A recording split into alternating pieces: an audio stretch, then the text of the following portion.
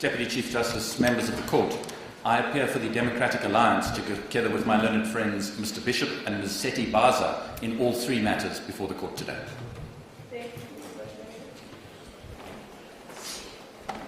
Deputy Chief Justice and members of the Court, I appear for the President in case number 252 and the other ancillary matters before the Court with my learned friends Ms. Pillay, Ms. Adhikari and Mr. Mutubi. Mr. Quadrina, see you. Couldn't resist that.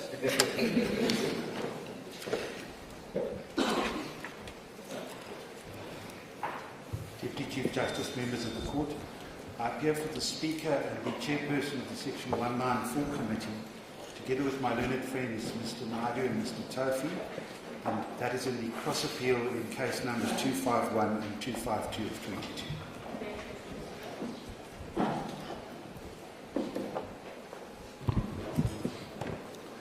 Good morning, Deputy Chief Justices. Mr. Shabalala, Ms. Mkhwebane, and I appear for the Public Protector in all three matters, as the Court pleases.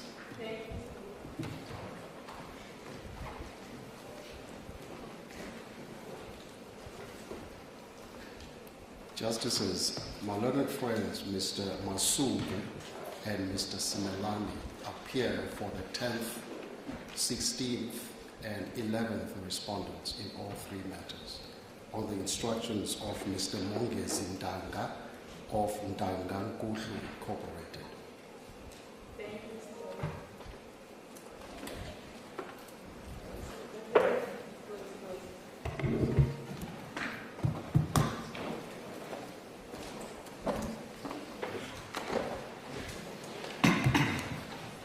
And you get your uninterrupted initial 10 minutes. Thank you, Deputy Chief Justice. If I come to the end of my opening address before the 10 minutes are up, I will waive the rest, but let me see how it goes. Deputy Chief Justice, members of the Court, I stand here in a very unusual position. My client is the official opposition, the Democratic Alliance. One would expect them to hurl every criticism they could at the President, who is the leader of the party that opposes them. One would particularly expect them to do so because the Democratic Alliance has condemned President Ramaphosa and the Pala Pala scandal extensively. It has called for parliamentary investigations. It is eagerly awaiting the results of the acting Public Protector's investigations. The Democratic Alliance views Pala Pala in the most serious light imaginable. But, Deputy Chief Justice, members of the Court, it is possible to think two things simultaneously. One, that Pala Pala is a very serious issue, that it needs to be investigated speedily and credibly and a proper result produced. And number two, that the incumbent Public Protector, Advocate Mkhwebane, should not be anywhere near that investigation because she has a cloud hanging over her head of unprecedented proportions. And anything she does on the Pala Pala investigation or any other investigation will lack in credibility and be entirely destructive of the need for a credible independent investigation. The Democratic Alliance's position is that Pala Pala is a critical issue. It must be investigated, but it cannot be used, as we put it in the heads, as a Trojan horse for the Public Protector, Advocate Mkhwebane, to escape the consequences of her conduct and avoid a suspension which is so self-evidently justified on the facts of this case. And we've demonstrated in our heads why, in fact, there's no real debate that suspension is warranted. This is the obvious case for suspension for all of the best reasons, to preserve the process going on in the 194 Committee, to allow the Public Protector, Advocate Mkhwebane, to be there, to preserve the office of the Public Protector and its credibility, and to do so all while the Public Protector is suspended on full pay. So in the submissions today, it is not my interest to defend the President, his motives, or anything else, but it is my position that the suspension decision that the President granted was not only plainly correct, but it was lawful, and that the High Court erred in setting it aside on the grounds of bias. Deputy Chief Justice, in the course of this address, I will deal with the appeal, the main appeal, and my learned friend Mr. Bishop will then deal with the cross appeal and with the Section 18 appeal. He and I have split the hour and 15 minutes between us. I will take 55 minutes, and my learned friend Mr. Bishop will take 20 minutes. if I could outline my submissions, I will deal with 3 points in dealing with this main appeal. The first is that I will deal with the test for bias. I will submit to this court that on this court's judgment in Turnbull-Jackson, the test for bias is essentially indistinguishable, whether you are dealing with a judge, an administrative official, or the President, although we accept that there may be some degrees of latitude in application. We understand that the President is going to make a slightly different submission on bias and is going to submit that he gets more latitude. That's fine. But it seems to us with respect that the test ultimately doesn't matter. Because on any test, even the more exacting one which we propose, we submit on the facts that the President was not biased or reasonably apprehended of bias. I will also deal there briefly with the Section 96 point. That's the first topic. The second topic is I will deal with the case actually made out by the Public Protector for bias, because one must look to the papers to understand what that case is, and with respect the High Court did not do so. I will demonstrate that that case is fatally flawed and that the conclusions advanced by Advocate Mkhwebane, if accepted, would render the President unable to act in case after case after case. And so I will demonstrate that there is no case for bias or the apprehension of bias, and that this court should therefore not confirm the High Court's order of invalidity. Thirdly, and in the alternative, I will deal with the question of remedy, because the question of remedy is important. If the court were somehow to uphold the High Court's contention that the President were biased, that should not and cannot, in our submission, lead to Advocate Mkhwebane being restored to office tomorrow.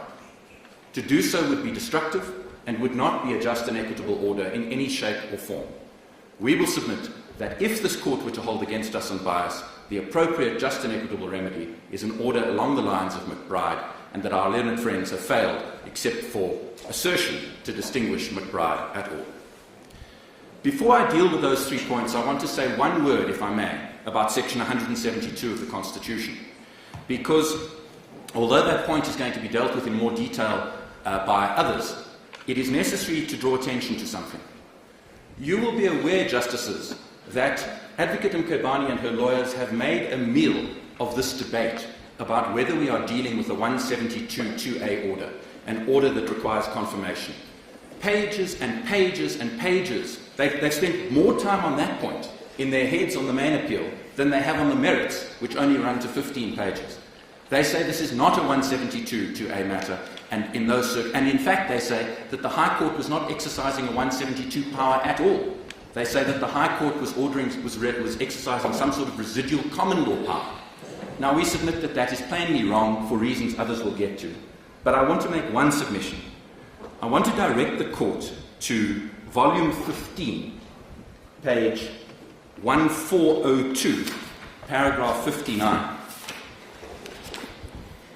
Volume 15, page 1402, paragraph 59. This is the Advocate Mkhwebane's supplementary founding affidavit, filed after Pala Pala came to light. It is the affidavit in which she sets out her case on bias, supplementing the paragraph A. And what she says is as follows. On the basis of what is stated above, read with the averments contained in Bundle A, that's the Part A, the suspension ought properly and accordingly to be declared unconstitutional, irrational, and invalid, and it must be set aside in terms of Section 172 of the Constitution. With great respect, how Advocate Mkhwebane can have argued then before the High Court in the Section 18 proceedings, before the High Court in the Section 18 leave to appeal, and before this Court in the pages and pages of heads that have been filed, that Section 172 has nothing to do with this case, I'm afraid is, with great respect, beyond me. It is indicative of the fact that Advocate Mkhwebane has, in these proceedings, as in previous proceedings, changed her case again and again every time the shoe pinches. So she relies on 172 when she thinks it's helpful.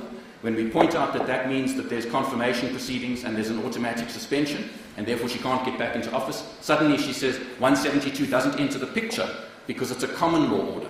That's the argument that's advanced. It's a common law order. With great respect, it paints Advocate Mkhwebane and her strategy in this case in a poor light, to put it mildly. I will leave it there. Could I now turn to deal with the substance of the contentions? And Deputy Chief Justice, I'm not sure how, I actually didn't make a note of the time I began, which was poor form. Thank you. But I'm happy to waive any remaining protected time.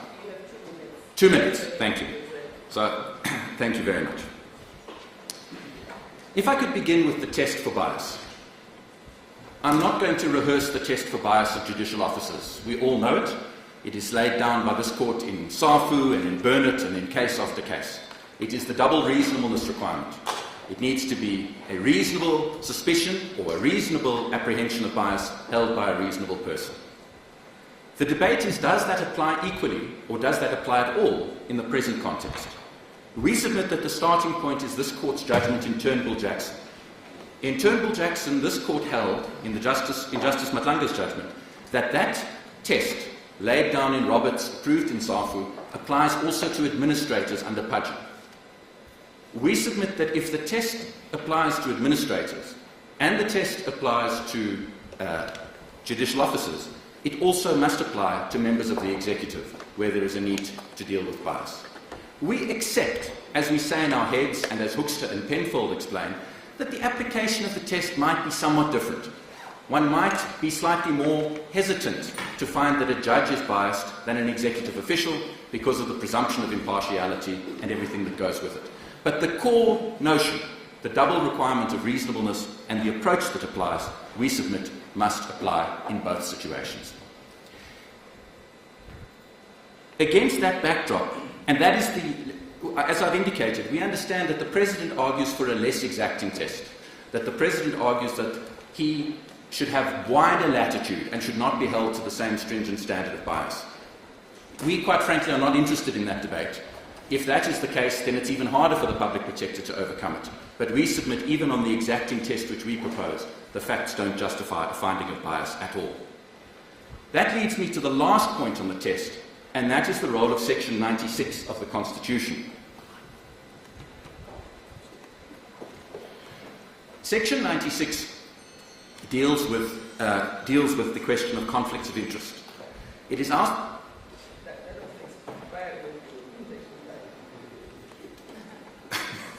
So you can expect questions to start flowing. Thank you. Section 96 deals with the question of conflict of interest. And we know that what it... Well, Mr. Butler, can I just ask you, Yes. This test for bias, I hear what you say about Burnett and Turnbull-Jackson. Yes. Now, you allude, I think, the President as well in the heads that about certain constraints on the power of the President to suspend. Yes. Well, to take action generally, but to suspend it particularly. How does that affect the test, would you say? Thank you. I'm going to come to that, Justice Majid, because what I'm going to demonstrate to this court is that on this court's judgment in Van Rooyen, those constraints go to whether a reasonable person would reasonably apprehend bias. So, if the President had an unfettered power, let's say that the Constitution said that the President may suspend the Public Protector at any time on good cause shown. Let's just assume that. Then we accept that you would have to apply that test for bias pretty stringently. But of course, as we explain, that's not the case. There are a series of constraints, and we submit, and I'll take you to Van Rooyen in a moment, that those constraints are constraints that the reasonable, thoughtful, well-informed observer would be aware of, and therefore there is less need to apply, that they give rise to a conclusion that there is no apprehension of bias in this case. If I could come back to that in a moment, Justice Majid, because it is a very important point. But if I could just say a word on Section 96.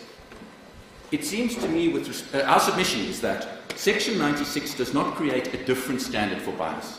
It speaks about the need to avoid conflicts of interest, but we submit, as is set out in the heads, that does not create a more exacting standard than the ordinary test for bias. And if it does somehow, it doesn't seem to us that it is justiciable by itself. And we say that on the basis of this Court's judgment on Section 195, which says sometimes there are provisions in the Constitution which are directory and which are not themselves giving rise to legal obligations. But I don't want to spend more time on that, because I don't want to run away from the facts. Our submission is that whatever test you apply, whether you apply the weaker test postulated by the President, whether you apply the test we urge, which is the Turnbull-Jackson test, or whether you apply a heightened test, which our learned friends seem to assert, although it's not clear with respect, it doesn't matter. because on the facts of this case, there is no showing of bias. And it's on that issue that I wish to focus, because quite frankly, an academic treatise on what bias is less helpful than a finding that the President was not biased. And I wish to address that squarely, if I may, Deputy Chief Justice. I now wish to deal with that point, and this is my second of my three topics. It is the case that is made out by the Public Protector and why that case is flawed. And I need to begin, if I may, on the papers, because the High Court, with great respect, seemed to consider itself at large to take account of whatever was argued without going back to the papers. And I want to begin in the Part A papers, because it will be recalled that the bias question was first raised in Part A. And I would ask the Court to have regard to Volume 1, page 23, paragraph 53. There the Court will see that the Advocate Mkhwebane says as follows: I am surprised that the President has decided to issue the letter himself, full knowing that he is disqualified due to a conflict of interest in respect of various complaints against him, which have been and or are still being investigated by me, including, and then follows a list of complaints, Bosasa CR 17, the serious allegations of judicial capture made by an organisation called the Anti-Poverty Forum. Those are the ones, of course, directed at the Chief Justice. A complaint from the Chief Whip, the Zimbabwe airplane case, and so on. And then 2 pages on, at paragraph 60, this is Founding Affidavit, Volume 1, page 25, paragraph 60, Advocate Mkhwebane says the following: the fact that the President is or has been under investigation by the Office of the Public Protector for one or more of all of the above mentioned allegations of a serious and impeachable misconduct disqualifies him from participating in the Section 194 proceedings due to the fact that there is a conflict of interest, or at best for him, the risk thereof. That is the case that is pleaded in Part A. Once the President is being investigated by the Public Protector, and once that investigation is for allegations of serious and impeachable misconduct, he is immediately disqualified. That is the case that is pleaded in Part A. That was the Public Protector's case is confirmed in the reply in Part A. Because when you go, and the Court need not go there, I'm happy to just give the Court a reference, but when you go to Volume 10, page 940, paragraph 29, you will see that the Public Protector doubles down on that contention. What she says is as follows. She says, no useful purpose can be served in canvassing the culpability or otherwise of the President in so-called judicial capture. That was about whether the President had interfered with what was going on in these proceedings. The only question is whether or not the President is directly or indirectly implicated in serious allegations of judicial capture which form part of ongoing investigation by the Public Protector. That is the only question as pleaded by the Public Protector. And that is then doubled down again at 942, paragraph 36. The mere fact that the investigation is 18 months old is neither here nor there. At the risk of unnecessary repetition, the only issues are existence and seriousness. So that is the case that was argued in Part A. Mr. Padlin, excuse me. Shouldn't we start this whole exercise on the notice of motion and whether relief was sought before the full court? And the reasons underpinning that relief, and ask ourselves whether the full court was correct in its order or not. Yes. We know that the full court focused its attention mainly on the last issue, that is the Palapala. It gave short shrift to the issues that you've now raised.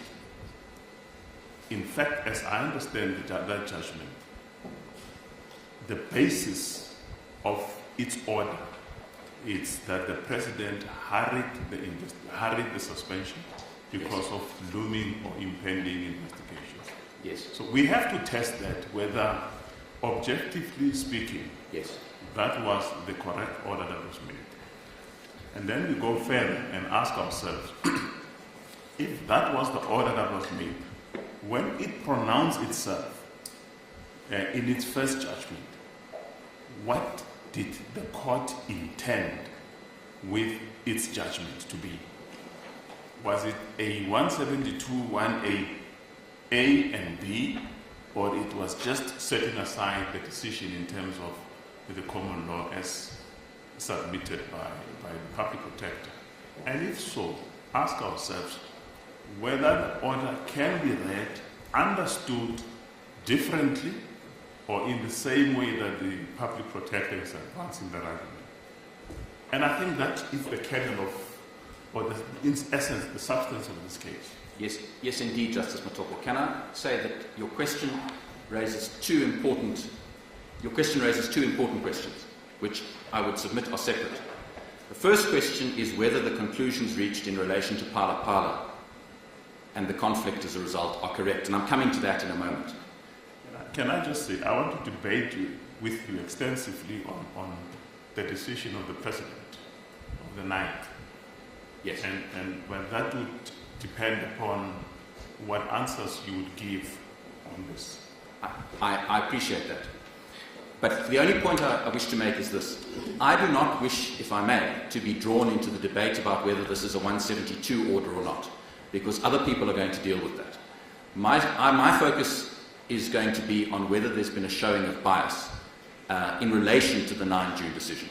But I'm going to leave for others, if I may, to deal with the question of whether this is a 172 issue or something else. Let's talk about the bias issue. Yes. When do we determine the bias? I mean, in terms of the timelines. Yes.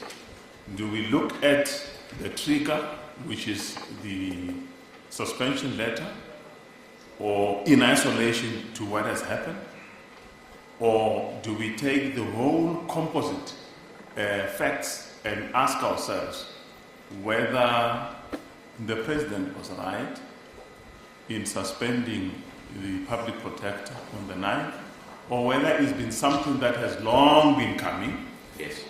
And the decision in the President's mind has already been taken, and ask ourselves whether the investigation precipitated it or not.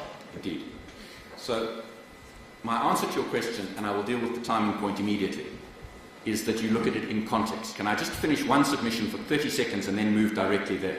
My submission is that case is pleaded in Part A, which is if the President is being investigated, there's automatic bias. That is, with respect, a hopeless case. It is a hopeless case for the reasons we've articulated in the heads. The President's often going to be investigated, and the President is yet given the power to suspend by Parliament, by the Constitution. So that case, we submit, is hopeless. You need something more. So let me come directly then, Justice Matoko, to your question, because the High Court did not hold that the mere existence of an investigation was enough. They held, as you correctly say, that it was what they called the hurried suspension that produced it. My answer to your question is unequivocal. Of course, one must look at the situation on the 9th of June when the suspension decision came, but one has to see it in its proper context.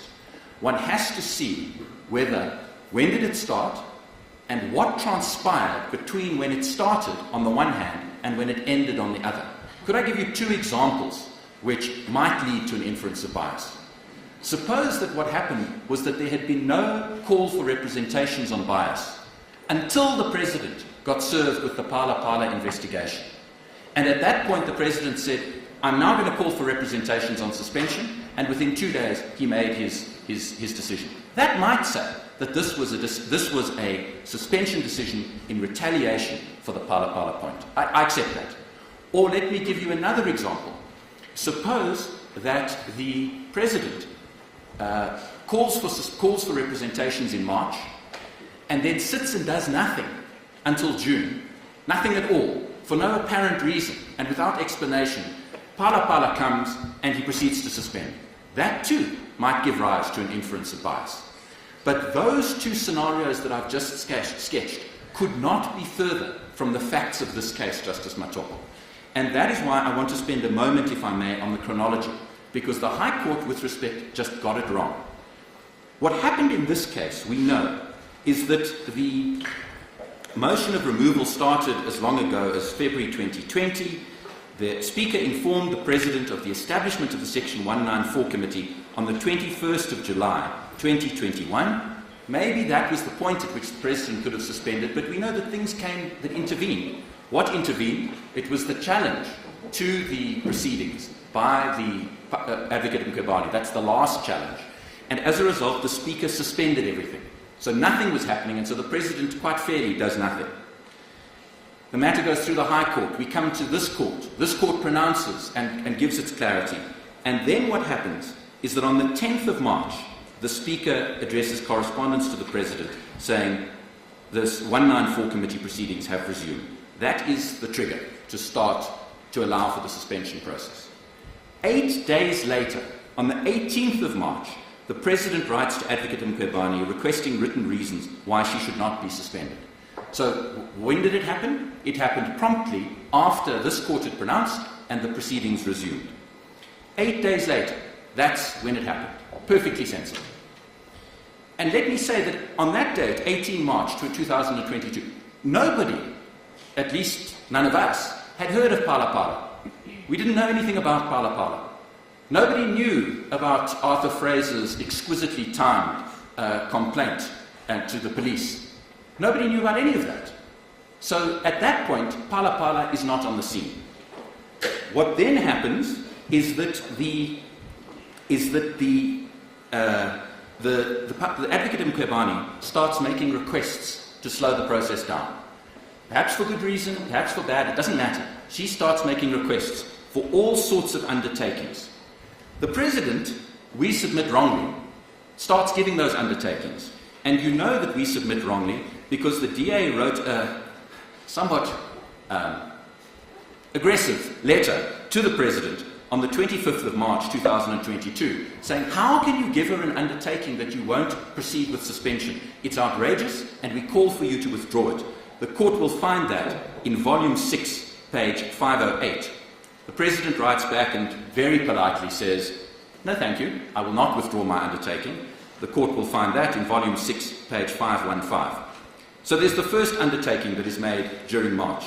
Then there's another undertaking on the 31st of March 2022 that the President won't decide suspension until 26 April 2022.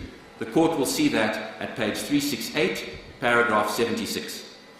Then on 6 April 2022, the President agrees to an extension for Advocate Mkhwebane to submit her submissions. He now says she only has to do so by the 4th of May. The court will see that at page 368, paragraph 77. On the 12th of May, the President affords Advocate Mkhwebane another extension until 20 May 2022 to submit her representations. The court will see that at page 1768, paragraph 76.1. On the 14th of May, the President grants Advocate Mkhwebane another extension until the 26th of May 2022 to submit the extension. The court will see that page 1768, paragraph 76.2. So up until that point, there have been delays. The DA contends that those delays are unconscionable and are benefiting Advocate Mkhwebane, but the President, if anything, has bent over backwards to accommodate Advocate Mkhwebane. We now know that that last extension was to submit the representations by the 26th of May. Advocate Mkhwebane submits the representations on the 26th of May. Still nobody knows about Pala Pala. Pala Pala hasn't come to light. Arthur Fraser hasn't decided on a whim to go and lodge his complaint. 26th of May, the submissions come. Now, could the President have suspended Advocate Mkhwebane on the 27th or the 28th of May? Well, we know what would have happened. We would have been here with a review with Advocate Mkhwebane saying you couldn't possibly have considered them because you only took a day. You only took 2 days. You didn't apply your mind. So the President does what any responsible President would do. He takes 2 weeks, from the 26th of May to the 9th of June, to make his decision. 2 weeks after he gets the submissions, he suspends. and gives effect to the intention which he first foreshadowed 3 months earlier on the 25th of March 2022. Now, on its own, that timeline cannot conceivably denote bias. It denotes a president, and I say it again, bending over backwards to assist Advocate Mkhwebane, much to the fury of the Democratic Alliance. So now the only question is, does the fact that in the middle of this, Arthur Fraser decides to lodge his police complaint, which in turn leads to the public protector sending 31 questions to the president, does that suddenly mean that this decision taken on the 9th of June, 2 weeks after the president received the representations, in accordance with the timeline agreed between the parties, does that produce a reasonable apprehension of bias? With great respect, not remotely. And what we would say, Justice Matopo, is we would commend to this court what this court said in Van Rooyen. Because in Van Rooyen, they're dealing with judicial independence, but the same test applies, as we know, Valente and Safu and the rest. We've quoted it in paragraph 68 of our heads. This court said unanimously, Justice Chaskelson speaking, it quoted a US court with approval, we ask how things appear to the well-informed, thoughtful and objective observer, rather than the hypersensitive, cynical and suspicious person. Now, I accept... Mr. Patlender? Yes. I'm asking this question because I don't want to ask it later and take you back. Thank you. Just on the sequence, am I correct in thinking that the President received the letter from the Public Protector around the 7th concerning the Palapala? Can you just That's assist correct. me there? That's quite correct. Now, he has received it. On the 9th, he's now received the letter concerning Palapala. Yes. So at that stage, he's aware that he is now being investigated by the Public Protector. Yes. I'm now asking this question in relation to apprehension Yes. of bias. Remember, before the 9th, the Public Protector has not received that letter suspending him. Yes. But once she received that letter on the 9th, could she apprehend that now that I've sent him a letter asking these questions about Palaka, Yes. he's now decided to act Yes. and suspend? Justice Chiki, that's a very important question with respect. And I know it's an important question because I spoke to someone yesterday, a layperson, and I told her about the case I was arguing, and she said, but how could the President have done that? He got the Palapala questions, and then he suspended her 2 days later. And that is the narrative that is out there. And I accept that the person who was speaking to me, that was all she knew. And I accept that a person who only knows those facts, I sent him the questions on the 7th of June, he suspends me on the 9th of June. I accept that if you view those facts in isolation, you have an apprehension of bias. But you can't view those facts in isolation. And you can't view those facts in isolation because the reasonable, to use again this court's language, the reasonable, well-informed, thoughtful and objective observer does not start the timeline on the 7th of June. The reasonable, thoughtful, well-informed, objective observer starts the timeline in March and understands what brought us there. That same reasonable observer understands that the reason that the President could not have made a decision before the 26th of May, he was precluded from doing so because he kept giving undertakings at the Public Protector's request. And the reasonable, thoughtful, well-informed observer would know that the President responded 2 weeks after receiving the submissions, which any reasonable observer knows is a perfectly reasonable time to respond. So, Justice Chiki, I say two things. Firstly, the test is not what the Public Protector thought. The test is the reasonable observer.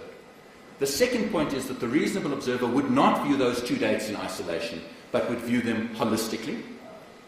But what is more, and let me go on to a further point, the reasonable observer would know that the President does not have a free hand to suspend whenever he wants, and that goes back to the point Justice Majid raised. Sorry, but your reasonable observer, the one that you had a chat with about the case, came to a conclusion that the motivation could have been that letter.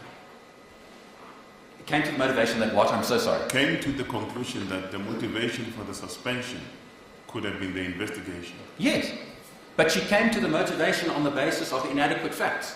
And that is why a court assesses all the facts, not the facts that it draws from a snatch on, as this person had, in good faith, drawn from a snatch on the radio. No doubt what it had heard from the PP's representative or what it had... You don't, that's not how a court operates.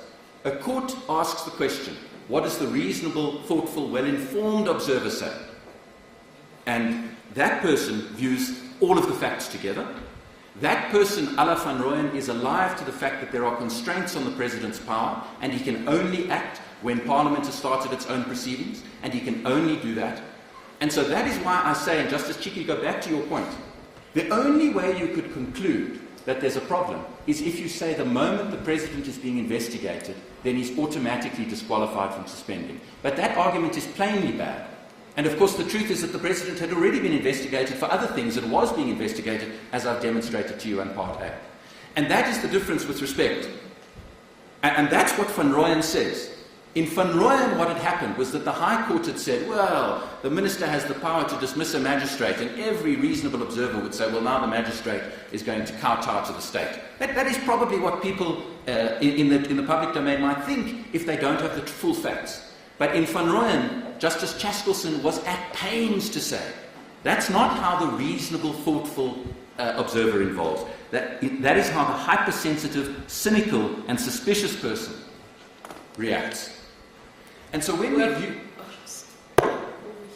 It's not just people in the public domain who focused on this 2-day span. The ConCourt itself did exactly the same. And yes. That's why we're here now. Why would it have disregarded, the rest of the timeline in your view? With great respect, Deputy Chief Justice, I don't know.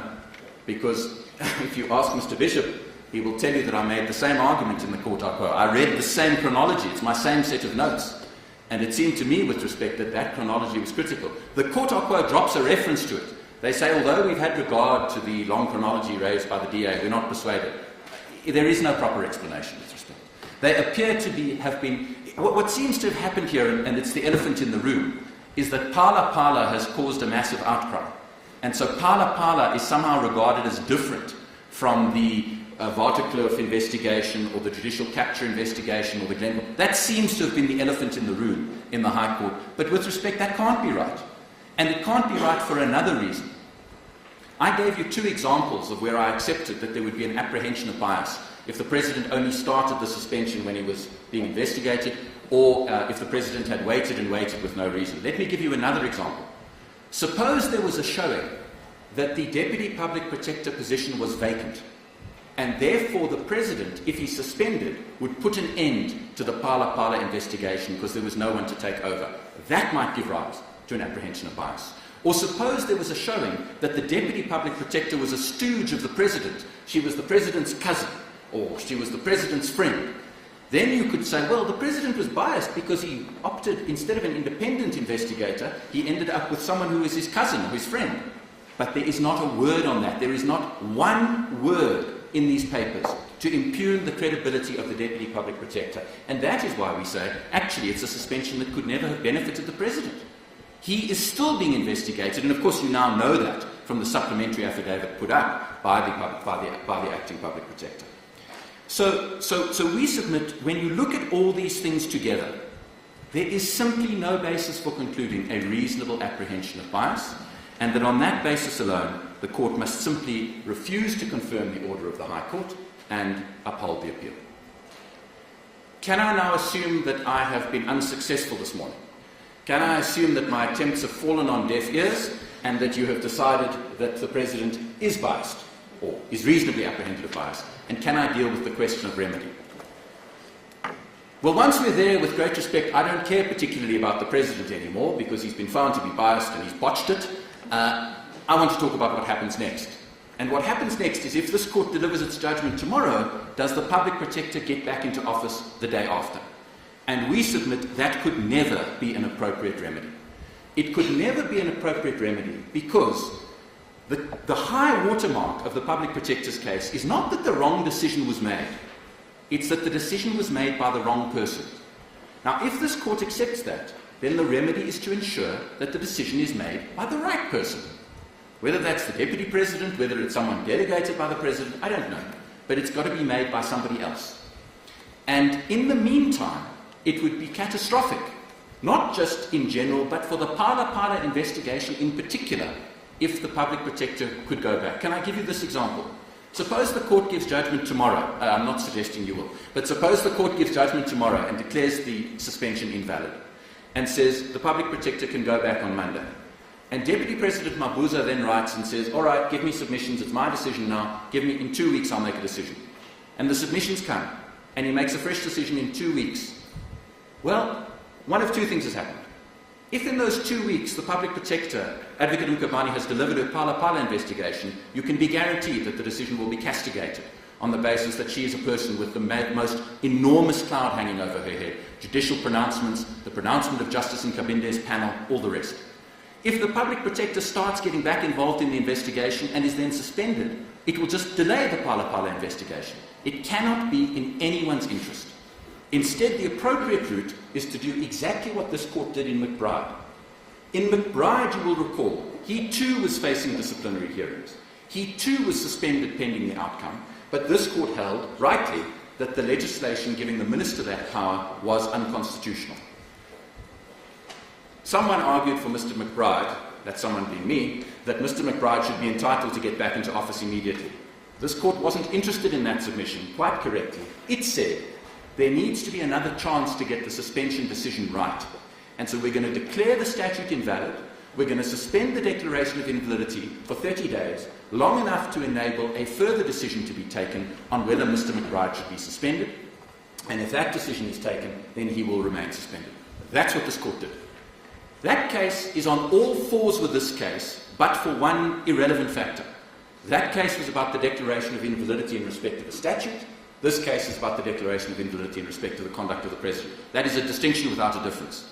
But our learned friends in their heads, when we raise McBride, say, well, McBride's distinguishable. Why? Well, I don't know, because the heads don't tell us. Sorry, Mr. Butler, can I ask you, Section 90, sub 1 says the deputy president must act when the president is absent from the country or unable to fulfill the duties of the president. Yes. What would make him unable to fulfill his duties? Justice Majid, it's a long debate we've had on our team, but the argument would be that he is unable to fulfill the duties of the president because he is biased. Now, there's a difficulty with that, because the section appears to contemplate that he's unable to fulfill the duties of the office. In other words, if the president's in a coma, that would apply. This would be different. You would be saying that the president is able to fulfill all of the duties of the office except this one. It doesn't fit comfortably with Section 90, but that is how you would have to read it. Well, that's exactly my problem. As far as I know, this subsection, and my knowledge is limited, but as far as I know, it's never been interpreted, at least by this court, as far as I know by the SCA, maybe by a high court. But I thought of, do you want to take an instruction? I don't want to take an instruction, I wanted to phone a friend. My learned junior tells me that it was interpreted by the High Court in Nkasana. But when Nkasana came to this court as Corruption Watch, that issue was not dealt with. Yeah, it wasn't one of the issues. I looked at that case. Well, as far as my memory serves me, and it's only because I was involved as counsel in a matter, it may not be exactly analogous, but consider this. There's a matter in the SCA, and I must confess that I didn't do my homework properly. I looked at the case, but I remember it was in the SCA, somewhere in the 90s or maybe early 2000s, where an assessor two assessors sat with a judge, being Kruan Jay, in a trial. The assessor's daughter she had a terminal illness, but the assessor was told over the weekend that the end is nigh and that he is advised to be at his daughter's bedside. And he was, of course, emotionally and mentally traumatized. The judge called all counsel into chambers, and we all agreed to excuse the assessor, because in terms of the Criminal Procedure Act, we all thought that the judge did, we agreed, that he was unable to act as an assessor. And so he was excused, and the trial continued. And in the SCA, the conviction and sentence was set aside because that was a fundamental irregularity, in the sense that the assessor could have persuaded the judge and the other assessor otherwise on the facts, of course, only. And therefore, as I say, the conviction and sentence was set aside. Now, I'm not saying it's exactly the same, but it may well be that, and my prima facie view is that unable to fill cannot comfortably fit into the scenario that you're sketching, that because he is biased, he is therefore unable to fill his duties as a president, and he does bother me. Thank you. Justice Majid, your point with great respect has as much force because, for two reasons. Firstly, what it demonstrates is that our courts take a very strict approach to someone being disqualified from acting. And we would urge that too. If this court were, for example, to accept the main proposition that whenever the president has a complaint against him, he's out, it would be entirely at odds with that. But the second point is that one needs an effective remedy in this case. If you're against me on the merits, if you're with me on the merits, the problem doesn't arise. But one needs an effective remedy. And it's not obvious to me what that effective remedy is. Let's assume the president was biased. Let's just assume that he was biased. If Section 90 doesn't apply, as you've postulated to me and I've demonstrated my difficulties with it, what was the president meant to do? He could have delegated his power to the Deputy President, to the Minister of Justice, but we know what would have happened then. What would have happened then is Advocate Mkhwebane would have brought a challenge to say, but when the President designated Minister Lamola or Deputy President Mabuza, he was already biased, and that bias infects the delegation, and therefore the bias problem persists. So with respect, it is a difficult problem, and what it demonstrates is that the court should not too readily conclude that a president is biased in these sorts of situations. But the more fundamental point I wish to submit is this. Whatever this court does, if it refuses to uphold the appeal on the merits, it cannot leave us in a situation where there is no one who is properly empowered to make the suspension decision. And it cannot leave us in a situation where, pending that decision, Advocate Mkhwebane gets back into office. And if that requires this court to use its wide remedial powers under 172(1)(b), then it must, with respect. But it can't be that Advocate Mkhwebane has shown the president's bias and is then immune from suspension. Well, the converse of that is that, and I mean it's self-evident, as the highest court, one must be very careful to set precedent. Particularly in a section like this, Section 90 sub 1, it's the highest office in the land, Yes. as far as the executive is concerned, to make a finding that for something, and I'm not saying it's a trifling matter, but still, for something like bias, for Yes. example, Yes. that means that the president becomes unable to fulfill his duties. It's a very large step to take. With great respect, jurisprudence of this court. with great respect, that is correct, and that is why, Justice Majid, when we say the double reasonableness test applies across all contexts, liquor licenses, courts, the president, that doesn't mean you apply it in the same way. Say, deciding that someone who's refusing a liquor license is biased is not a very significant thing in the great scheme of things. There'll be another liquor license inspector. Deciding that the president is biased is a very serious matter, and the court should be slow to do so.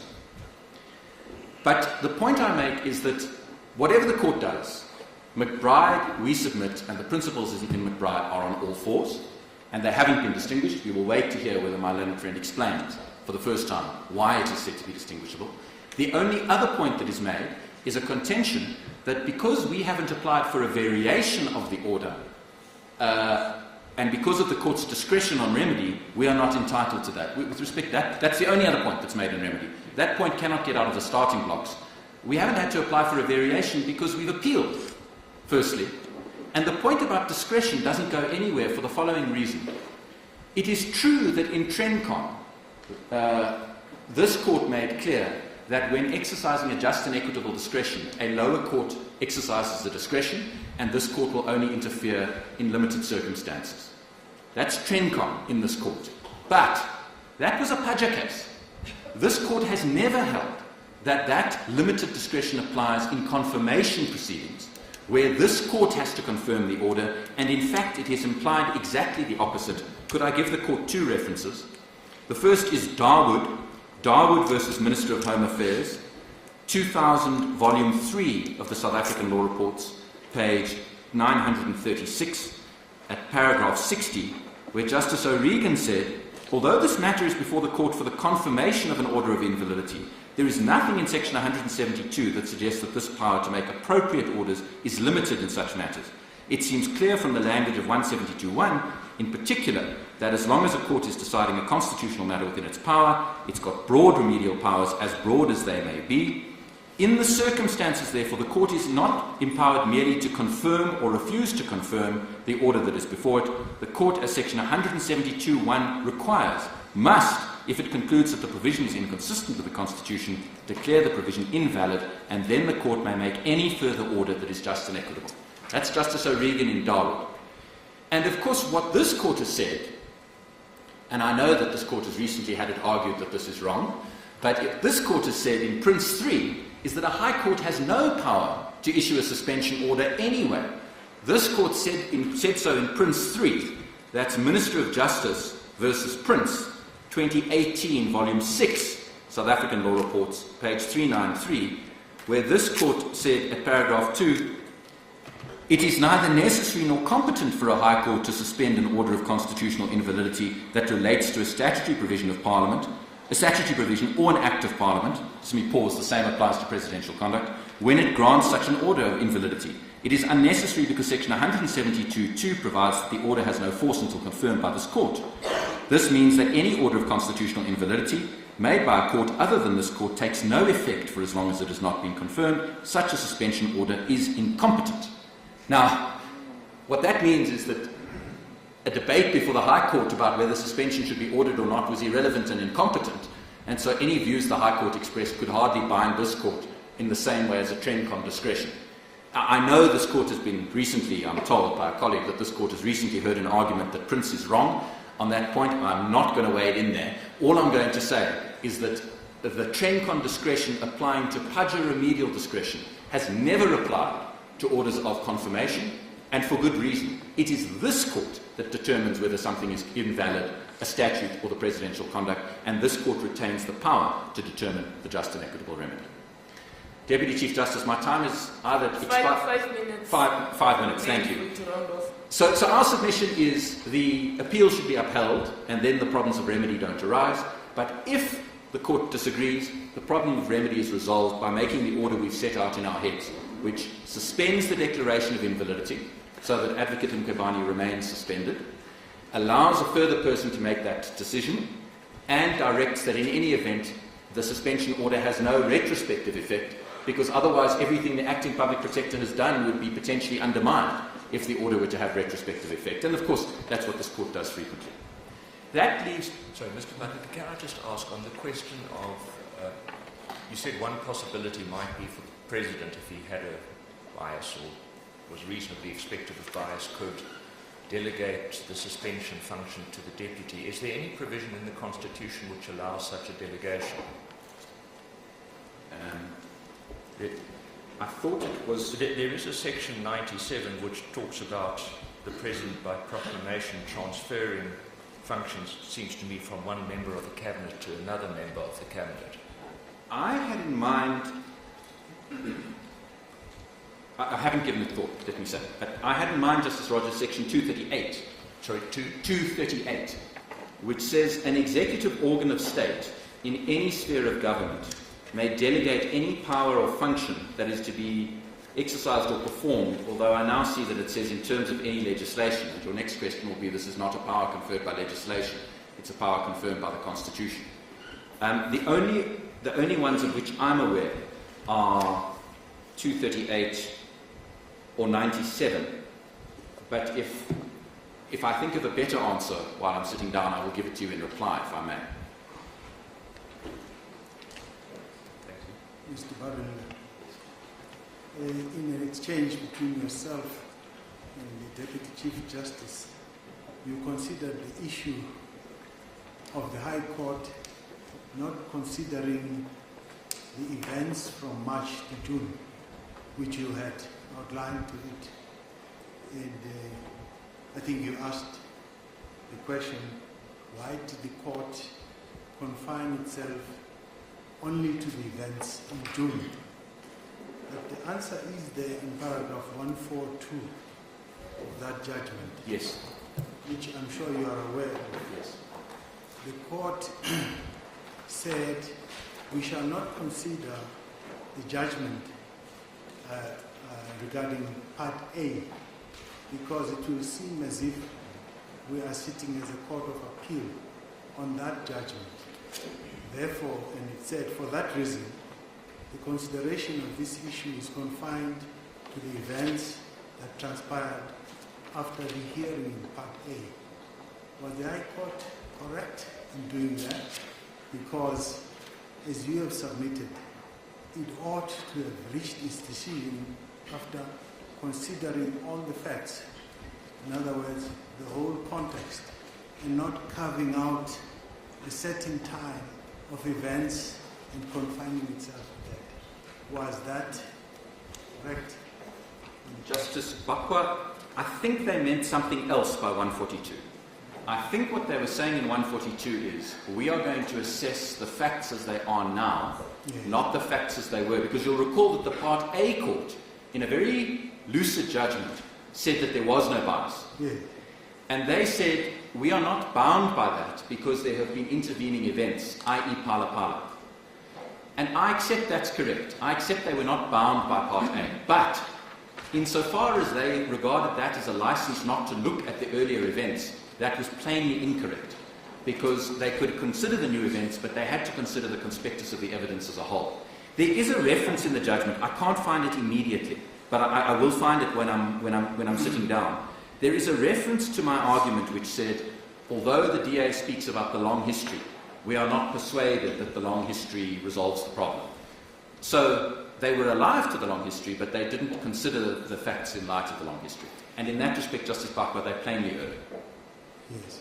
Well, I'm asking you because in agreement with this suggestion, the optics of what happened between the 7th and the 9th of June give a reasonable observer the impression that there is bias here. Yes. But immediately you take all the facts and the earlier events, the context, that's the point. You cannot come to the conclusion that they did. It sounds irresistible when you say the President launches, the PP launches an investigation on Pala Pala and sends the President the questions, and 2 days later the President retaliates by suspending him. That's irresistible. But of course those aren't the facts. The full facts are that you view it in the context. But I don't want to repeat myself. I've made that submission. And with respect, you are quite right in the question. Deputy Chief Justice, could I just deal with the question of costs? I have two submissions to make on costs, and the costs need to be dealt with separately in relation to the appeal, and on the one hand, and the cross-appeal under Section 18. On the appeal, we submit that this is plainly not a case where this is the interests of the office at stake. This is the interests of Advocate Mkhwebane, and whatever you do about the President, the DA is a private party, and Advocate Mkhwebane should pay the costs in her personal capacity. Not because this is improper litigation, but because this is litigation for a personal purpose.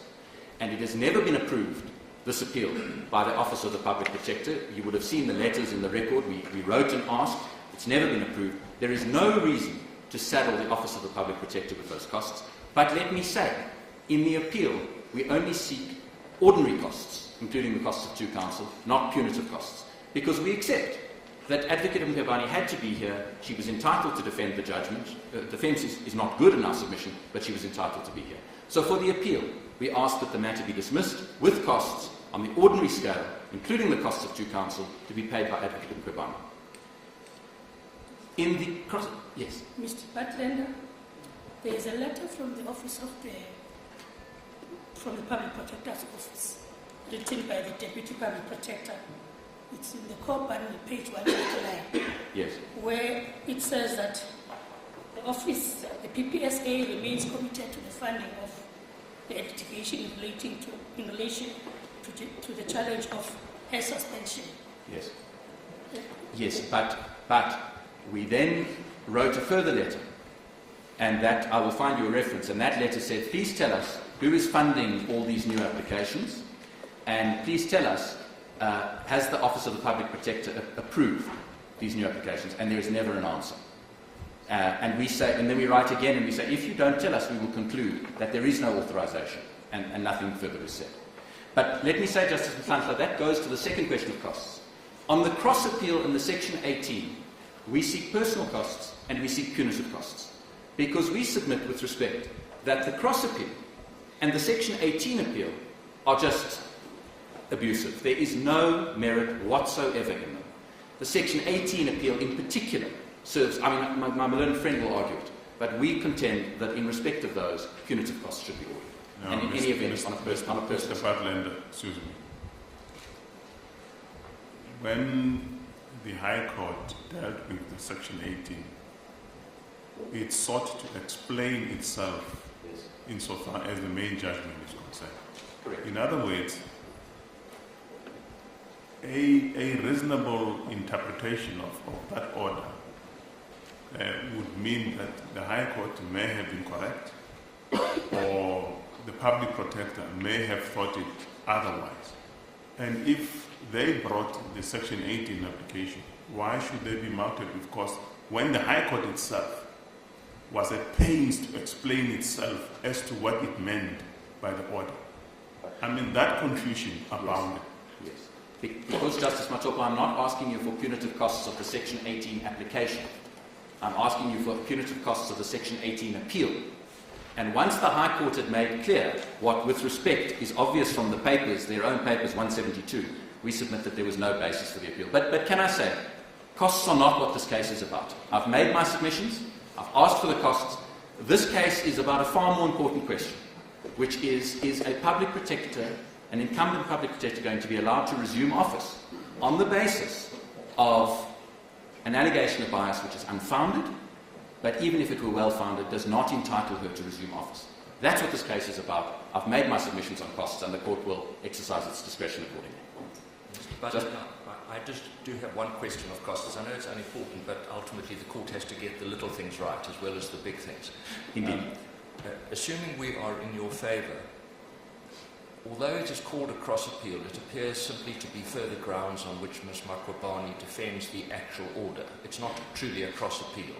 She is saying that the order of the High Court, setting aside the declaring the suspension invalid and setting it aside, was justified on other grounds in addition to those that the High Court found. Correct. So, and a litigant can always do that. Of course. Without cross-appealing. I agree. It's not technically a cross-appeal. I accept that. So can there be a separate order in respect of the cross-appeal? Are they not caught up in whatever order we make in respect of the appeal? No, I accept that, Justice Rogers. I accept that. Thank you. Deputy Chief Justice, thank you. If I could now allow my learned friend, Mr. Bishop, to address you. Only 15 minutes.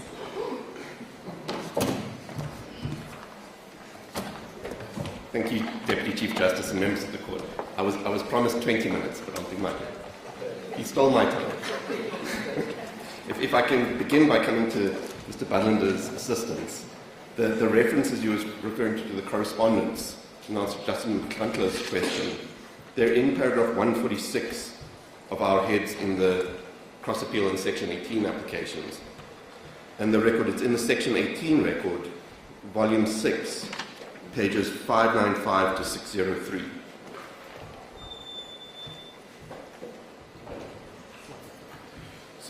So, Justices, I'm first going to address the cross-appeal and then the Section 18 appeal. On the cross-appeal, there are many grounds that are raised in the cross-appeal, and in order to avoid duplication, I've agreed with my learned friends that we're going to divide them. So I will be addressing the issue about prematurity, whether the President's power to suspend has been triggered yet. Ms. Pillay will deal with the arguments about the undertaking and Section 165, and Mr. Breitenbach is going to deal with the sub judice rule and the argument about the amendment to the National Assembly's rules. Just briefly, in response to the question raised by Justice Rogers at the end, as we understand the cross-appeal, it goes to two things. Part of it are about the suspension and reasons to uphold the High Court's order on suspension, but part of them, the ones that Mr. Breitenbach is going to deal with, actually go to stopping the proceedings of the Section 194 committee, not only to the suspension. So at least to that extent that it deals with that apart, it is a separate issue on which a cross-appeal was required. Although I accept a cross-appeal wasn't required for the additional grounds to uphold the setting aside of the suspension. I should say up front that although we submit that there's no merit in the cross-appeal, our position is that the court should grant, to the extent necessary, any leave to appeal and dismiss it on the merits in order to avoid any further litigation in this matter. It's in the interest of justice for this court to provide finality. So that brings me to the question of prematurity. And the question is whether the President's power to suspend in Section 1943A has been triggered or not. And so the question is, did the President act at any time after the start of the proceedings of a committee of the National Assembly for the removal of Advocate Mkhwebane? And I'm going to deal with 4 issues. Firstly, the purpose of that power to suspend, the time at which the power is triggered in our submission, why this court's earlier judgment in the previous round of litigation is irrelevant to this question, and finally, briefly, with the argument that there might need to be 2 committees. With regard to the purpose of the power, with regard to the argument about the purpose of the power, we deal with this in detail in our heads, and we submit there are 3 purposes. The one is to protect the integrity of the office, the second is to protect the integrity of the inquiry, to avoid interference by the incumbent, and the third is to ensure that the incumbent can focus on the inquiry and isn't distracted either from performing her job or from... I'm being distracted at the moment. That's what we want to avoid, is the public protector being distracted. Either from performing her jobs in her office or from participating fully in the inquiry. And so this court must interpret Section 1943A purposefully to give effect to that purpose. So the trigger point, must be at the point where those purposes are going to be served. If it's too late, that will undermine the purpose, or too early, that it's not necessary to achieve the purposes, that would be inconsistent with the purpose of reading of the provision. So we submit that the power is triggered at the moment of referral to the committee. What the text of Section 1943A says is that the President may suspend... I don't understand that argument. Let's take, for example, say there was an issue in terms of the Criminal Procedure Act as to when criminal proceedings commence, and the docket is, say, taken or referred to either the National Director of Public Prosecutions, I don't know if there is a power for that to be done, or perhaps to the director, the local Director of Public Prosecutions. And then the Director of Public Prosecutions decides and says, yes, I think there is actually a prosecutable case here, and then refers the docket back to the control prosecutor in the magistrate's court. Have the criminal proceedings commenced? Just the control prosecutor is sitting in his office, he has just received something from the Director of Public Prosecutions.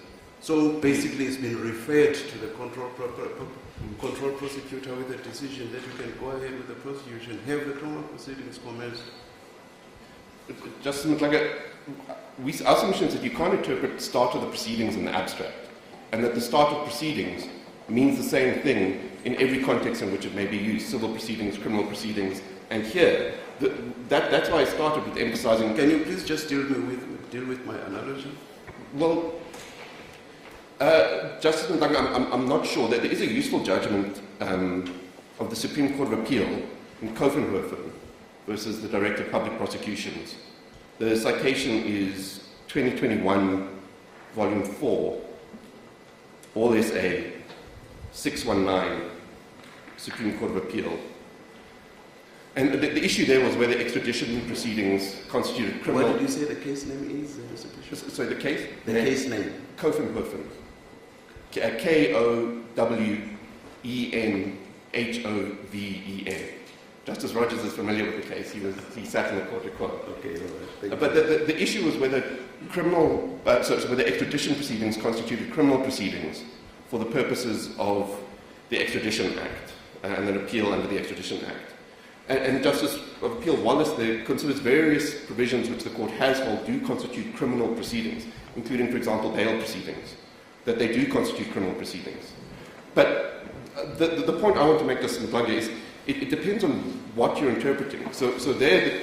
The case you've just referred to, I don't find it on point at all. Justin, I accept it doesn't directly answer your question. It may be that in the hypothetical you put to me, that there the proceedings haven't started at the mere referral back. Maybe the proceedings for criminal proceedings start when the person is brought before a court. Okay, please tell me what the difference is then between my analogy and the situation here. Yes, because the question we're asking here is when should the President have the power to suspend? So we've got to ask, why does the President have the power to suspend? And when should he be able to exercise that power? And the reason we say it's the referral of the committee is because at that point there will have been an independent panel that would have considered the matter and made a finding that there's a prima facie case. That would have gone to the National Assembly, and the National Assembly would have concluded we want to have an inquiry, and so would have taken a decision to refer it to a committee. So at that point, why then doesn't why is the provision not to the effect that once the National Assembly has referred the matter to the committee, that's the language in those two instances is totally different. Well, it depends what we mean by the start of proceedings. And we say the proceedings start from the moment the committee is established. But even if we want to say the proceedings start at the first meeting of the committee. So when the committee is now established, various political parties have determined who's going to sit on the committee. And the committee now meets to start its work. We say at that point the proceedings must have started, because at that point the President has to have the power to suspend. Because if you wait too long, let me indicate my difficulty even with that. Let us say that the functionary in terms of the Constitution was one individual. So that individual is lying on their back in their room because they cannot have a meeting with themselves. So they are lying on their backs in their bedroom and they are doing all of the things that people acting as a committee would have to do because there cannot be one actor, they have to be together. So if that person is lying on their back in their bedroom, deciding on the program to be followed, deciding on the terms of reference, deciding on all of the things that the President sets out in his timeline, lying on his back in his bedroom, do you say that that is the commencement of proceedings? Sitting all by themselves in their bedroom, lying on their back. In this context, yes, I would, Justice Mkhwebane, because if you waited until you call the first witness, because that's what Advocate Mkhwebane argues. She argues you must wait until you call the first witness.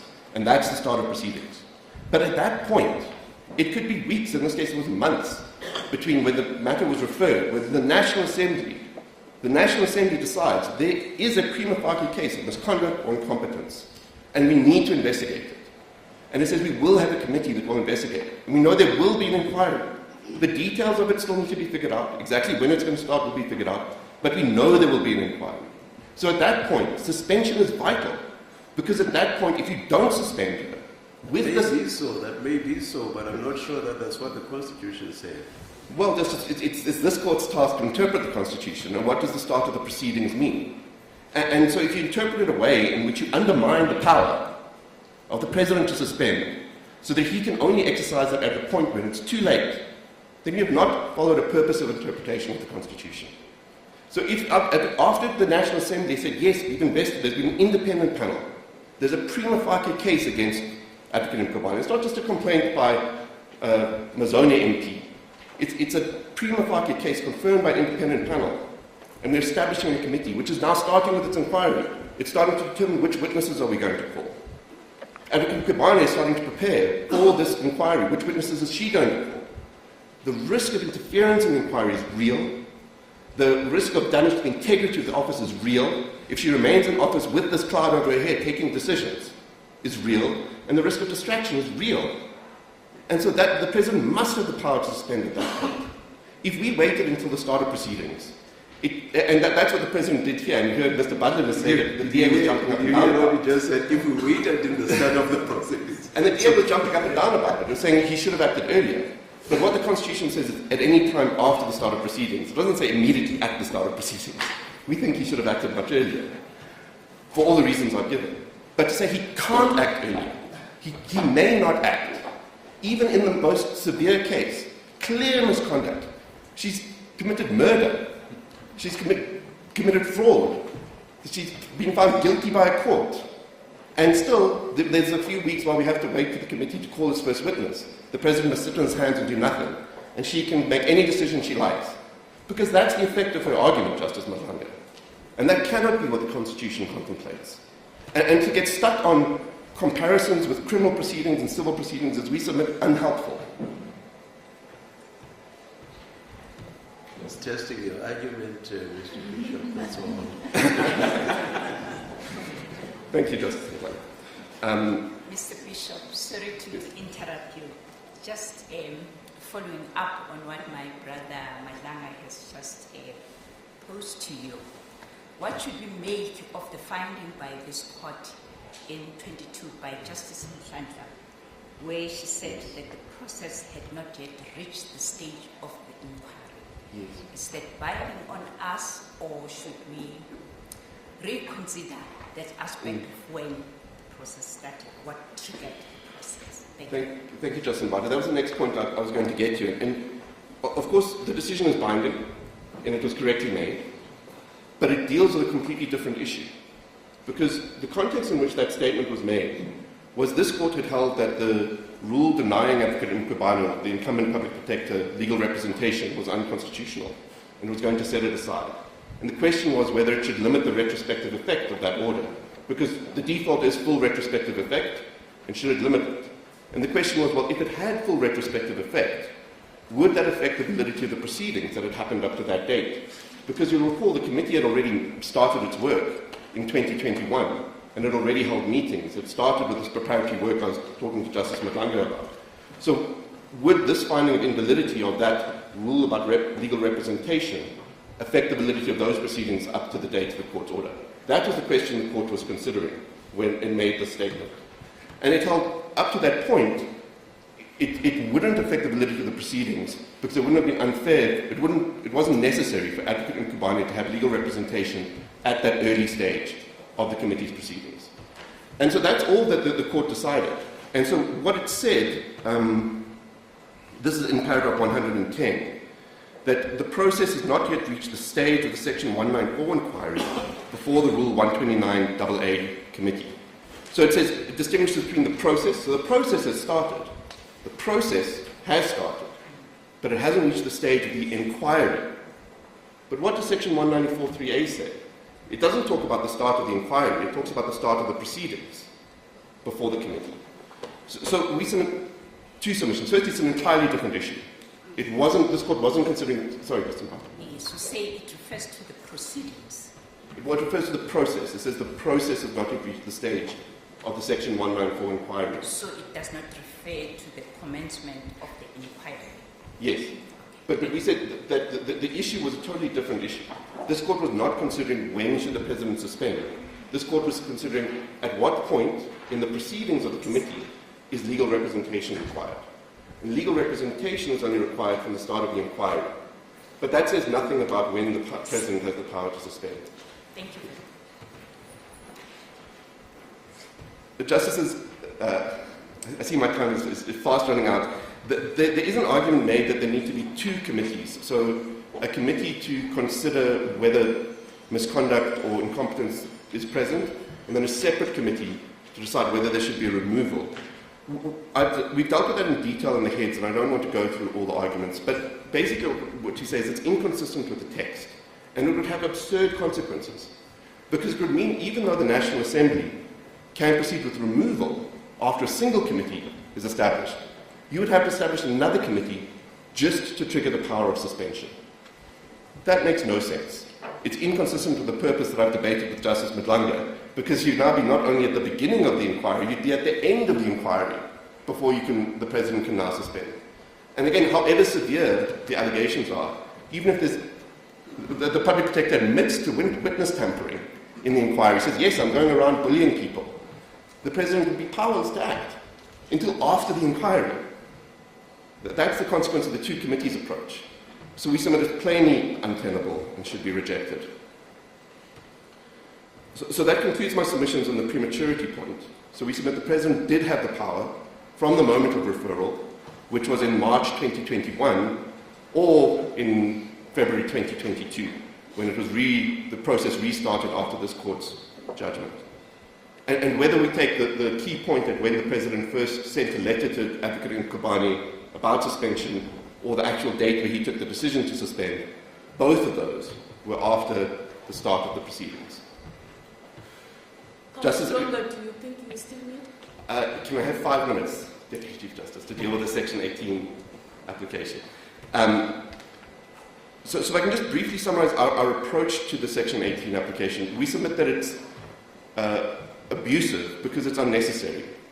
If this court was minded to grant interim relief, it is now seized with the appeal on the merits.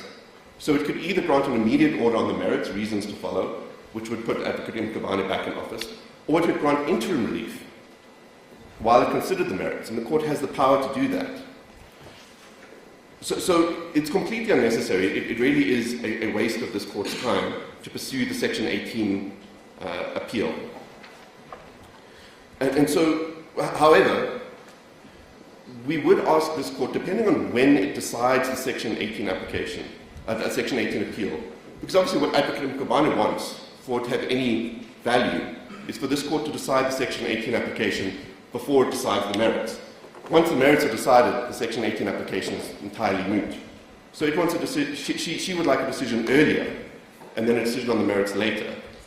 And if this court is going to do that, so it's going to deliver judgment in Section 18 first, we would ask Mr. that Bishop, yes. if this court were to find that the order by the High Court, the full court, was an order that is subject to confirmation, do we really get to Section 18? No. And my learned friend Ms. Pillay will deal with that. But if we find that that order was not subject to confirmation, then it makes the Section 18 a live issue. Yes. And if it's a live issue, we have to consider whether Ms. Mkhwebane met the requirements yes. of Section 18. Yes. And if she did, and then it's something else, yes. whether we send her back to work or not. Yes. Well, Justice Mkhwebane, I will get to the merits of the Section 18 application, but my first submission is that if this court is going to decide it before it decides the merits, we ask that the court grant leave to appeal and dismiss the appeal.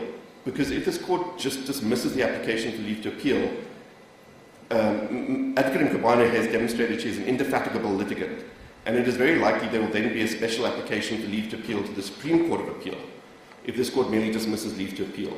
So we ask her to dismiss it on the merits. If this court decides it together with the merits, it makes no difference. If I can get to the merits of the section. Let me just see if I understand you. If we dismissed or we upheld the appeal on the merits, in other words, that is, the full court was wrong. Yes. And then we have to confirm. Do we necessarily have to get to Section 18, or it becomes academic? It becomes completely academic. But obviously what Advocate Mkhwebane seeks is an order from this court before it decides the merits. That's why she brought the Section 18 application. Otherwise, as you put it, Justice Mkhwebane, it has no purpose. But then how is this court able to decide the Section 18 application apart from or devoid of the merits? How do we exercise that discretion? It's very difficult, Justice Mkhwebane, because the merits or the prospects of success in the appeal are one of the factors that goes to whether Section 18 relief should be granted or not. And that's ordinarily why the court considering Section 18 relief is not the court deciding the merits of the appeal. And we submit that's why this Section 18 application is abusive. Because once a court is seized with the merits of an appeal, the need for a separate Section 18 proceeding disappears. Because the court can decide the merits or just grant interim relief without Section 18 applications. So that's why we submitted it. The structure of it is abusive. Whatever the merits of it might be, we've reached a point where it is now a waste of everybody's time to be debating Section 18. Isn't the reason why we are here with all sorts of applications attributable to the conduct of the litigants themselves? Well, in this instance, we've submitted it's Advocate Mkhwebane's conduct, because you'll recall, Justice Matopo, as soon as the High Court delivered its judgment, the Democratic Alliance wrote to Advocate Mkhwebane and said, this order is subject to confirmation, and it will be going for confirmation, and it has no force until it is confirmed. And we submit that is correct. She didn't accept that, and she said, no, it's not subject to confirmation. You need to appeal. And that's why the Democratic Alliance brought the combined confirmation appeal, if I can call it that, and an application for leave to appeal under Rule 19, in order to forestall her immediately returning to work. She then brought the Section 18 application. But what was available to her, if she had just accepted that the order was subject to confirmation, was either to seek relief under Section 172(2)(b) of the Constitution before the High Court, or to seek interim relief before this court when it heard the appeal. But she didn't take either of those courses. But I don't think she accepted that this order, the order of the full court, is subject to confirmation. Yes. And if she did not accept that, she would then have to bring a Section 18 application to say, I have a judgment in my favor, which I interpreted to say the conduct of the President is declared unconstitutional or invalid. Therefore, whilst the processes which the DA has commenced in 2 days or a day after the judgment, I want to go back to work. Yes. And why would that constitute an abuse of the process? Well, Justice Mkhwebane, for two reasons. Firstly, we submit it's obvious that it was subject to confirmation. But even if it wasn't at that stage when the initial Section 18 application was brought, once the High Court dismissed the Section 18 application and made it clear what the effect of its order was, to then persist with appeals in the Section 18 process, when this court had already set down the merits, that was certainly abusive. So even if the original Section 18 application was not. If I can very briefly deal with the merits of the Section 18 application, and I know I've gone over my time, Deputy Chief Justice, but I have been somewhat detained along the way. You've had a few questions as well, so carry on, but briefly, please. Yes.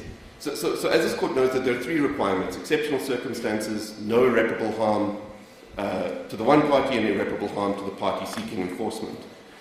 On the question of exceptional circumstances, we just want to emphasize that what it requires is exceptional circumstances justifying the deviation from the ordinary rule that an appeal suspends the operation of the order. It's not just that this is an unusual case, or a novel case, or an important case.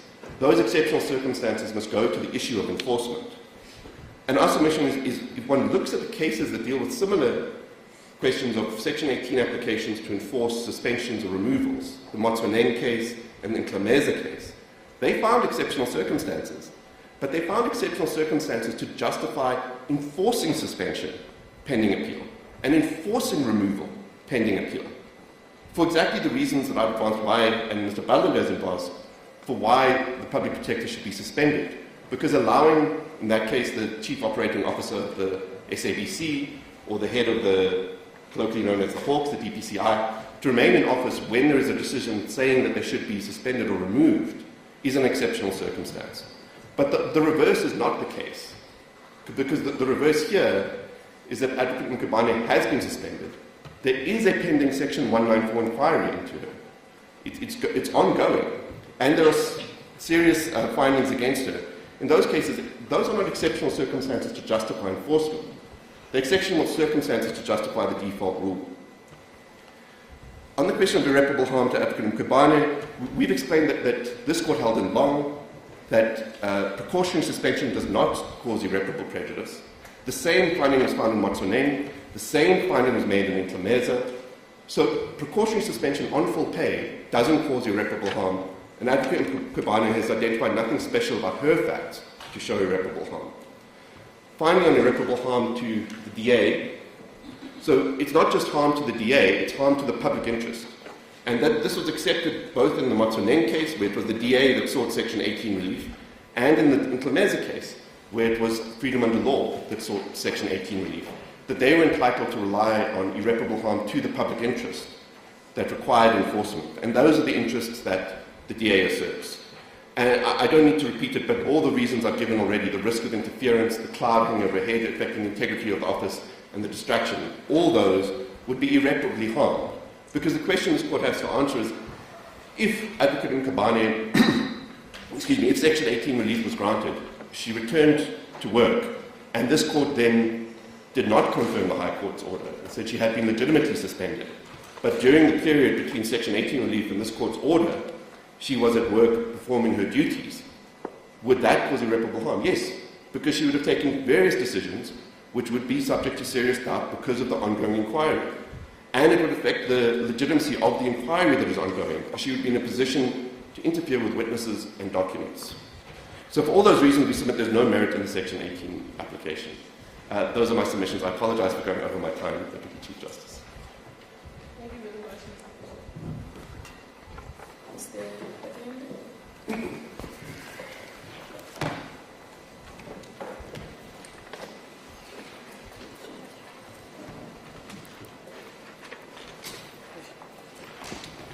That please the Court.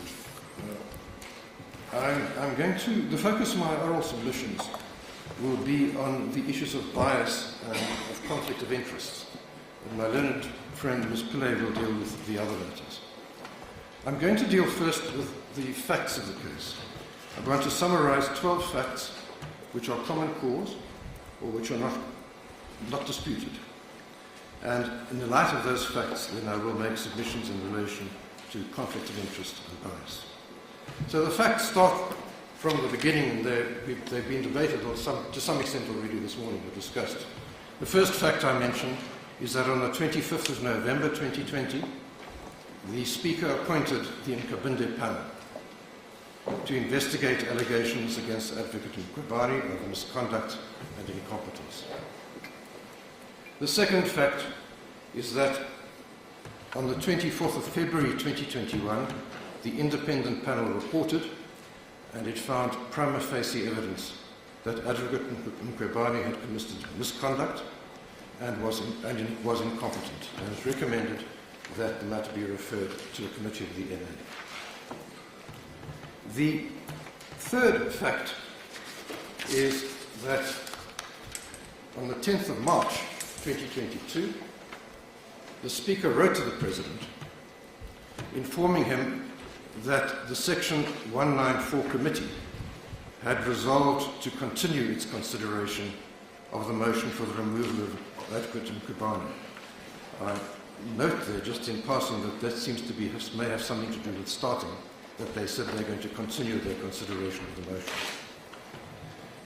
The fourth fact is that on the 18th of March, the President commenced his engagement with Advocate Mkhwebane about the question of suspension. He wrote to her advising her that it would now be appropriate to consider whether she ought to be suspended and requesting written reasons why she shouldn't be. The fifth fact is that thereafter, the President granted Advocate Mkhwebane at least 4 extensions and undertakings after the initial letter. And the last deadline was the 26th of May 2022. Those extensions and undertakings have been requested by Advocate Mkhwebane. The sixth fact is that on the 7th of June, Advocate Mkhwebane wrote to the President stating that she was investigating Pala and requiring him to answer 31 questions. That's the 7th of June. The seventh fact is that the letter from the President informing, the letter of the 9th of June from the President informing Advocate Mkhwebane of her suspension was prepared over a number of days. That letter was sent on the 9th, but it was prepared over a number of days. If I can just give the Court the reference, it's paragraph 76.8 at volume 18, page 1771. The eighth fact is that on the 8th of June, a revised draft of the letter of suspension was provided to the President, and one will find that paragraph 76.6, volume 18, page 1770.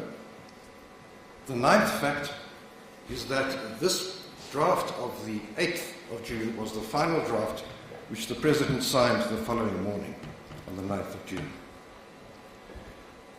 The 10th fact is that the suspension of Advocate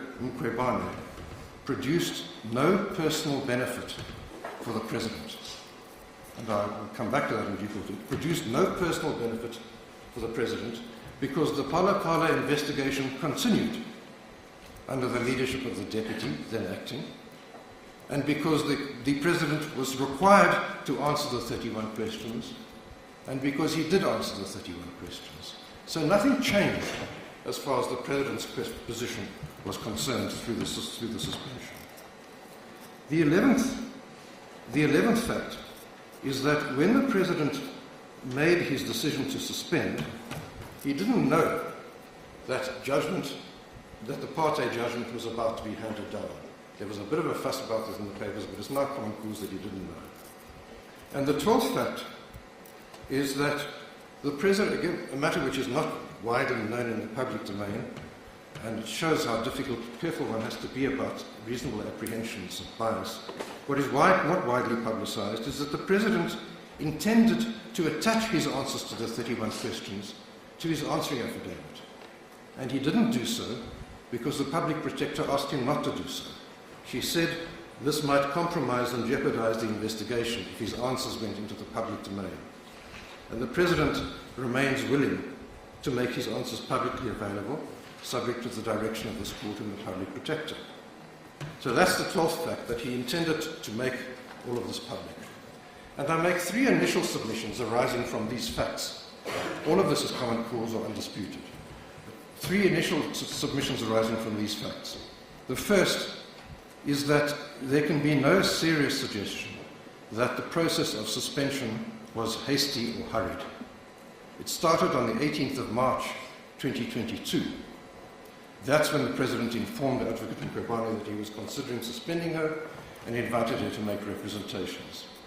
Second, the main reason the matter was not brought to a head earlier was that Advocate Mkhwebane requested, and the President granted, several extensions for the filing of her representations. She ultimately filed them on the 26th of May 2022, about 2 months after the initial date. The delay was caused by the President's accommodation of the requests of Advocate Mkhwebane. Thirdly, and this I need to go through carefully, the evidence does not show precisely when the drafting of the suspension letter started. What the evidence shows is the following. Firstly, that the President received the final draft on the evening of the 8th of June. That's the final draft which was signed. Secondly, on the 8th of June. Received the final draft on the evening of the 8th of June. Secondly, that draft had been prepared according to the affidavit over a number of days. So it's over a number of days preceding the 8th of June that it has been prepared, because that's the final draft which he gets on the evening of the 8th of June. And that can only mean that the drafts actually started before the 7th of June, because that was only one day, not a number of days before the final draft was submitted. If it was prepared over a number of days before the evening of the 8th of June, it must have been started before the 7th of June. So it follows that the process of preparing the suspension letter actually commenced before Advocate Mkhwebane and the President sent the President their 31 questions on the 7th of June. Certainly what is clear is that the suspension process started long before the Public Protector's letter of the 7th of June, at best from Advocate Mkhwebane, at the time when she sent her 31 questions. And the suspension letter was already being considered at the time. It was already, what is clear on the facts, is that the suspension letter was already being prepared at the time when she sent her letter on the 7th of June, because it took place over a number of days preceding the 8th of June. So there can be no validity, we respectfully submit, in the High Court's finding that the suspension letter was retaliatory. It was already in progress. The facts show that it couldn't have been retaliatory. The letter was prepared, the start of the preparation was before the Public Protector informed the President in her letter of 7 June that she was investigating Palapala. And so that's the framing, if I can put it, of the case. And I now, against that factual background, I want to deal with two matters. Firstly, the allegations of a conflict of interest, and secondly, the allegations of bias. They overlap to some extent, but they are in fact conceptually distinct. In relation to the conflict of bias, I'm going to make the following submissions, if I can just summarize in advance. Firstly, that as a matter of fact, the President had no conflict of interest in this matter. Secondly, that the test which Advocate Mkhwebane proposes for the existence of a conflict of interest is untenable and unsustainable. Then, as to bias, I'll address the following questions. Firstly, does the question of bias form part of the doctrine of legality? Secondly, if it does form part of the doctrine of legality, what is the test for bias in a case such as this? And thirdly, does the evidence support the High Court's findings of bias? So that then brings me to my main substantive topic, which is just in 10 minutes, which is conflict of interest. And we all know what Section 96(2)(b) says, but it's helpful just to remind ourselves. It is that members of the Cabinet and Deputy Ministers may not act in any way that is inconsistent with their office or expose themselves to any situation involving the risk of a conflict between their official responsibilities and private interests. And in this case, there could hypothetically be a conflict for the following reason. On the one hand, the President's official... Just in alert that your protection time is over. Thank you, Deputy Chief Justice. First, there could be a conflict of interest, hypothetically, between two interests. On the one hand, the President has an official duty and responsibility to ensure that the Public Protector is able to do the job which she is required to do.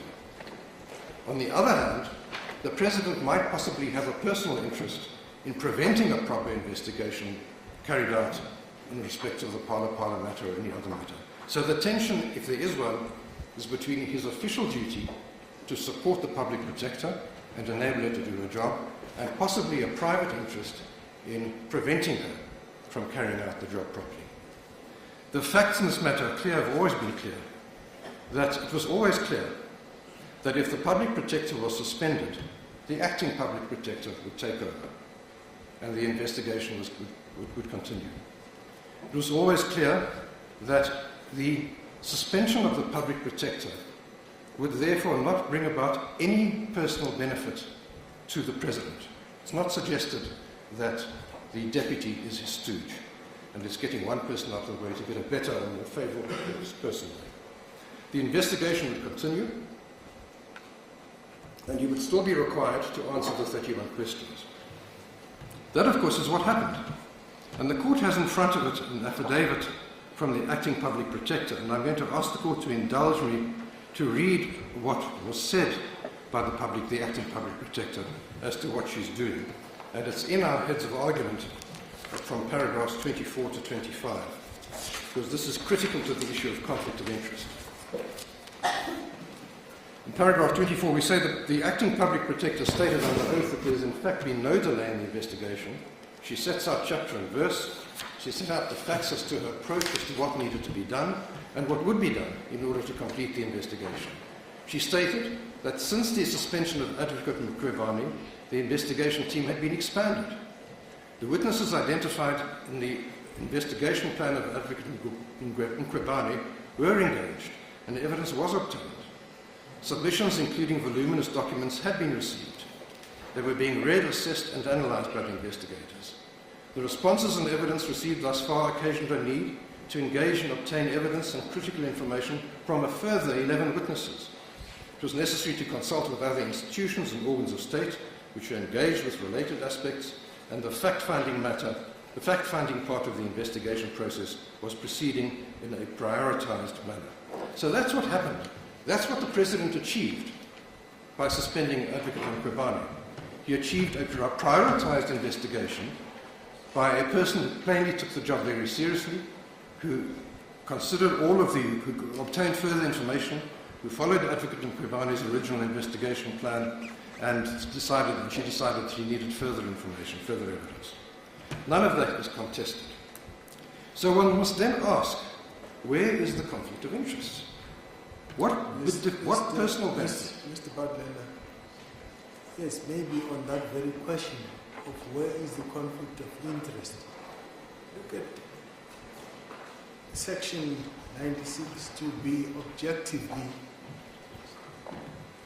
and imagine the President receiving the Public Protector's letter on the 7th of June with the 31 questions. Yes. And this is about his property or his company, whatever be the situation. It's personal to him. Yes. Doesn't that ring a bell, or shouldn't it have rang a bell to say this is too close to call? Maybe I should delegate this to the Deputy President, because it involves me personally. At least it is alleged. It's an allegation. I accept that.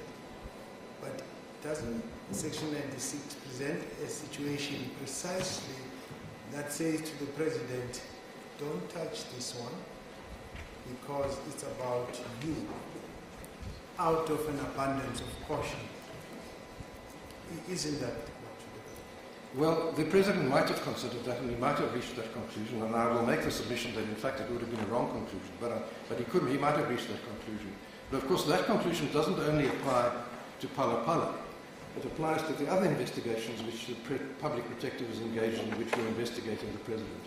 Phala Phala was more explosive than the others, but and its timing was such that it all happened at a particular moment. But if he had to recuse himself or remove himself from that investigation, he would have to, from the suspension power, because of that investigation, he would have to say to himself, well, what about all the other investigations which are already going on?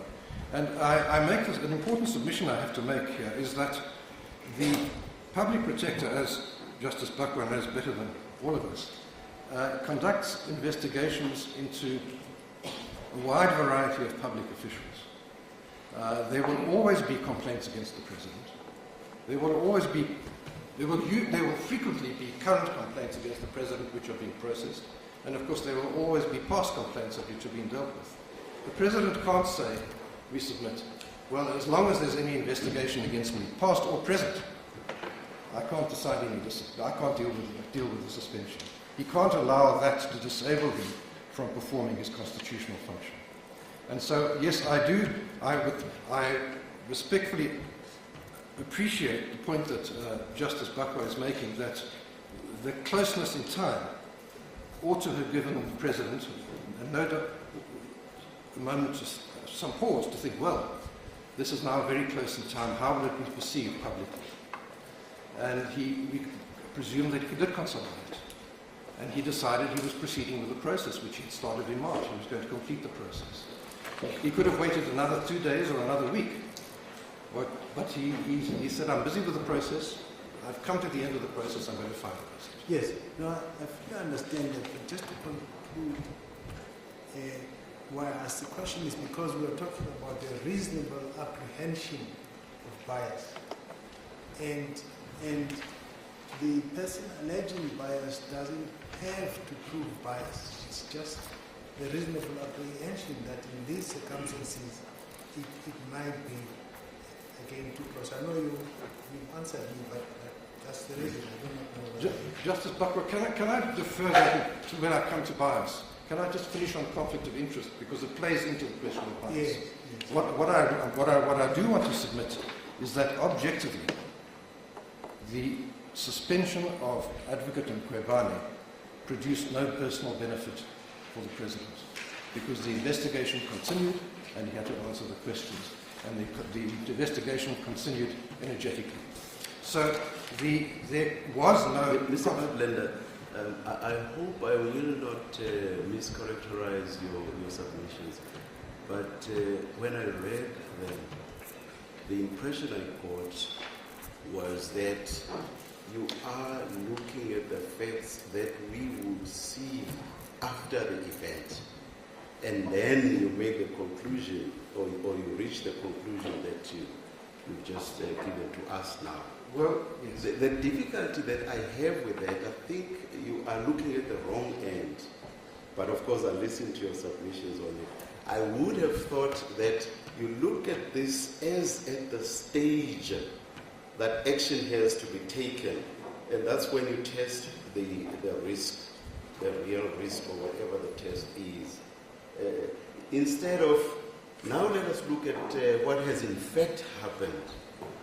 And then to test it from that angle. But as I said, maybe I'm mischaracterizing your argument. No, I wouldn't accuse you of that, Justice Mkhwebane. I will come to the principle of bias and reasonable perception. I promise I will come there. I just want to first deal with whether there was an objective conflict of interest, whether there was, and I will then come to how. I thought you were at Section 96, no. So that's why I'm Section 96 is not a bias question; it's a conflict. No. I know exactly. Yes. So I thought because conflict of interest or something about interest is also dealt with in 96. So yes. Maybe my wires got crossed and I thought that's why. When you get there, then please answer my question. I will get there. Do you look at it before the time you act, or do you look at it post the event when you say this is what has in fact happened? Well, when you're asking yourself, do I have a conflict of interest? Which is what the President must ask himself. The first question was, he must ask himself two questions. Firstly, he must ask himself, do I have a conflict of interest? Then he must ask himself, if I don't, is there going to be a reasonable perception of bias which disables me from doing the job? When he asks himself, do I have a conflict of interest? He says, what is the situation now? And the President knew when he suspended Advocate Mkhwebane that the investigation would continue. And he knew he would have to answer the 31 questions. He said that in his letter to Advocate Mkhwebane. He said that on volume 16, page 1587.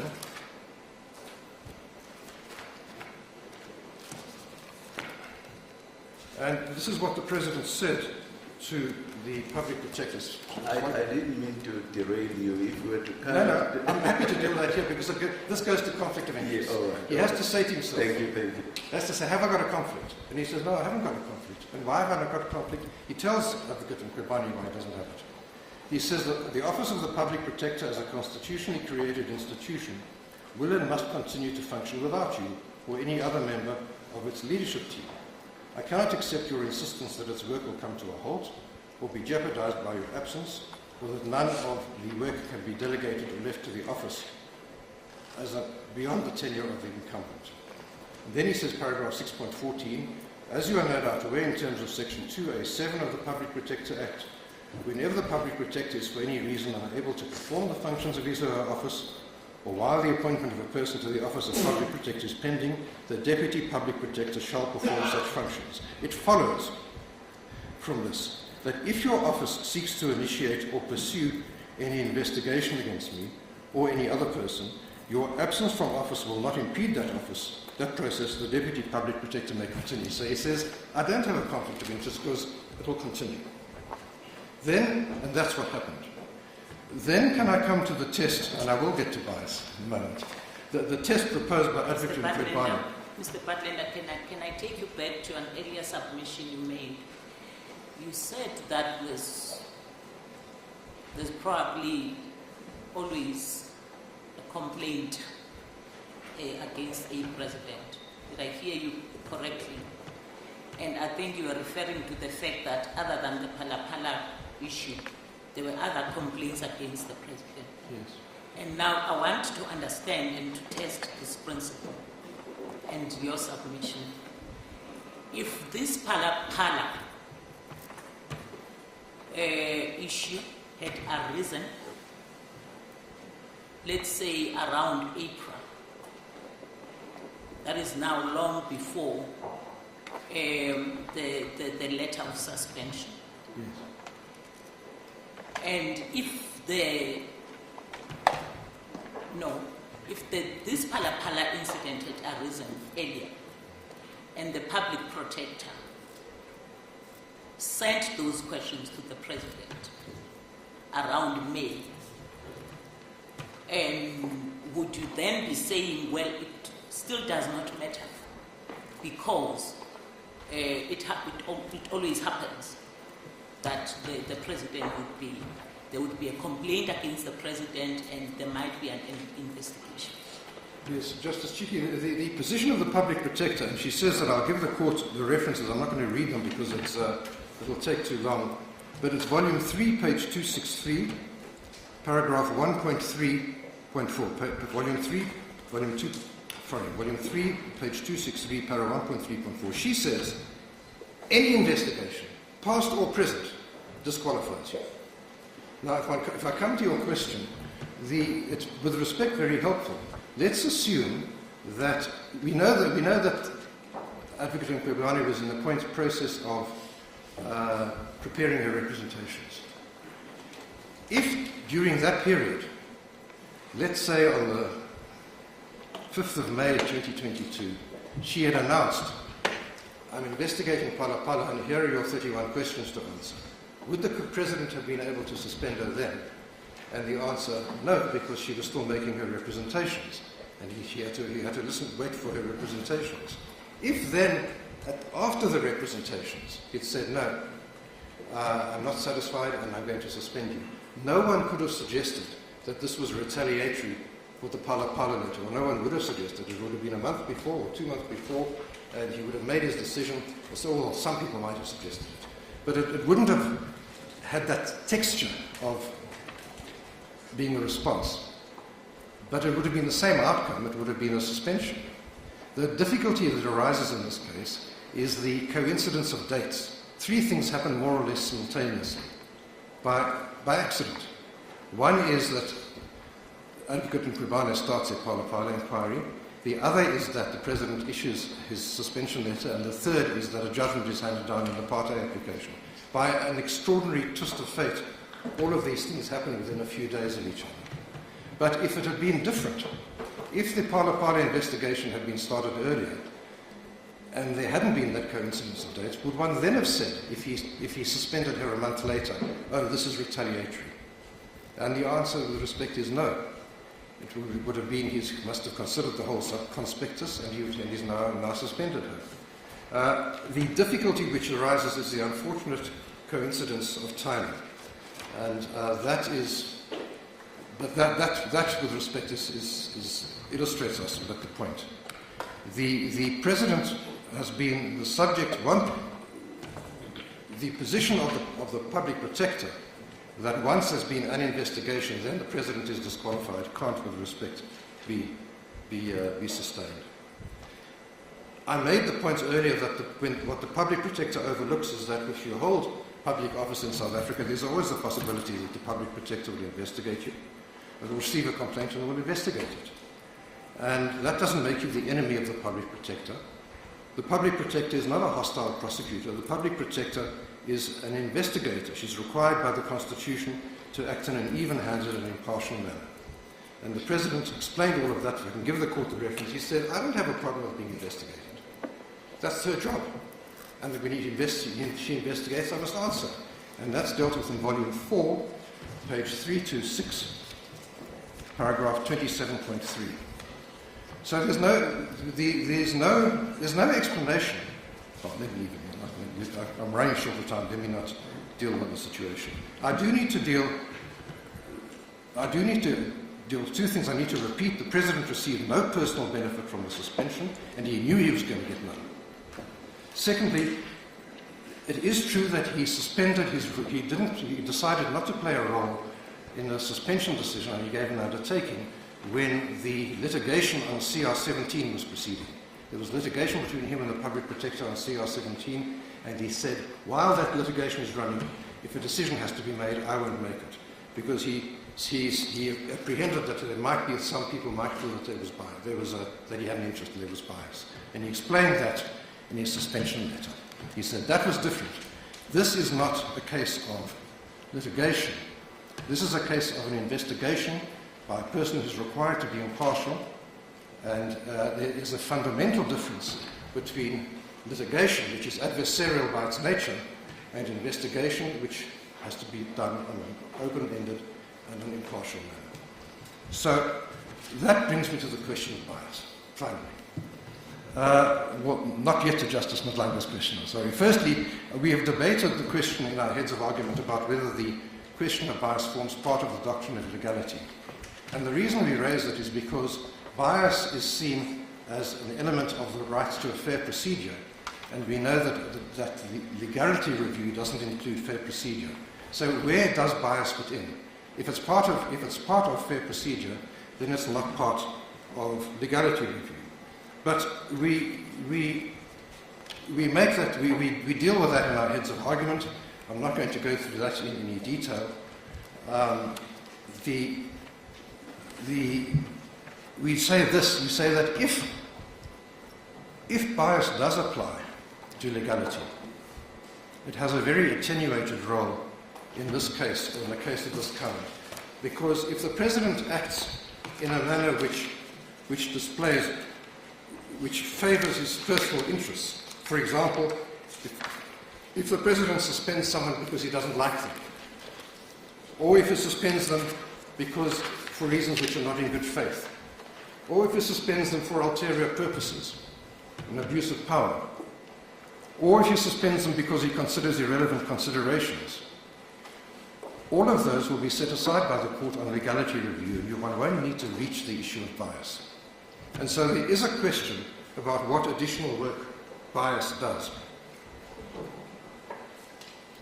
So, but assuming that, and now finally I get to Justice Mlanga's point, if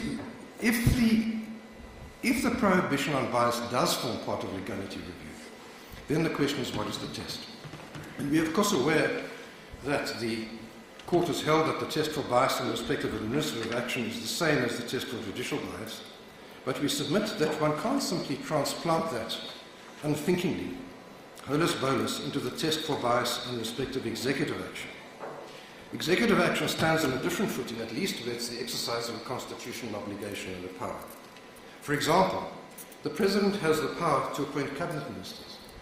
When the President appoints a cabinet minister, the minister can have regard to political considerations. The minister can say, I will appoint this one because this one's political views are the same as mine.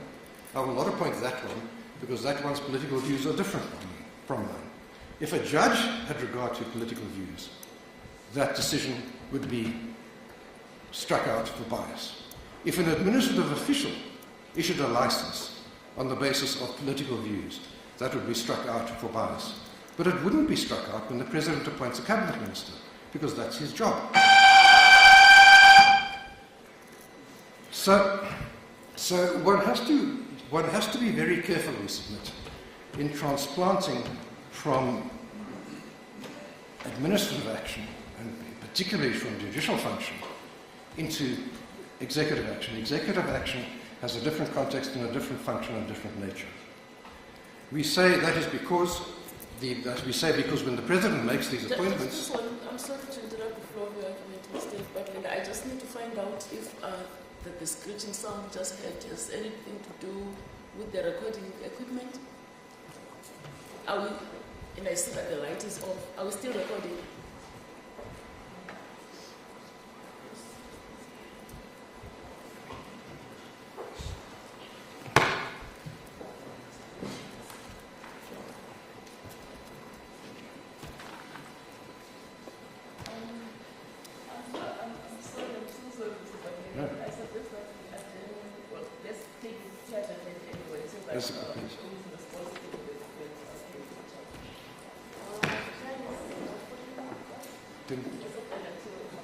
Until past.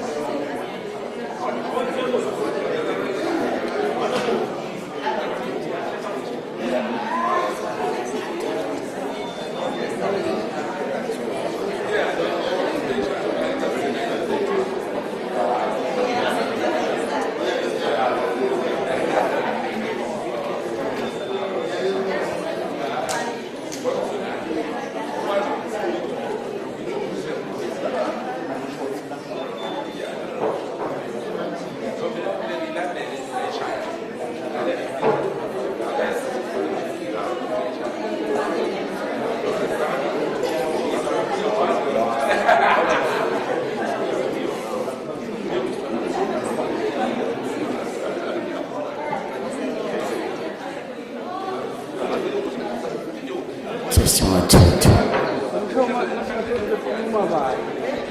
Who was speaking? Which judge? I don't know if it's overloading or what. But I'm a speaker. I'm a related center.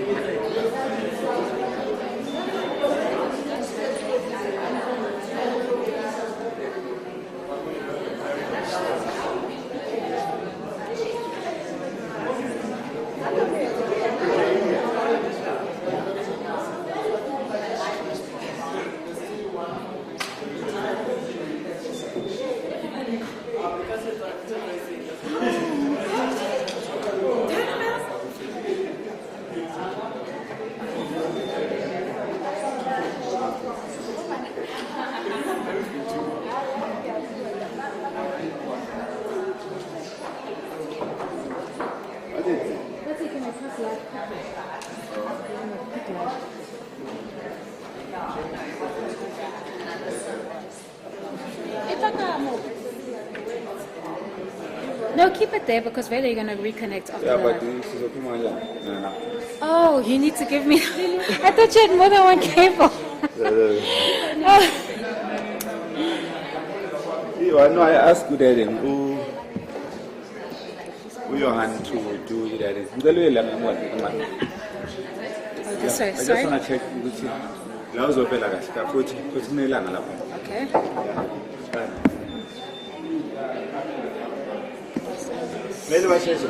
Yeah, I'm telling her I must be seated again. 15 minutes. It's very quick and they're always on time.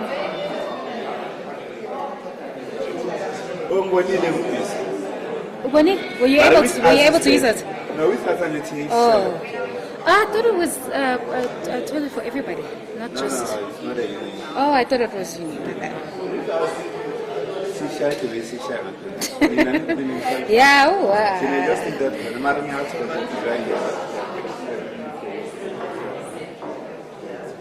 hello?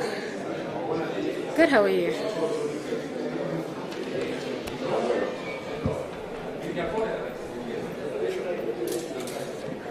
Okay, Kenny, I'm here at the ConCourt. No feedback, no? No feedback. Okay, no feedback, no? Sharp. Don't tell anyone, no? It's a bit tight. Hi. Hi, guys. Good, how are you, Naledi? Okay, I only have about 5 minutes. No? That's okay.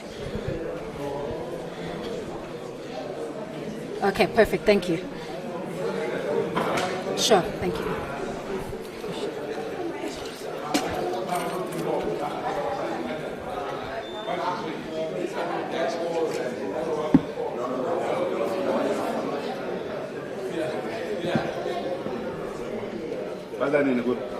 Now.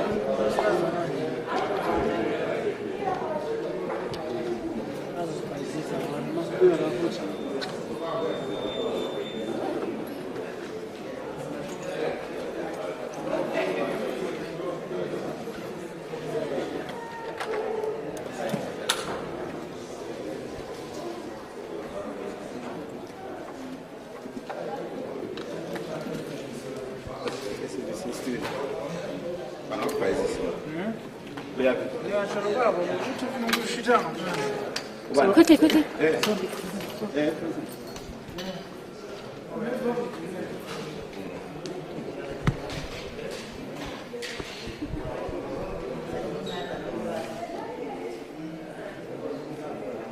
Okay, we have 4 minutes, guys. We have 4 minutes.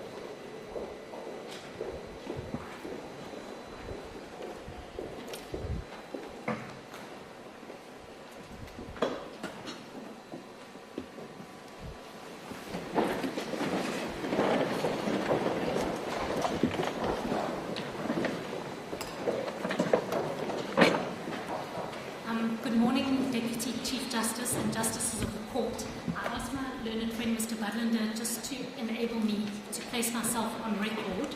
My surname is Lewis. I'm here on a watching brief on behalf of the Office of the Public Protector of South Africa. Deputy Chief Justice, I do apologize for not having come to your chambers this morning. I was working on the original notice of set down, which said 10 o'clock, and so I arrived at 9:10, thinking that I was early for a change, and in fact I was 10 minutes late. So my apologies for that, and thank you for the indulgence and allowing me to place myself on record. Thank you. Your presence is duly noted. You may carry on, Mr. Thank you, Deputy Chief Justice. So, to round off this topic that I was on, when the President makes his decisions, he makes them for a different range of reasons and a wider range of reasons, usually a wider range of reasons, than would be permissible for a judge or an administrator. Certainly he's entitled to take into account broad political considerations. That is so because the Constitution confers this power on a politician, not on a judge and not on an administrator. The Constitution has made the election that this is a power to be exercised by a politician. And so we submit that one has to be very careful about holus bolus transplants from one form of exercise of public power to another. We say that the President is required to exercise what is in the broad sense a political judgment, not a party political judgment, but a political judgment, not a judicial judgment, as to whether the public protector should be suspended. He must, of course, comply with Section 1943A of the Constitution. But once that threshold has been met, or once that safeguard has been complied with, the President has to exercise a judgment. Excuse me. And in exercising his judgment, he'll have to consider the consequences of suspending, social, political, economic consequences of suspending. He'll have to consider the consequences of not suspending. He will have to consider a host of other matters which are of a very broad canvas. In other words, they are political, some of them at least are political, not party political considerations. And the Constitution conferred that power on the power on the politician to make those judgments. So it's really very different from the decision of a judge or an administrator. So then the question is, what is the test? If one can't transplant holus bolus, the judicial and administrative tests for bias, what is the test? And now finally I come out to what Justice Is it also though that in certain instances the position of the President or the exercise of power by the President may in fact be quite similar to that of administrators? I'm looking, for example, at what we have here. The issues that you referred to earlier, a little bit earlier, like I'm the President, I'm choosing my cabinet, I want somebody whose politics are aligned to mine. That makes sense. But at least that one consideration is of no relevance at all to a decision like this one. And it's on that basis that I'm asking that is it not so that certain instances may actually be quite similar to those of the exercise of powers by administrators? I know this is the President, head of the executive and head of the state. I'm well aware of it. Justice Mhlanga, I can't disagree with that. It seems to me that there is a spectrum of decisions which the President has to make. Some of them are what one might call purely political, appointing a member of the cabinet. And not even purely political, personal. The president will want to appoint someone who he or she thinks they can trust and whom they have confidence. So at the one end, there are those appointments decisions which are, I won't say impossible because we've learned in South Africa nothing is impossible to review, but very difficult to review. At the other end, there may be some decisions which start approximating what an administrator does or even what a judge does. And I can't dispute that this one is on that side of the spectrum, not on the other side of the spectrum. The point I seek to make, though, is that one can't just transplant from one to the other because it is different. One has to look at the nature of the power and its context. And so, what is the test for bias, then? We are asked if, in a case such as this, I make the submission that what about the apprehension? And with respect, it's impossible to dispute that the optics look very awkward. Can't dispute that. But that optics are not the determinant. There's a more refined set of questions that have to be asked. And we submit that an apprehension of bias will be reasonable if the following circumstances are met in a case such as this. Firstly, the apprehension is one which would reasonably be held. Secondly, it would be held by a person who is reasonable. Thirdly, it would be held by a person who is informed of the facts. And my colleague for the DA dealt with that fully. The person holding the apprehension would know that all of this started at the very latest in March 2022, not on the 7th of June 2022. So the person having the apprehension would be informed of all of the facts. Fourthly, that person would know that in fact the President received no personal benefit from the suspension of Advocate Mkhwebane for the reasons which are given. Fifthly, that person would properly appreciate the nature of the function which the President is performing, including that it's not a judicial function. Sixthly, the person would properly appreciate that the Constitution has elected to confer this power on a politician, not on a court or on an administrator. Seventhly, beginning to sound like the late Justice Muhammad, who was once heard to say 19thly. I'm not going to 19thly. Seventhly, the person would appreciate that the power of the President is already limited by Section 194(3)A, and that's the point which I think was made by Justice Majid. And we submit those would be the tests for bias in this case. I do want to say something. I think Justice Malanga was asking me, and I was being a bit obtuse and not listening adequately, about facts after the event. And I need to address that. And I apologize for having been so obtuse. What about facts after the event? Can they be brought to account? Well, what happened in this case was the President said in his letter to the Public Protector, to Advocate Mkhwebane, the inquiry will continue, with you or without you. It will continue and your deputy will take over. So he said that's what's going to happen.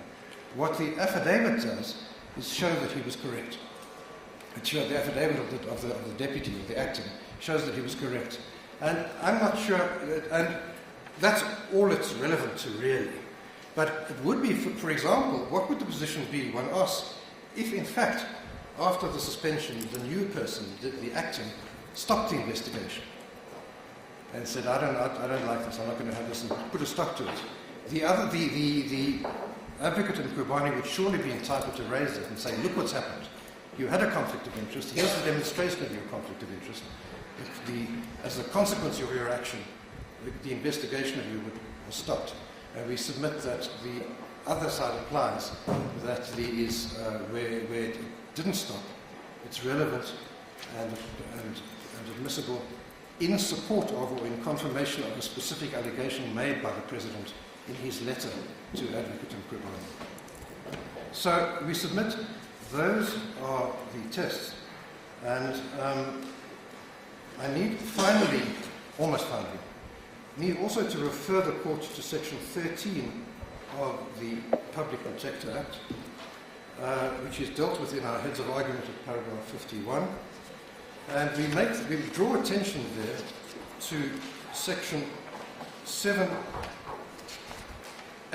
or section 13 of the Public Protector Act. It's dealt with in our heads at paragraph 51. Section 13 says the provisions of this Act shall not affect any investigations under or the performance or exercise of any duty or power imposed by or conferred by or under any law. In other words, the provisions of this Act and the fact of the conducting of an investigation don't affect existing powers conferred by other acts. One of those acts, one of those laws is the Constitution, which confers on the President the power to suspend. So I make final submissions. Has bias been shown on the facts? In our heads of argument, we set out 9 reasons why we submit that the High Court erred in finding that there was a conflict of interest or bias. It's dealt with in our heads of argument, paragraph 49, pages 36 to 45. I don't propose to take the court there. The court has our heads of argument, and I'm sure it has read it. But we deal in detail with 9 discrete errors which we respectfully submit were made by the High Court in coming to its findings of bias. And they all really, or most of them, hinge on this problem of the optics, on the problem of what happened apparently suddenly and in great haste in a period of 2 days. That, with respect, was an incorrect finding of fact. It didn't happen hurriedly over 2 days. It happened as part of a process which we've described. And it started, even the letter itself started before the Public Protector sent out a parliament. So we say the President has, so finally, and I'm not going to belabor the point, it's all there. Very finally, on the question of bias. The President was faced with a situation where a very eminent panel, which had been appointed by the National Assembly, had made devastating findings against Advocate Mkhwebane. They are summarized in the President's suspension letter to Advocate Mkhwebane, and it's volume 16.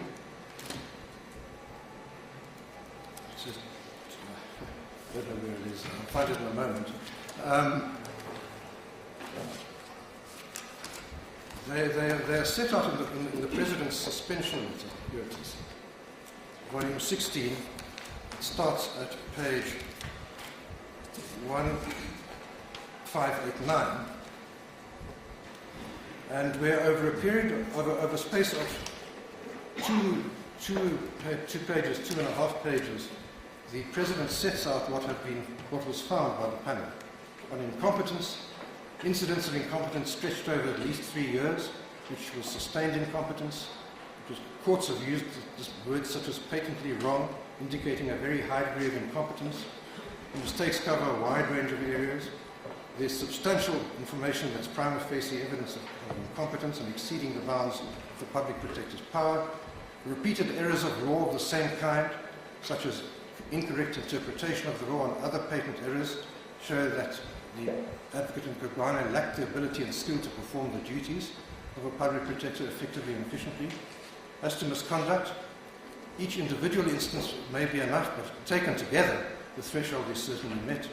There's sufficient information that constitutes prima facie evidence of misconduct, including the failure to report in the SAB report that you had meetings with the President and the State Security Agency, and the failure to dishonour an agreement with SAB, the Freda Dairy report, where you altered the final report and gave the Premier, who was implicated, the discretion to determine who the wrongdoers were. You removed the referral to the Special Investigating Unit and the Attorney General from the final report and provided, quote, an untruthful explanation to the review court as to why this was done, close quote.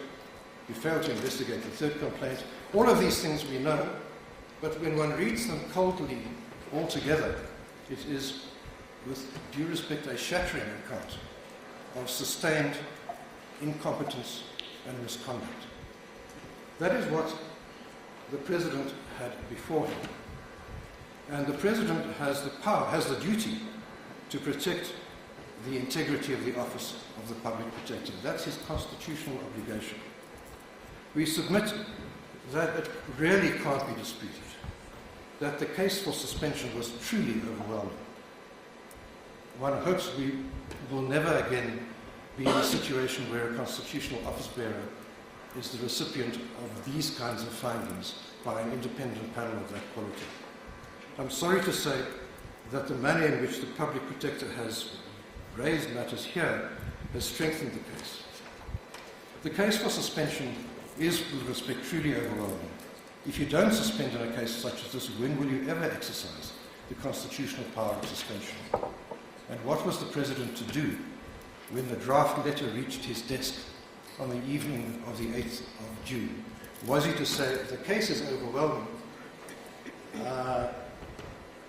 I've been preparing for this moment for the last 3 months, 5 months, 3 months, getting the representations and so on, but I'm now going to turn my back on it, and I'm going to give it to somebody else to deal with it.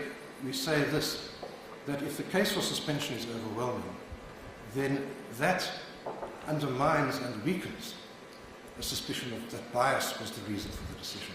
And a reasonable person will say, well, if the case, is it reasonable to suspect bias was the cause, when in fact the case for the decision was absolutely overwhelming?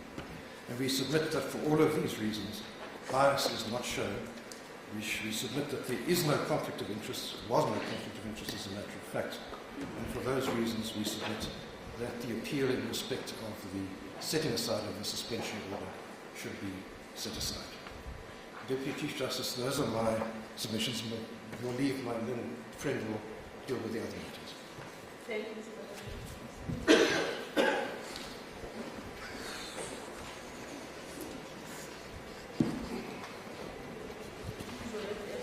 the 10 minutes, the protected 10 minutes, so no protection for you. Not at all. Thank you, Deputy Chief Justice. Members of the Court, I'm going to keep my submissions very brief. They're going to focus on 2 areas. The first is the cross appeal, and the second is the Section 18 appeal. I'm not going to, in the interest of time, I'm not going to identify each of the grounds of the cross appeal up front. I'll deal with it in the course of my argument.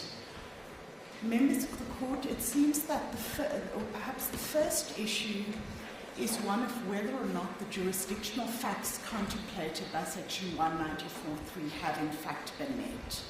And the argument put up on behalf of Advocate Mkhwebane is that a removal committee hasn't started its proceedings yet because on a proper construction, Section 194 contemplates 2 separate committees.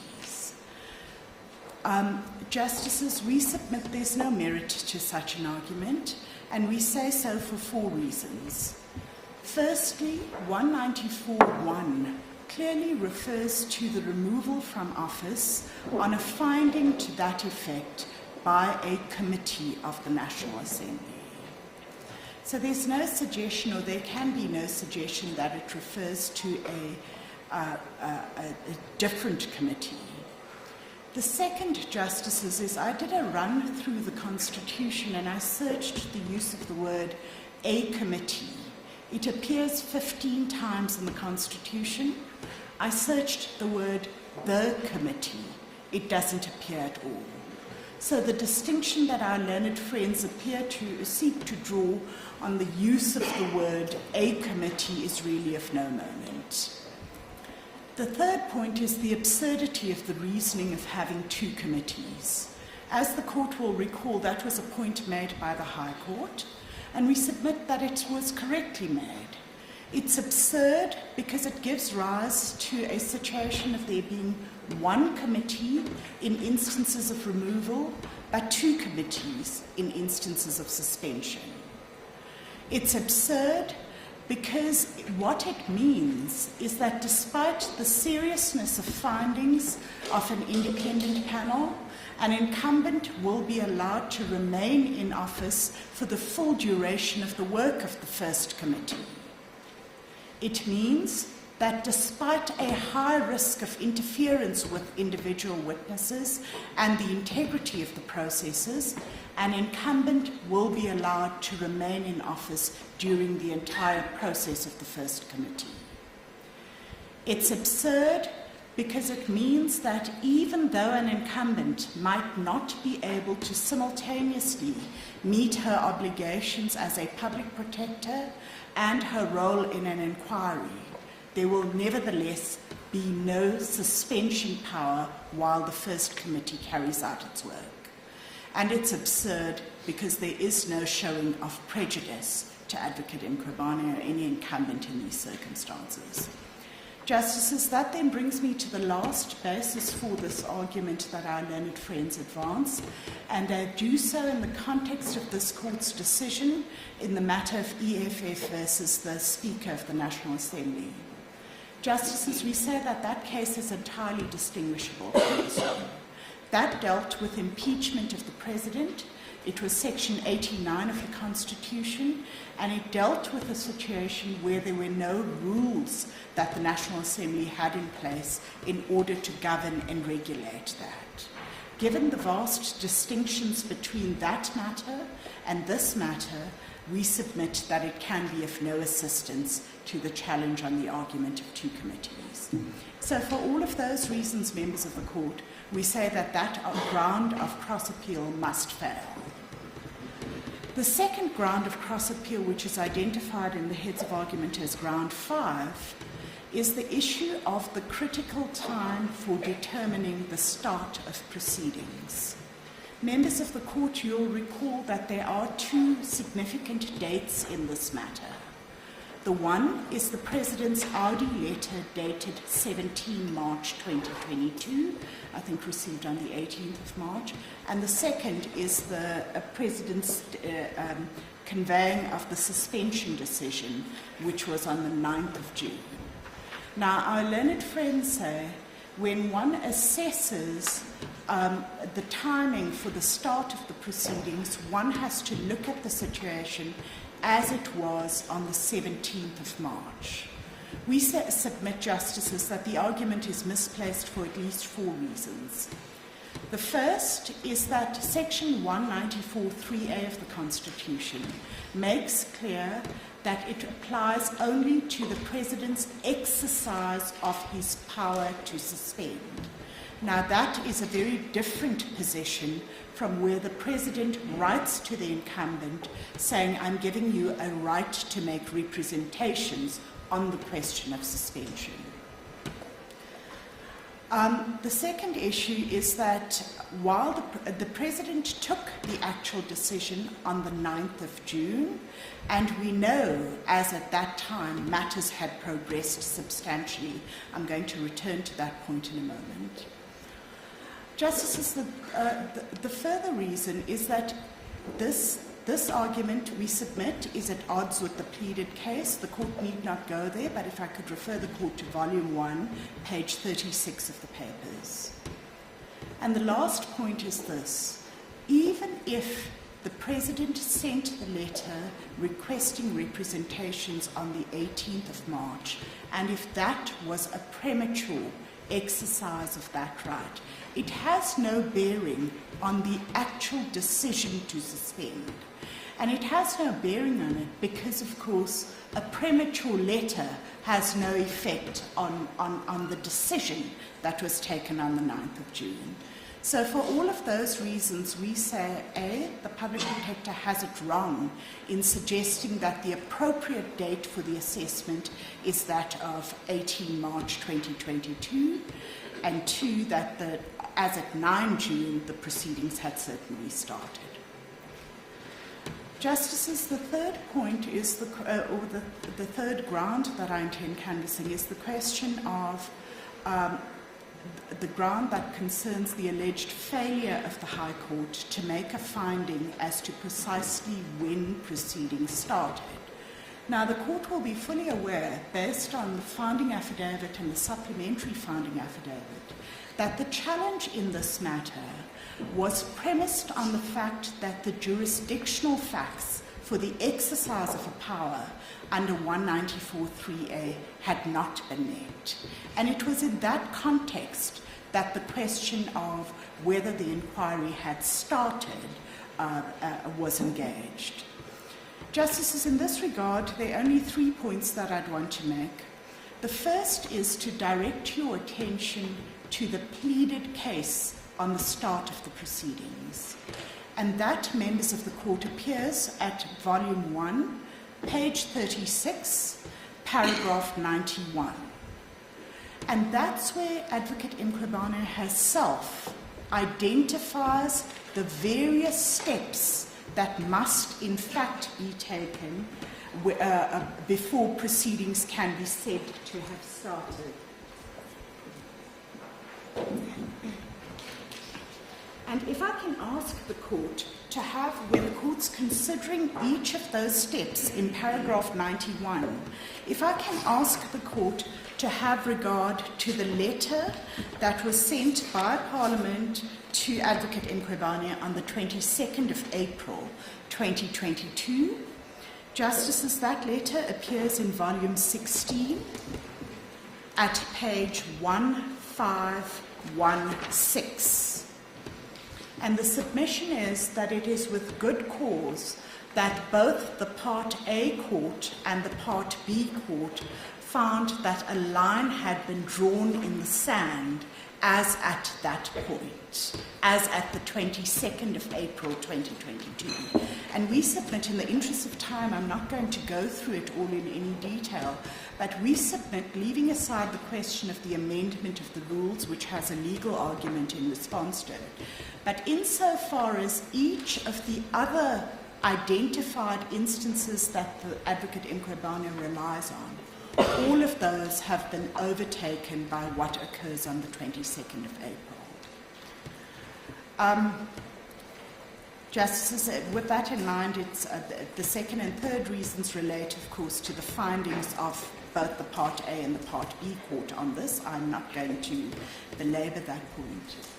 Members of the court, the next ground of cross-appeal that I'd want to spend a little bit of time on is the question of the so-called WhatsApp exchange between, unfortunately, counsel on both sides in the matter. And you will recall that the argument made in this regard is that there was an undertaking or a binding agreement that had been reached, and the President reneged on that agreement. And we see in the heads of argument filed in this court, the argument is made that that points to the hurried nature and the retaliatory nature of the President's decision. Justices, can I ask you to go to volume 15 at page 1453.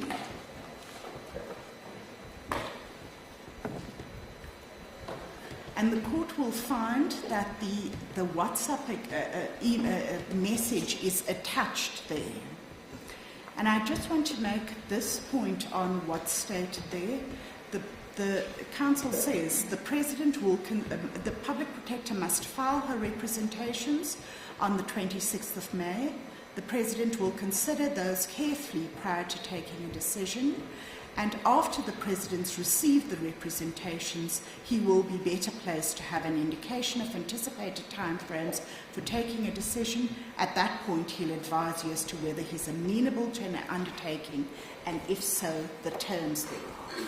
And the first point I'd want to draw to this court's attention is that Advocate Mkhwebane's argument is based on two key submissions around the import of that WhatsApp. It appears, the court need not go there, but it appears at volume 15, page 1391, at paragraph 25. And the court will note... Can I have that reference again, please? Just give me the reference again. Sorry, volume 15, page 1391, paragraph 25, Deputy Chief Justice. The court will note there that the arguments made that the WhatsApp agreement contemplated an intermediate step between the President reverting to Advocate Mkhwebane and the President taking a decision.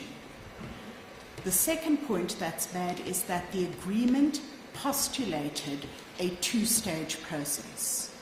Now, when the court contrasts that against what the text actually says, we submit that it's clear that there's no reference to any two-stage process or intermediate step, and that isn't, I submit, a reasonable reading of what the WhatsApp text says.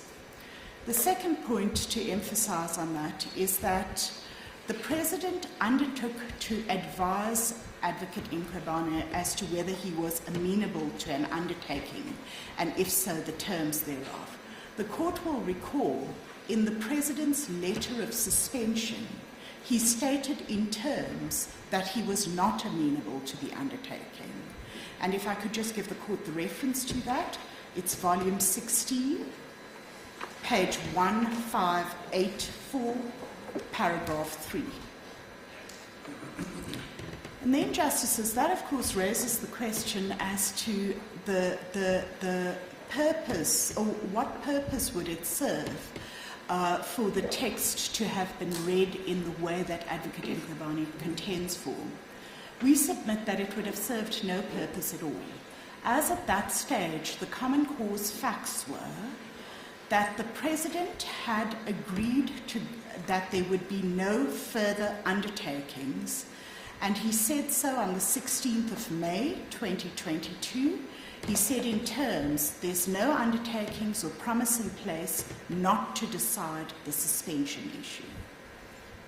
It was also common cause before the full court that there was no undertaking or promise in place by the President as at that time. And one then asks in that context, what purpose would a two-stage process have served? At that stage, the Part A matter had already been argued, judgment was being awaited. So we submit, Justices, for all of those reasons, there's just no merit to the argument made in respect of the text exchange. If I could then move on to the next issue, and that is the argument around the breach of Section 165 of the Constitution. Now, you will recall, members of the court, that there are two legs to this when the matter was first brought.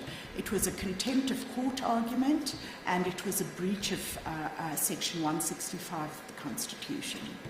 The appeal cross-appeal appears only to relate to Section 165, and we submit that the arguments must fail for a few reasons.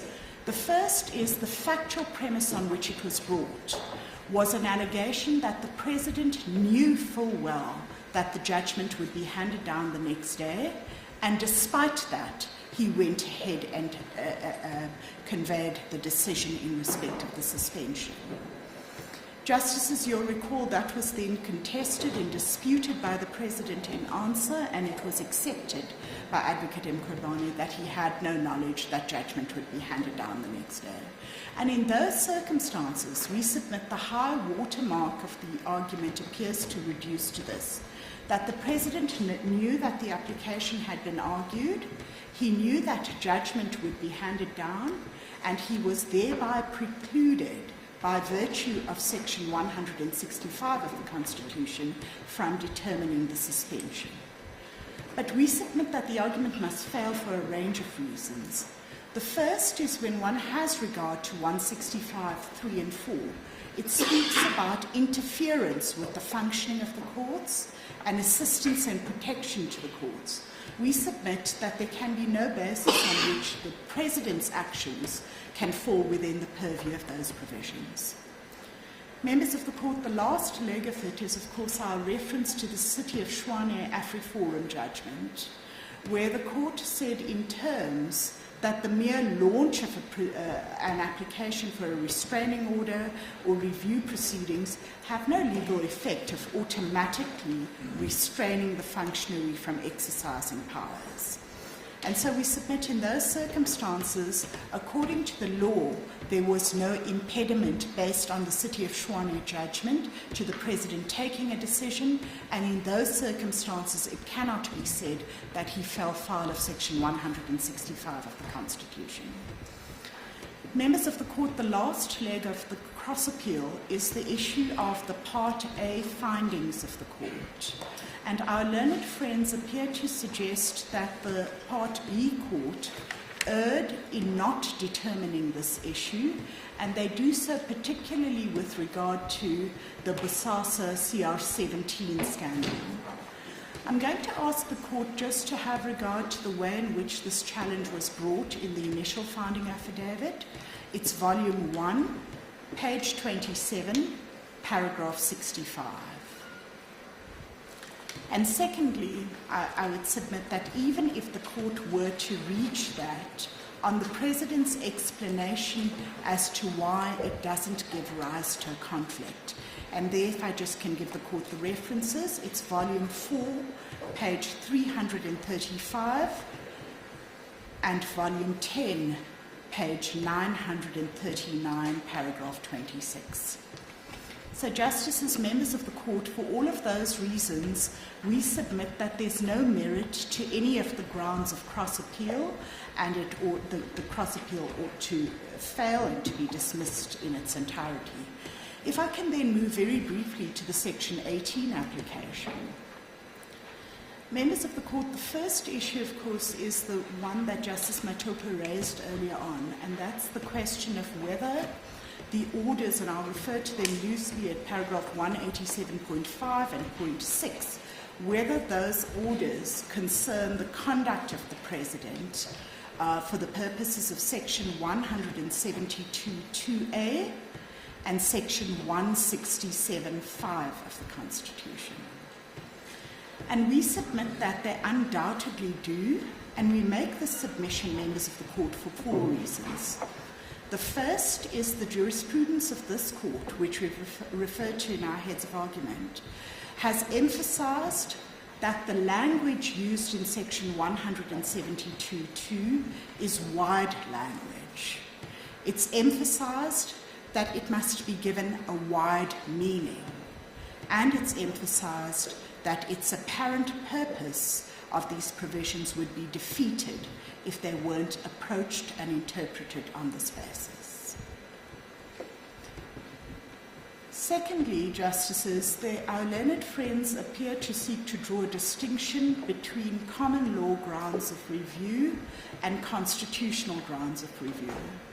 And we submit there's no basis for this. As far back as in the pharmaceutical manufacturer's case, this Court found that there was no 2 parallel forms of review, and that simply ought to be the end of the matter. The third issue is an equally profound one, Justices, and it reduces to this.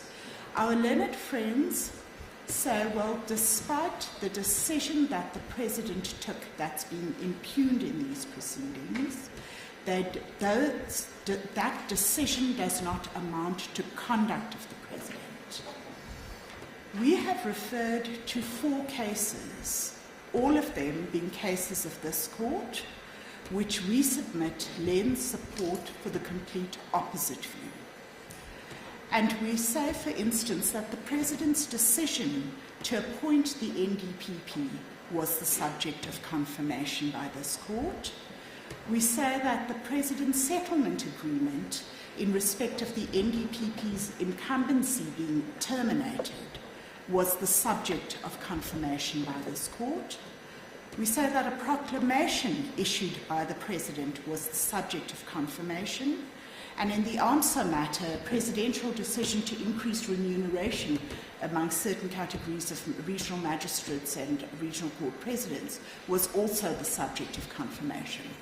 And in order for our learned friends to show otherwise in this matter, they ought, or they would have to, distinguish each of those judgments from the decision that is being impugned in this matter. And we submit they have singularly failed to do so, And based on the jurisprudence of this court, there's only one conclusion that the court can reach, and that is that those orders undoubtedly relate to 172.2 orders.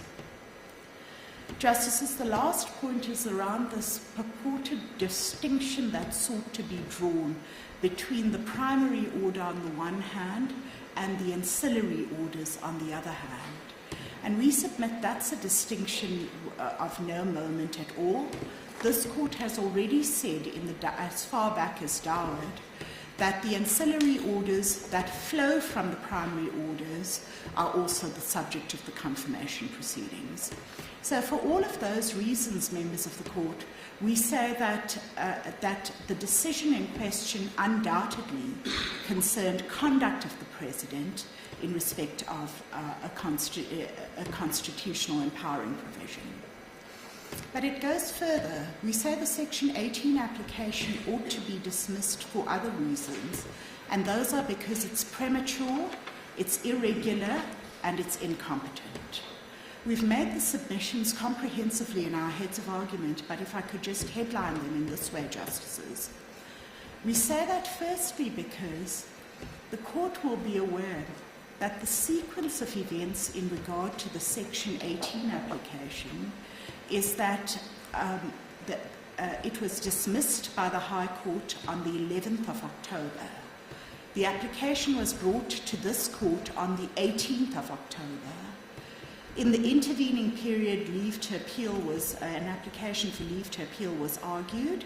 The application for leave to appeal in the High Court against the Section 18 orders were dismissed on the 3rd of November 2022.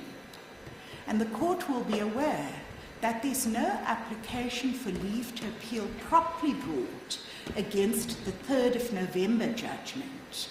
The high watermark of that is a challenge in anticipation of what that judgment may say in the application for leave to appeal to this court, and an attachment of the judgment in the application for leave to appeal in that matter.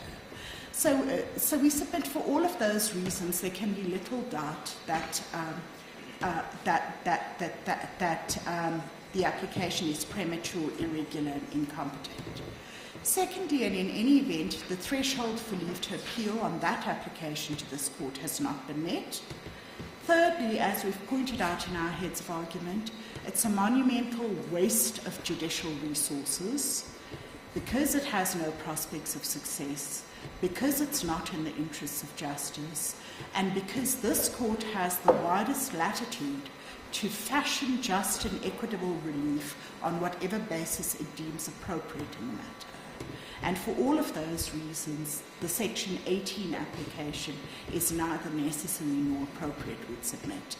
Justices, insofar as the last leg of our submissions go on the Section 18, that is that the threshold requirements for Section 18 have not been met.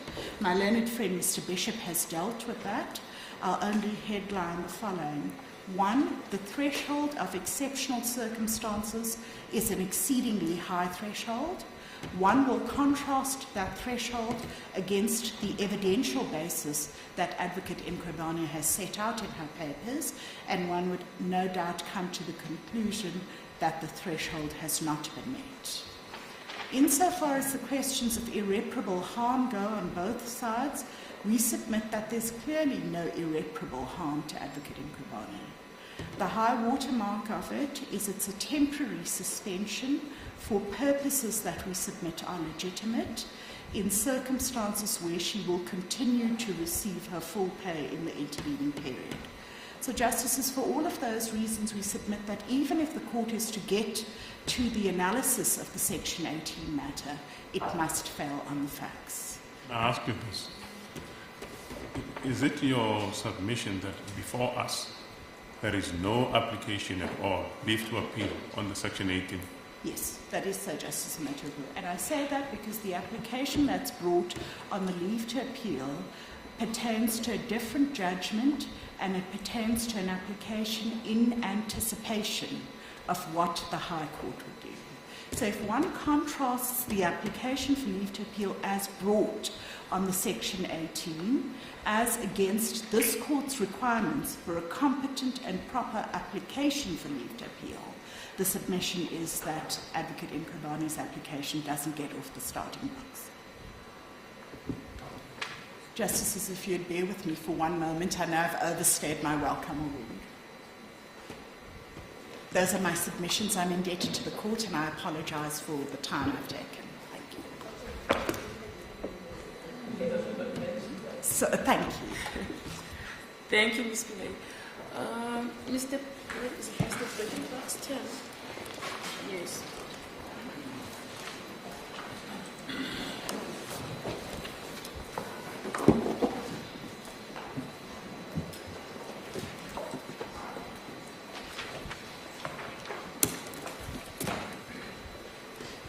Deputy Chief Justice and Justices of the Court. The Speaker and the Chairperson of the Section 194 Committee do not oppose the public... Sorry, Mr. President, just for the benefit of my colleagues, you waived your 10-minute protection. Yes. My clients do not oppose the Public Protector's conditional application for leave to cross-appeal. Their participation in this hearing is confined to addressing the merits of two grounds of cross-appeal, which are aimed at halting the proceedings of the Section 194 Committee, as well as to opposing the admission of an affidavit by Mr. Holomisa, delivered last Friday, the 18th of November. I shall start with the merits of the two grounds of cross-appeal. The first concerns the sub judice rule. As the Court knows, this rule, which is National Assembly Rule 89, provides that no member may reflect upon the merits of any matter on which a judicial decision in a court of law is pending. And we make three submissions in opposition to this ground of appeal. The first is that when this rule is interpreted in conformity with the Constitution, which of course it must be, it does not preclude the members of the National Assembly from carrying out their oversight functions in terms of Section 181(5) of the Constitution and of holding office bearers of Chapter 9 institutions accountable in terms of Section 194 and, of course, the related National Assembly rules. This was rightly found in our respectful submission by the High Court in this case, in paragraphs 80 to 84, and especially in the last of those paragraphs. And it was also so found by the two full benches of the High Court, which dismissed the Public Protector's earlier applications for interim relief. By contrast, the interpretation of this rule contended for by the Public Protector and the respondents supporting her will undermine the exercise by the National Assembly of those important functions. Criminal or civil litigation necessitating the court's determination of issues which are also relevant to the office bearer's performance of their functions or even their fitness to remain in office could carry on for years.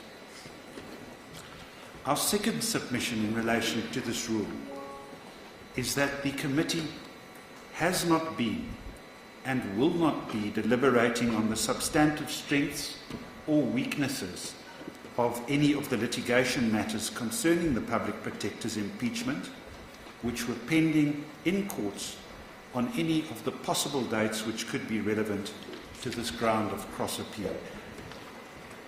The litigation matters in question and those dates are listed and briefly described in paragraphs 10 and 11 of our written submissions.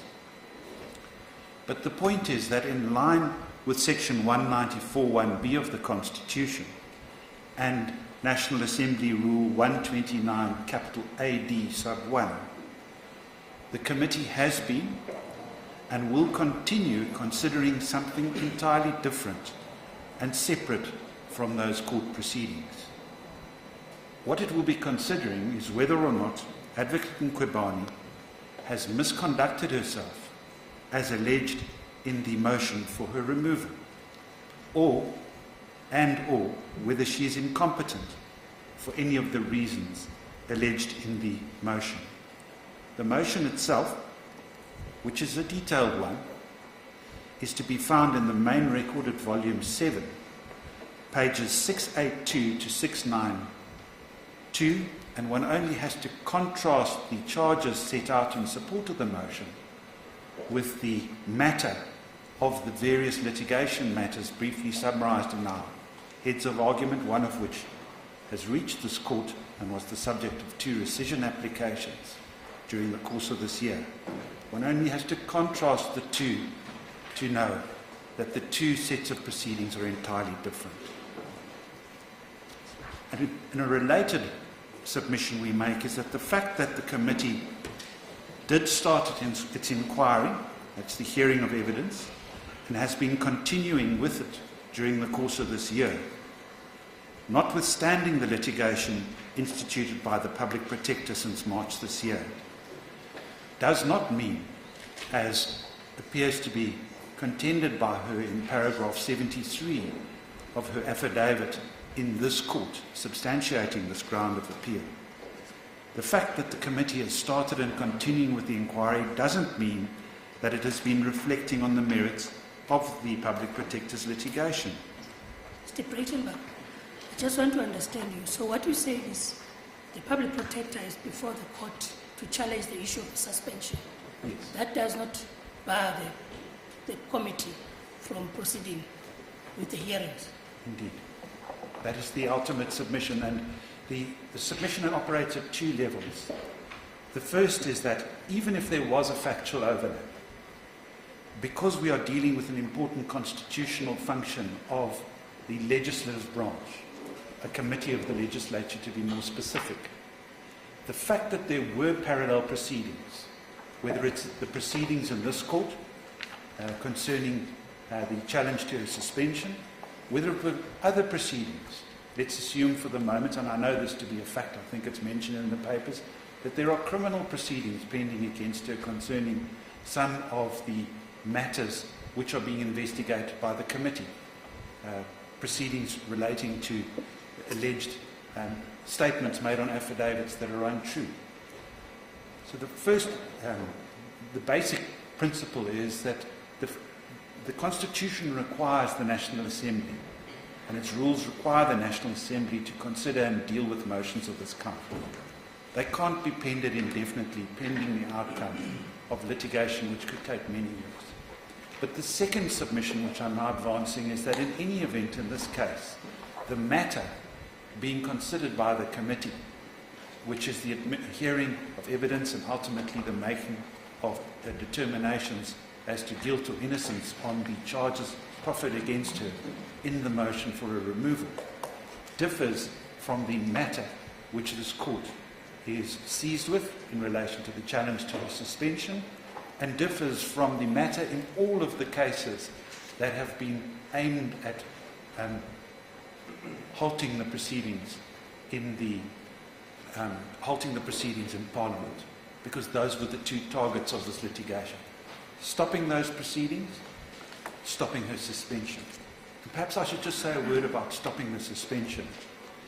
In the heads of argument for the UDM, ATM and PAC, the second set of heads dated the 11th of November in paragraph 20, there is a contention that the merits of the Public Protector's conduct under investigation by the 194 Committee is a matter on which a decision by this court in this matter is pending.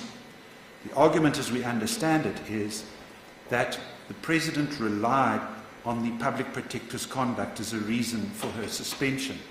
You'll recall my learned friend Mr. Budlander, with reference to the record volume 16 at pages 1588 to 1590, the suspension letter, paragraph 7.2 and 7.3, he pointed out that the President relied on findings of prima facie case made by the independent panel in relation to these particular charges.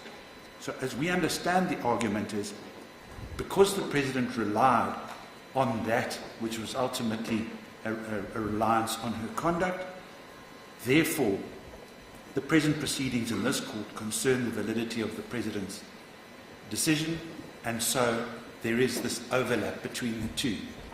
But on a factual level, we submit this submission breaks down for the following reason. The court knows that the issues concerning the suspension of the Public Protector, which are up for decision in this case, do not concern the substance of the President's reasons. There is no challenge, there's no merits review, if I could put that in inverted commas. The focus is entirely different. The issues are whether the President may reasonably be suspected of bias or exposed himself to a situation involving the risk of a conflict between his official responsibilities and his private interests. And then there's a rather elaborate set of arguments concerning whether or not the President acted precipitously because the proceedings of a committee of the Assembly for the removal of the Public Protector from office had not yet started, as is contemplated by Section 194.3, the suspension provision.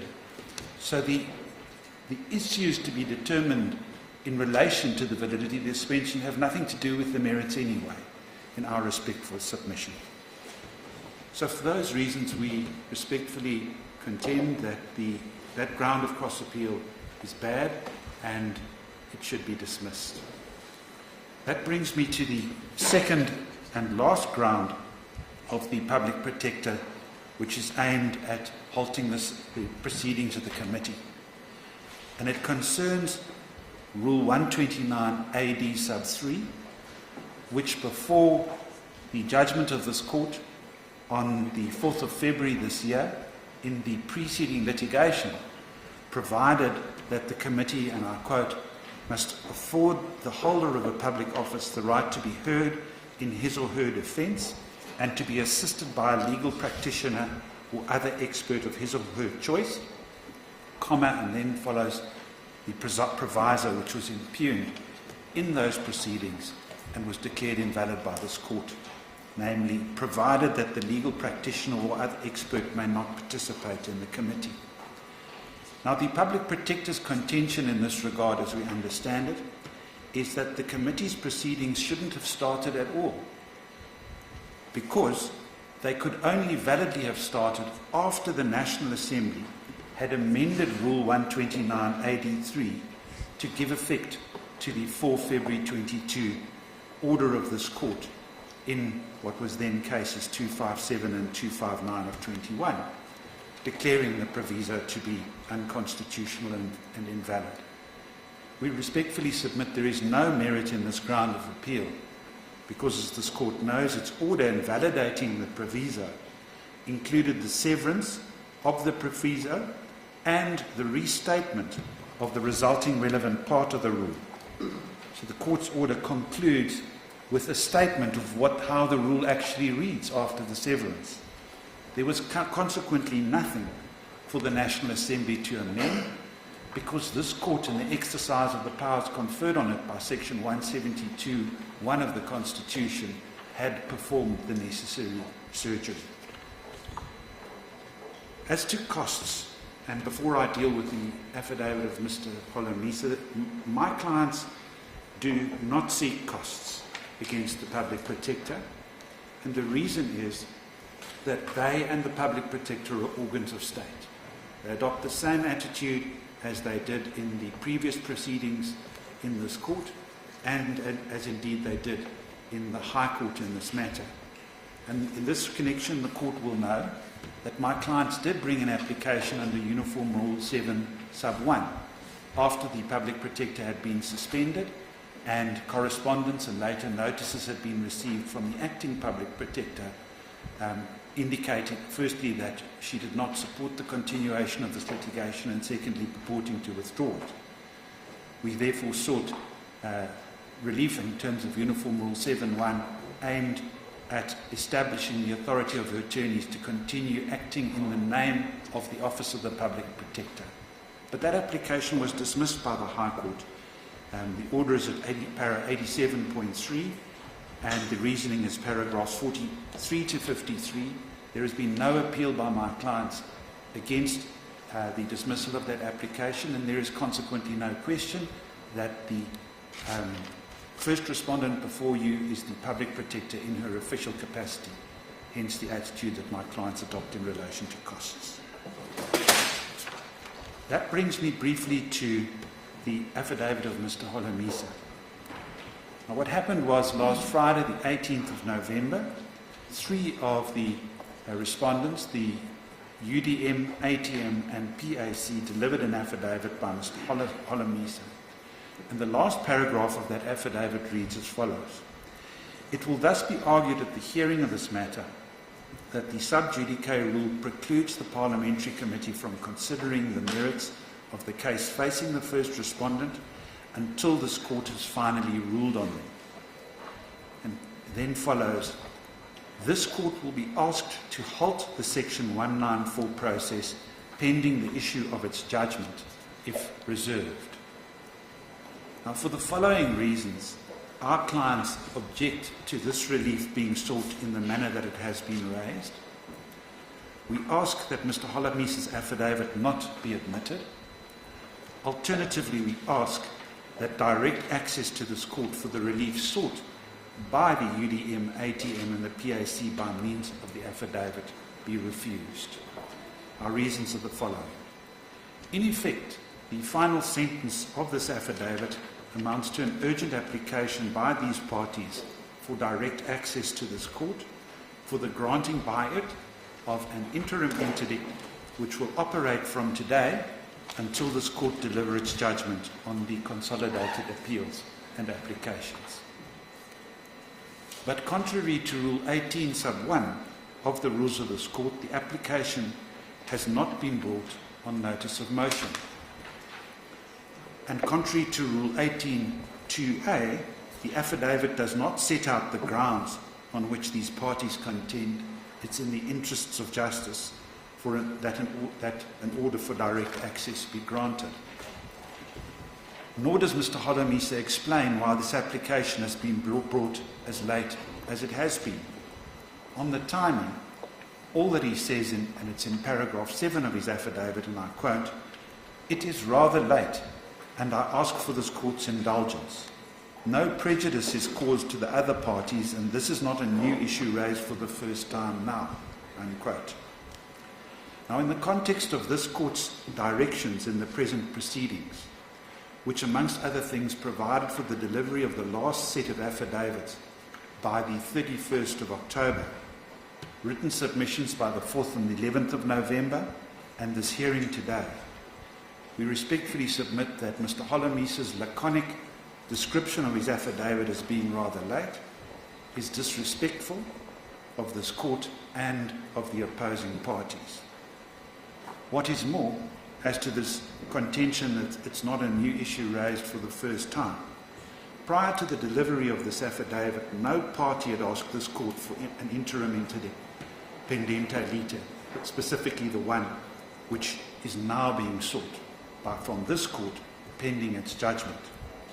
What had happened was in the High Court, together with the Public Protector, these self-same parties tried and failed with an application for an interim interdict pending the final outcome of these proceedings. They could have, but have not applied for leave to appeal directly to this court against the full court's dismissal of that application on the 10th of June this year. So for all of these reasons, we submit the affidavit should not be admitted. Alternatively, direct access should be refused. If, however, this court is not minded at this juncture summarily to refuse the admission of the affidavit or to dismiss the application for direct access, then we ask to be permitted to file supplementary written submissions dealing with the merits. We do not ask to file an affidavit because the same considerations which applied in the Part A proceedings in the High Court, including relating to the separation of powers, harm and the balance of convenience, are traversed in the Part A portion of the papers, which form part of the record before you. And we see that attached to Mr. Holomy's affidavit is a recent program outlining the work of the Section 194 committee going forward. So then, in summary, my clients accordingly pray, firstly, that the admission of this affidavit be refused, and secondly, insofar as the Public Protector's conditional cross-appeal seeks relief against the National Assembly and the Section 194 committee, that it be dismissed. Those are our submissions.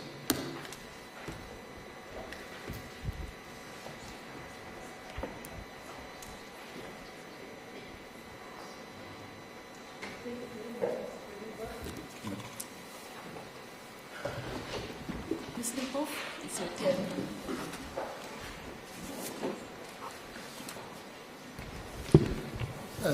Thank you very much, Deputy Chief Justice. Just before you start, let me quickly confirm. Yes.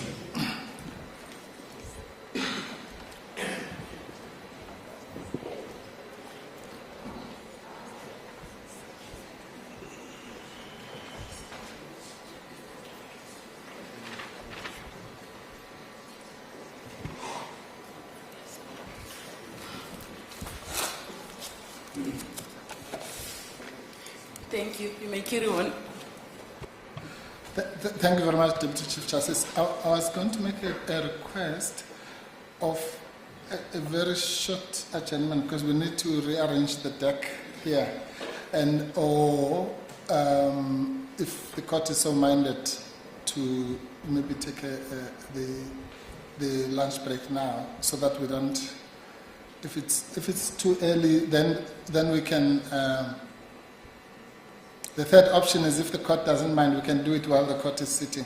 It's just a question of shifting.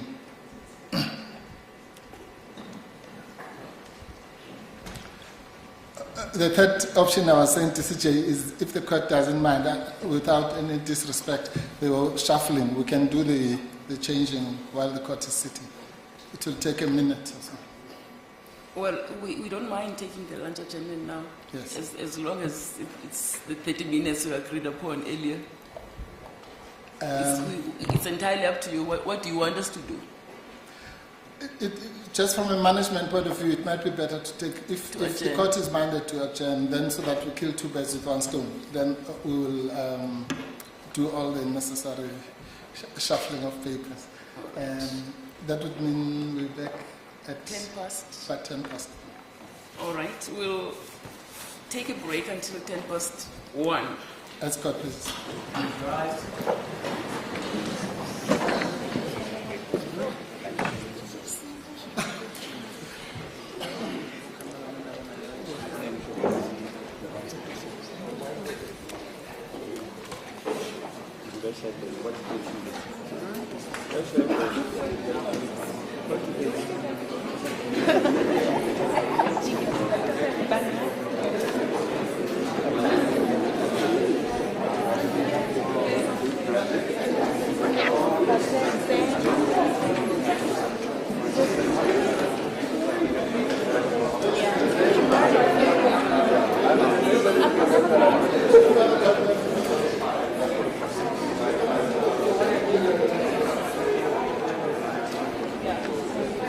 I need chilling. What's going on, bro? Lunch, I don't know. Yeah, until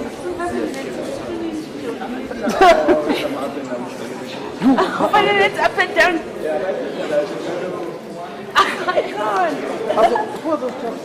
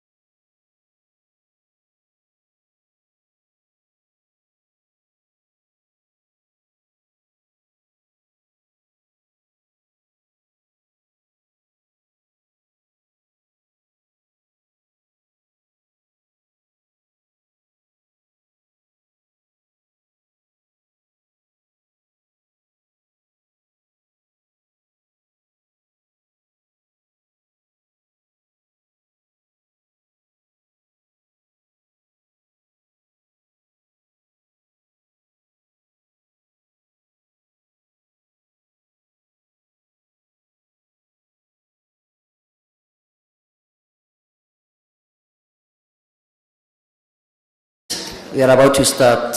Please don't forget to switch off your cell phone, please. Thank you.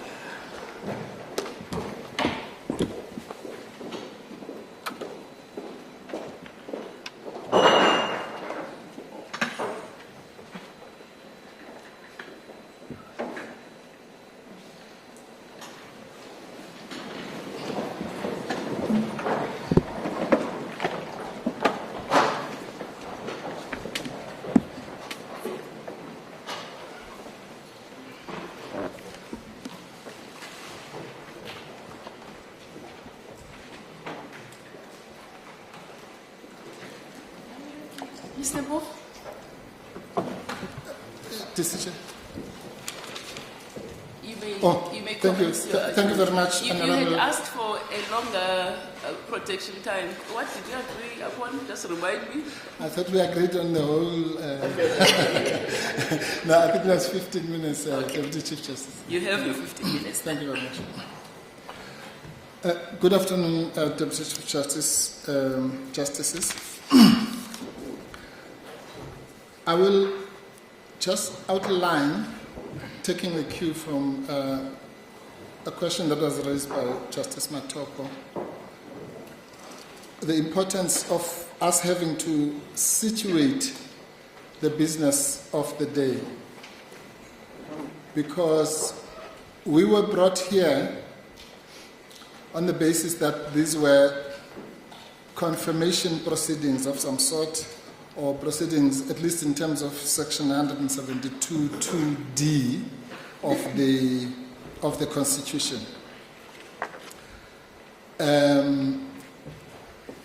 And that issue, which I will address up front, is, in my respectful submission, the gateway to the entire proceedings. And that is because it is important for this court to know what it is that it is being asked to do. Whether it is being asked on the basis of Section 172(2)(d) to entertain a so-called automatic appeal under that section, which, as I say, is the primary reason we were brought here, or whether the alternative pathway forged by the appellants, namely that should it be found that these are not confirmation proceedings, then they would apply under Rule 19. In other words, is this an automatic appeal under Rule 1722 or a Rule 19 appeal stroke application for leave to appeal? The reason why that is important is because it also touches on the third leg of the business of the day, namely the Section 18 application. The court will remember that despite the shift of arguments this morning, that application, the Section 18 application, was decided solely on the basis that Section 18 does not apply to this dispute because it is a 172.2 matter. And that was the end of it. The court, in its wisdom, did not entertain the merits, despite our efforts and requests for it to do so, based on the principle of S versus Jordan, which principle says that when a court is faced with the confirmation of a statute or a case of this kind, it ought to entertain the merits, even if it finds that the points in limine are good, to avoid exactly the situation which we find ourselves in now, where this court may have to, and has already been addressed, on Section 18, on the merits of a Section 18 application, in which case this court would sit in that application as a court of first instance. And I think the expression we used in our heads for that was that it would be constitutionally undesirable for this court to sit as a court of first instance on the merits of the Section 18 application. And that is because everyone is familiar with Section 18. Section 18 does two things. One, it says that its issues must be acted on a basis of extreme urgency and so on, for obvious reasons. But it also gives an automatic appeal. In other words, if we were to be successful on the Section 18 leg, then the other side would have an automatic appeal. Now, that's exactly why this court should never really hear a Section 18 application as a court of first instance, because where would that appeal go? And it's not even an appeal on leave, it's an automatic appeal.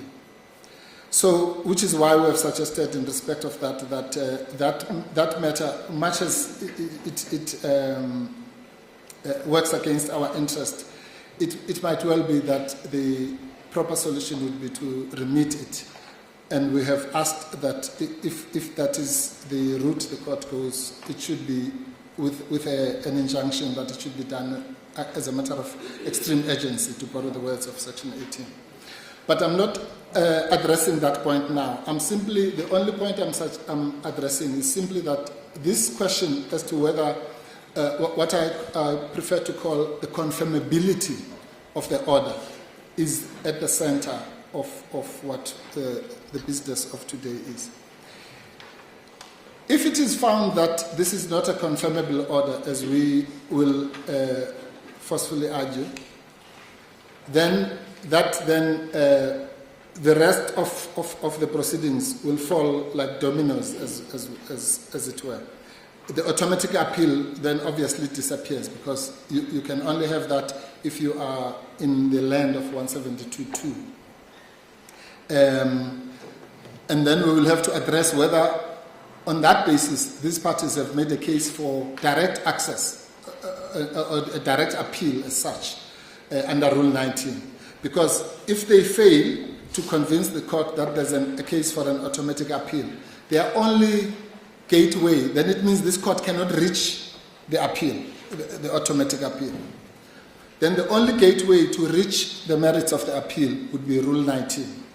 And we will demonstrate that the Rule 19 application itself is defective.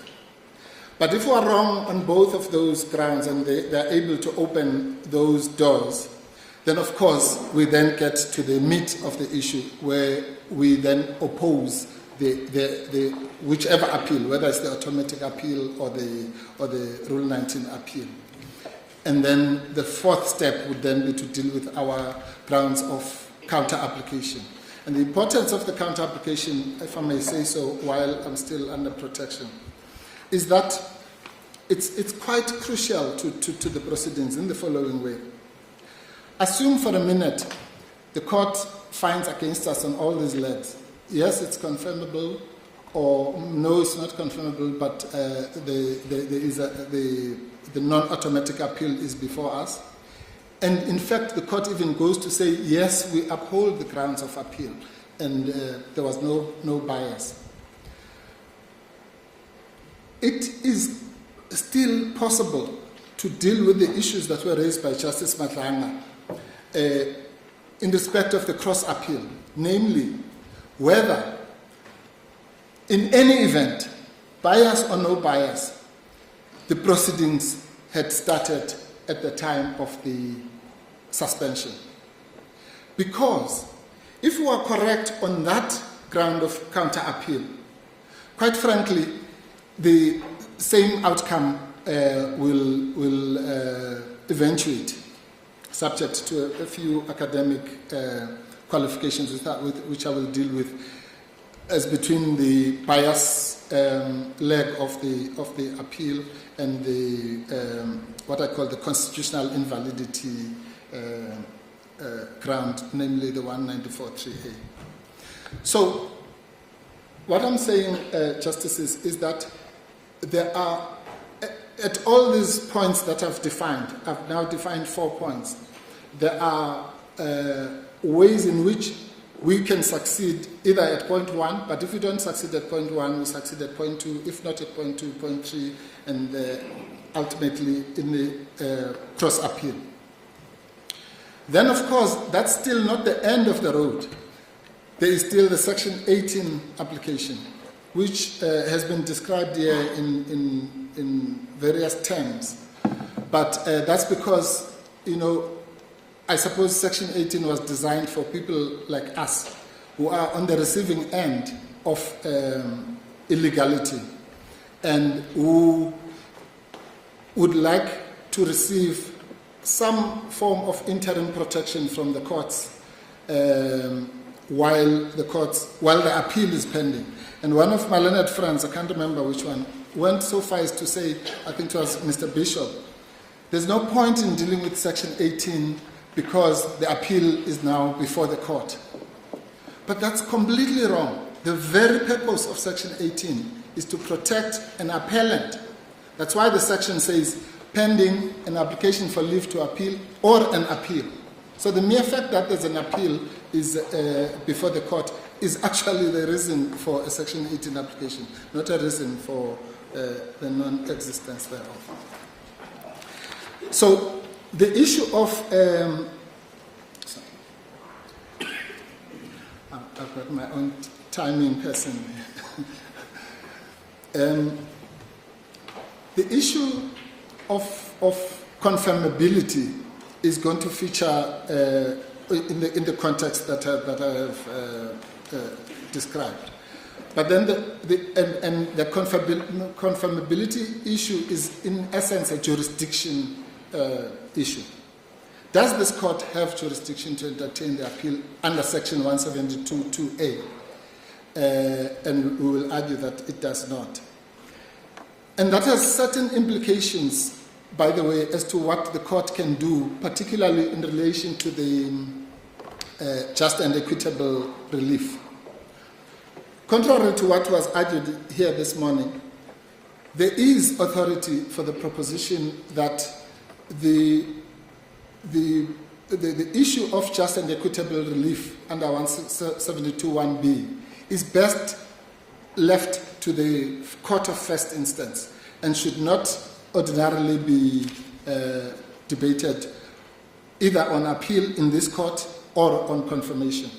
And for that proposition, I'll refer the court to National Coalition for Gay and Lesbian Equality versus Minister of Justice, the well-known case, 1999-1 SA6, at paragraph 88, where it is said, to the extent that a court of first instance has this power, they were talking about 172(1)B, such court must grapple with its exercise. This is necessarily because in a given case it might be necessary to receive evidence in order to decide whether and in what manner such power should be exercised. It is essential that the court of first instance receive and, if necessary, adjudicate on such evidence, and not a court of appeal or this court, the Constitutional Court, on confirmation, which is according to the argument where we are now. So it's a big deal as to which appeal is being discussed at which point, whether it's the so-called automatic appeal or as I say, the Section 19 appeal. Then we'll then follow the order that I've just described in dealing with the issues. Let's start then with the issue of confirmability. That issue is quite simple. We have made a bold statement in our heads of argument and said that on any reading of the judgment of the court, the full court, the last thing, and we say this advisedly, the last thing on the mind of that court was Section 172(2)A. You can, whichever way one looks at it, the body language of that judgment is that it is at best a Section 172(1) order. And I want to disown what we've been falsely accused of by Mr. Badlander Jr., that we have ever said that this matter has nothing to do with Section 172. We've never said such a thing. We couldn't. We were the ones who pleaded this case. What we say is something different. We say, one, it does not fall under 172(2) at all, whether it's 2A or 2B or 2C or 2D. We say the matter has nothing to do with that. And for that, all one has to do is to read both the pleadings and the judgment. And it's quite clear. It was some what we call clever lawyering, that after the fact, once they lost the case, then they felt, as Mr. Bishop quite candidly admitted on the stand, that we had to do something to make sure that she does not go back to work. Now, that is really the crux of the matter. So something had to be done so that she does not go back to work as ordered by the court. Let's just get that clear, because the court did not mince its words as to what must happen and when it must happen. The court said the suspension is set aside with effect from the 9th of September 2022. Very clear. There is no court in this country which can make an order like that when it actually means that that order is still going to be referred by it to the Constitutional Court for confirmation and on some unknown date. It would never happen. The mere fact that the court said, and correctly limited, to use the words of the Constitution, the retrospective effect of the order, for a completely different purpose than the one that is being claimed now. The court limited the retrospective effect of the order so that the effective date of the order is the 9th of September, for the usual reason that this court has done in those kinds of cases, whether it's Corruption Watch, all those types of cases, JIBA, and so on, where if the court would not limit the retrospective effect of the order, then it would invalidate the decisions that had already been taken by either an acting person or someone else who has been, in the case of a national director of public prosecutions, one can just imagine what kind of chaos that would cause. If you said, well, we are reinstating this person retrospectively, it would mean all the criminals who have been prosecuted will suddenly say, oh, well, we were prosecuted by the wrong person. So that was the purpose of such limitation that the court imposed. It was merely to make sure that the decisions of the acting public protector would be protected up until the 9th of September, but no further. Because after that, order number 187.6 is clearly an order of reinstatement. Colloquially, that is an order of reinstatement with immediate effect. It's just the court had to use court language to say from the date of this judgment and so on. But if you cut the nice English, it was a reinstatement order with immediate effect. Now, what is the implication of that in the business of today? Yes. Yeah, my timekeeper is tainted by bias. Mr. Mpofu, sorry to step in. Just a second. And sorry to interrupt you. You said that Section 1721 of the Constitution was not in the mind of the court when it made its judgment. 1722. Oh, okay. Yes. All right. No, and I said that. I had to clarify that with you. No, thank you, Justice. Because the court in the introduction says that this matter concerns the provisions of 170. Yes, no, Justice Chico, you're quite correct. No, I actually, that's why I said I was wrongly accused by Mr. Badlander that we said 172 has nothing to do with this. That could not be so, because the court got that first paragraph from us, from our pleadings. The only issue we make about 172.1 and 172, and this is important, is this, that the order, in fact, let me then address this issue of confirmability square on. The reason why we say this order is not confirmable, apart from what I've just said, where I say the last thing on the mind of the court was 172.2a. Because a cynic might say, oh, well, it doesn't matter what the last thing on their mind was, because the test is we must interpret the order objectively.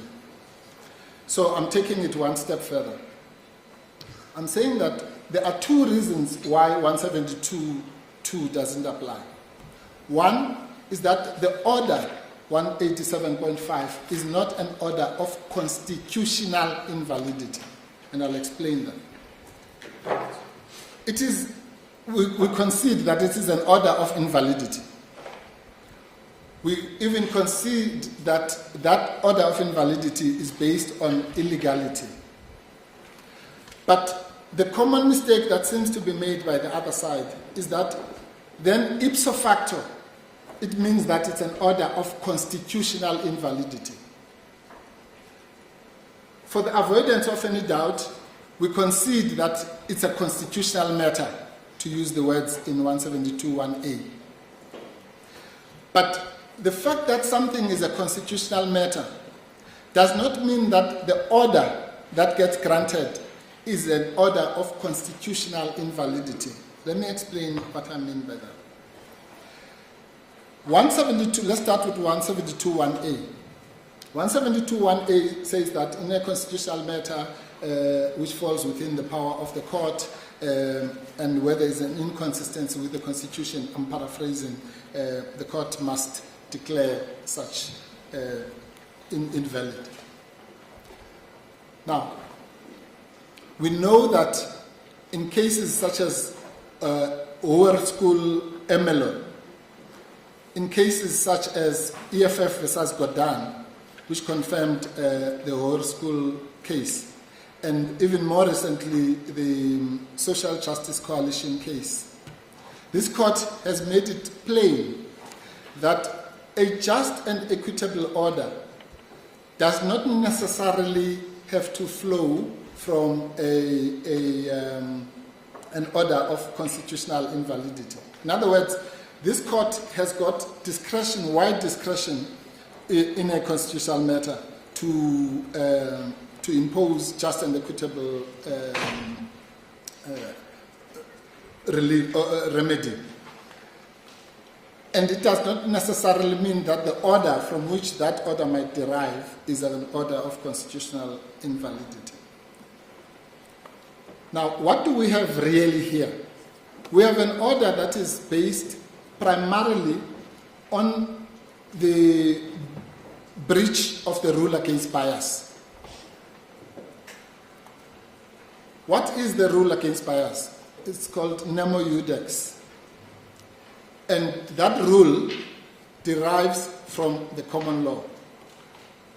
And that's the point that we're making, which is not registered. Now we're saying, therefore, let's assume that's all the court did. It simply said, there's a breach of the Nemo Iudex rule, and therefore we're declaring invalidity. Now, we're saying that that would not be, the court would then not be saying that the conduct or the decision or whatever is inconsistent with the Constitution, per se. It would be saying it's inconsistent with the common law. Just as conduct might be inconsistent with legislation, it might be inconsistent with any other source of law. And that's the only distinction we seek to make. That an order which is based on inconsistency with a common law rule, which common law rule is not totally subsumed, I think that's how it was put in the Sarfu case, in the Constitution, then that order is not an order of constitutional invalidity. The adjective becomes important. Now, if that is indeed so, then 172.2a is out, because you will see, in fact, the whole of 172.2, every subsection in 172.2 uses those words, constitutional invalidity, literally, each one, A, B, C, and D. So, if this is not an order of constitutional invalidity, then that section is out. Simple. But, I'm sorry, Justice Martin. Sorry to interrupt you. Yes. I hear your argument that it should stop with section 172.1. And you say that this does not fall within section 172. That's correct. Then what should we make of the reference to any conduct of the president in section 172.2? Does that not bring it within the realm of section 172? Justice Mata, you read my mind. My next issue of explaining why 172.2a doesn't apply is exactly that. I'm going to say that it is also not conduct of the president. But before I do so, which I will do in a minute, let me just explain how that argument fits within what I'm saying. If, Justice Bata, I'm correct that this is not constitutional invalidity, then of course that question doesn't even arise, because the section will be inapplicable anyway. But let me then answer your question on the basis that I'm wrong on that leg of the argument. Then exactly, my next attack on the applicability or confirmability, applicability of 172.2a or confirmability as I call it, is exactly that. The biggest fallacy with respect to my learned friends is this, that anything that is conduct of the president becomes confirmable. Now, that is completely wrong, extremely wrong, because the case of von Abo makes it very clear that, firstly, it does away with the misapplication of the pharmaceutical manufacturer's case, which I'll come to. But that case, Justice Mbata, is authority for the fact that there are exclusions. In other words, there is what to the naked eye might look like the conduct of the president, but there's a category of exclusions that do not conform to that being conduct of the president within the meaning of 172.2a. And that I want to emphasize that qualification. What are those exclusions? The first exclusion, which is spelled out by Justice Musaneke, DCJ Musaneke in Von Abo, he says, if conduct of the president also relates to an obligation, a constitutional obligation of the president, to the extent that it becomes rather it is a subject of exclusive jurisdiction under 167.4e, then it's obvious that should be obvious. Then it's not of the type that is confirmable. It's of a different type. But there are other exclusions which go to. I have a note on this. Those exclusions go to not only this question, but there's also, in the case of Liebenbeck, which is one of the cases that we have referred to. Let me just go quickly there. Sorry. In Liebenbeck, it is said that Liebenbeck is Commissioner for SARS. No, I'm sorry. It's Home Affairs, Minister of Home Affairs versus Liebenbeck, 2002, bracket 1 SA 33. It's a judgment of Square AJ, as it then was. And I'm just going to read the very last paragraph, which is paragraph 15. He says that where any declaration of invalidity is made under provision of 172.2a of the Constitution, the order in question should clearly indicate precisely what Act of Parliament or provision thereof, what provincial act or provisions thereof, or what conduct of the President is being declared constitutionally invalid. No statutory provisions are mentioned in the order, and one is left to speculate as to what provisions could be the subject of the order. It is not the form of declaration contemplated in the Constitution under 172.2d. In other words, takes us back to the point I've already made. You have to go back, and that should be obvious. You have to go back to the judgment and the pleadings. We know, Justice Mbata, that it's tried by now that in a matter that concerns jurisdiction, this was said in Gaba and cases like that. In a case that concerns jurisdiction, the first port of call is the pleadings. And then you, in this particular case, because it's an appeal, you'd also have to go to the judgment. And in our respectful submission, the judgment, for the reasons that I've already explained, is nothing but a 172.2a judgment. It's clearly, and it says so, as you correctly point out, based on 172.1. Subject to the qualification sorry, Mr. Mpofu. that I've made. Yes, then what would be the necessary tools for us to make the determination that, in fact, it's a 172.2 and not a 172.1? Yes. Sorry. I'm looking at the order here of the High Court. It's 187.5 and 187.6. Yeah. Having regard to the passage that we have just quoted of Liebenbeck, it does not come anywhere nearer or remotely close to this. Absolutely. In answer to that. Yes. It doesn't. And Justice Matopo, I'm posing that very issue in the context of the exclusions. I'm saying if a judgment, as you with respect correctly point out, does not meet the Liebenbeck state standard, then ipso facto it is not a 172.2a judgment. So that's the second exclusion. But then again, if one were to ask, what was the full court What is the full score? What was the full court thinking? Not, sorry for the pun. It's not intended. What was it thinking? No, Justice Matopo. Is it because it was directed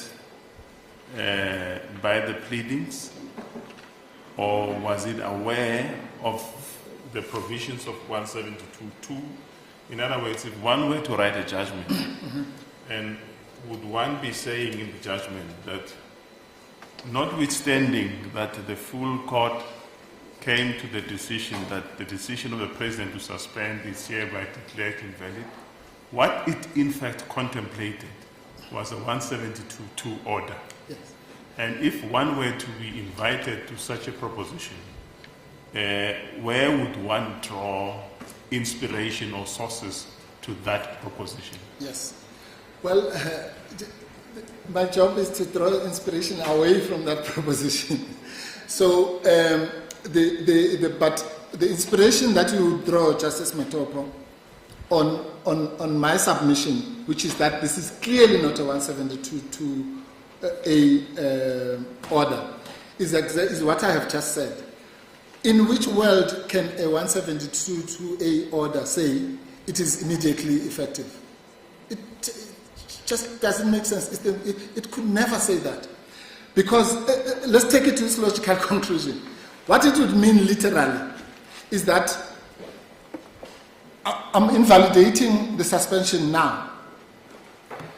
I'm also sending it to the Constitutional Court to be confirmed on some unspecified date. But between the 9th of September and that date, all the decisions of the acting public protector will be invalidated. Surely, nobody can argue that is what the court sought to do. The court clearly was imposing an order of immediate reinstatement. I just ask one question. Yes, Was the court aware what it was dealing with? That's a more interesting question, Justice Matopo. Because if it was, after the order, I seem to recall that from the judgment, there was nothing, i.e. in terms of the registrar of the court sending the judgment to this court. Neither did the court say so. But the court did try to explain that it was overtaken by events because there was a flurry of subsequent applications. I'm not sure if it's good enough. No, it's very bad, Justice Matopo. Because what it says again is that the court was... We have to postulate that the court was aware for that proposition. And that court, knowing, is told by us, Justice Matopo, on the Saturday, the judgment is on a Friday, is told by us on a Saturday that there is this tug of war between the parties involving the nature of the order. Right? That court writes back to us and says, no, public protector, we can't sit on the Tuesday, we'll sit on the Friday. It doesn't say, we don't know what people are talking about. Can't you see that this is a 172.2a order? What flurry of letters can prevent a court for the whole week? Because it was then heard on the 16th, ultimately, the Section 18 application.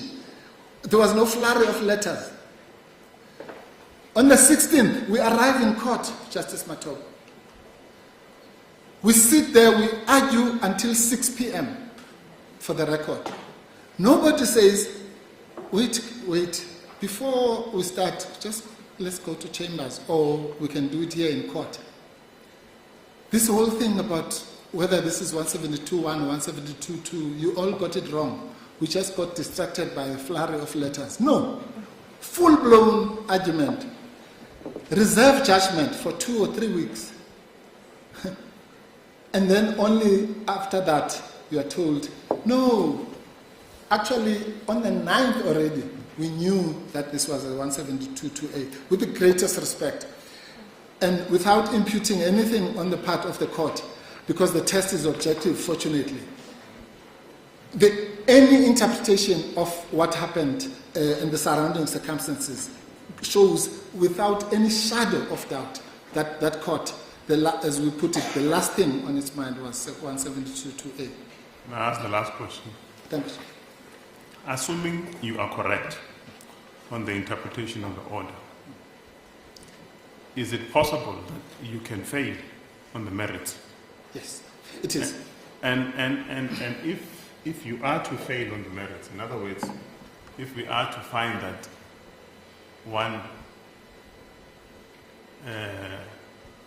the order of the court supports you, you're correct.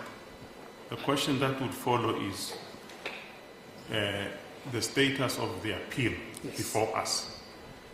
And if on the appeal before us, on the merits, you fail with your court order. Am I correct? Not 100%, Justice Matop. Let me explain. It's what I was saying when I was still under protection. We have to do it in descending order. If I am correct on the interpretation point, I'm now talking about both the interpretation of 172.2a and the interpretation of the judgment of the order. Then two things immediately happen. One is that there's no 172.2a confirmation proceedings before you. So we put that on the side. But more importantly, there is no 172.2d appeal before you. So those two proceedings will fall away, and we start from there. Because remember, 172.2d is a surrogate of 172.2a. It's an appeal in respect of a confirmable order. It's an automatic appeal. So let's get that out of the way. No, before you get out of the way, are you saying the conditional appeals that we have, are they not the 172d? No, they're not. They are not, Justice Matop. In fact, I know it's confusing. The pleadings flow like this. They say automatic appeal, as Mr. Badlander explained, which I've explained doesn't appeal. And then they say, if we're wrong, if the public protector is right, that it's not an automatic appeal under 172.2, then to cover ourselves, we are now launching a Rule 19 application for leave to appeal, followed obviously by the appeal itself. So that's the issue. That's why I'm saying this is very important, because we can't just come here and talk about bias and so on. We must know which of these cases are we dealing with. If we're dealing with the Rule 19 application on the assumption that I'm right on our earlier discussion, then comes the next question. One, is there a case for under Rule 19 now? Forget about 172.2. Now we're in the normal world of application for leave to appeal. Is there a case for a direct appeal in the first place? Has that case been made in the papers? Because that's the only way in which this court can reach the appeal. Otherwise, that appeal cannot be reached by this court. If the Rule 19 application is bad. And we have made submissions, Justice Matopo, about that. One of them, and one might say they are technical submissions, but they are not. We say that this court has said time and again that you can't just come here, you can't just rock up and say, I want direct access.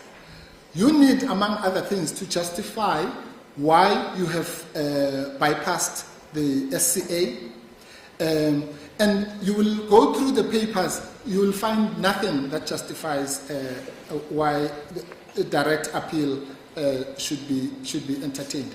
Because, in fact, let me put it like that, the only alternative, let me put it that boldly, the only alternative to an automatic appeal is a direct appeal. And the question then becomes whether this court can reach that direct appeal. And in our respectful submission, no, it cannot. But once again, assume we're wrong about that as well. And then comes your question, Justice Matopo. Then can we fail on the merits? Assume this court, for some reason, can reach the merits of the appeal, of the direct appeal. then of course, yes, we can fail on that basis if the appeal grounds are good, which I will demonstrate now they are not.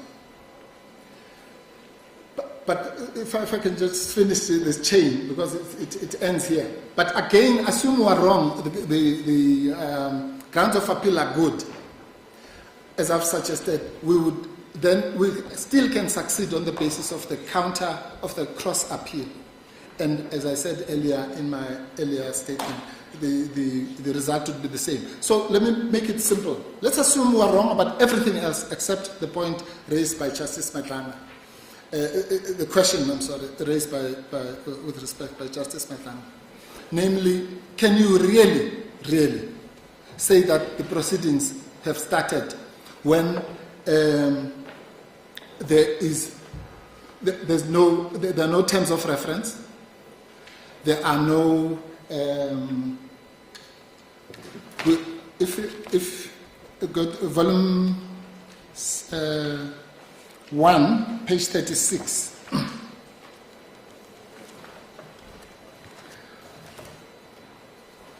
We set out there all the things. We say, I'm advised that it will be argued that properly interpreted the proceedings of the Committee for the Removal of the Public Protector have not yet started within the proper meaning of that phrase or word in 194.3a. I'm reading, from paragraph 91. And certainly had not started as a 10th March. The contention is based on the simple notion that it is common cause that inter alia the following prerequisites had not all been met. 1. The proper promulgation of the amended rules. Let's put that aside for now. The procedure and parameters for the participation of my legal representatives. Let me pause there. That goes to the question which was asked, I think, by Justice Mbata or Justice Chika about the implications of the judgment of Justice Mkhwebane. This is a crucial point. The answer was fudged. If this court said that the reason why the issue of retrospectivity was not important in the previous case was because the proceedings the process had not reached the stage of the inquiry.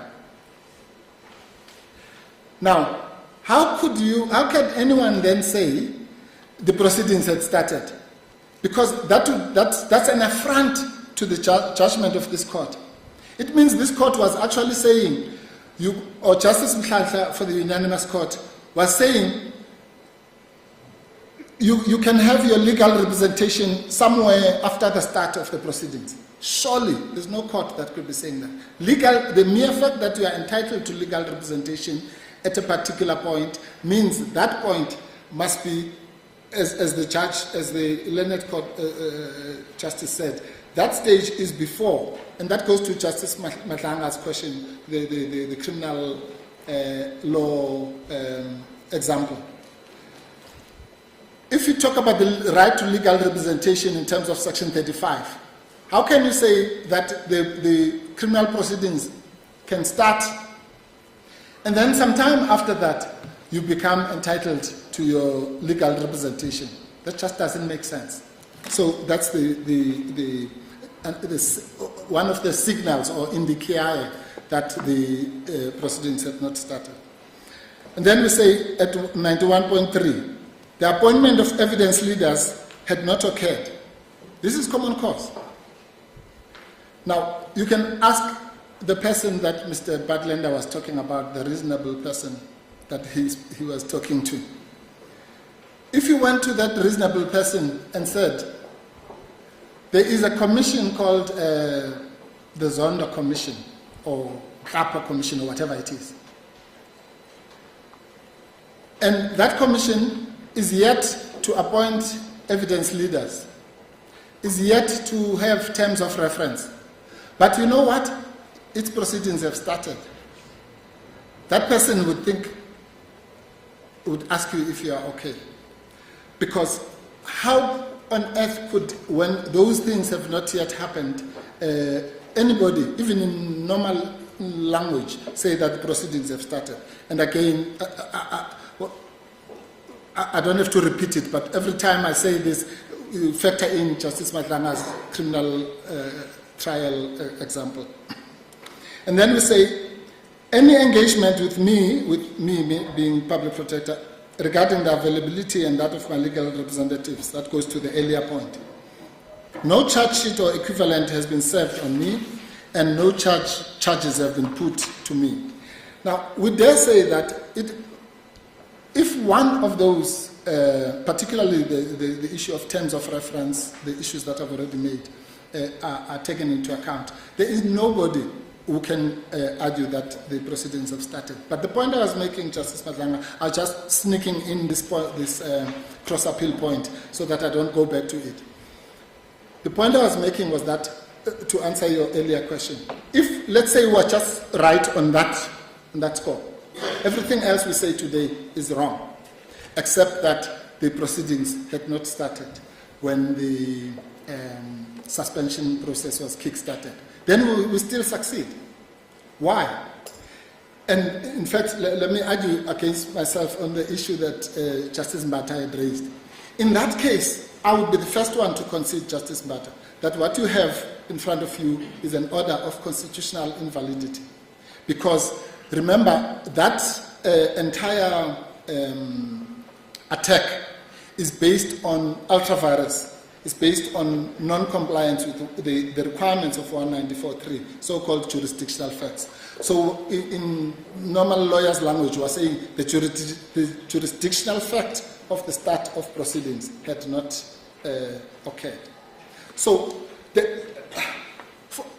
for us to not succeed in this matter, all those 6 or 7 steps are going to have to be found against us. Because with the greatest respect, and I say this not coyly, for the public protector, it doesn't matter if she's going to succeed on the basis of the bias point, or on the basis of the starting of proceedings, or on the basis of the sub judice rule or whatever. These are all pleaded in the alternative. Only one of them has to be upheld, so for her to succeed. In other words, we have to demonstrate to this court that the grounds of appeal, assuming it can be reached, are bad. But even if we fail to do that, if we can demonstrate that one of the grounds of cross appeal is good, we must still succeed. As court pleases. I promise you this is the last question on 172. No, thank you. I need to really understand it. Yes.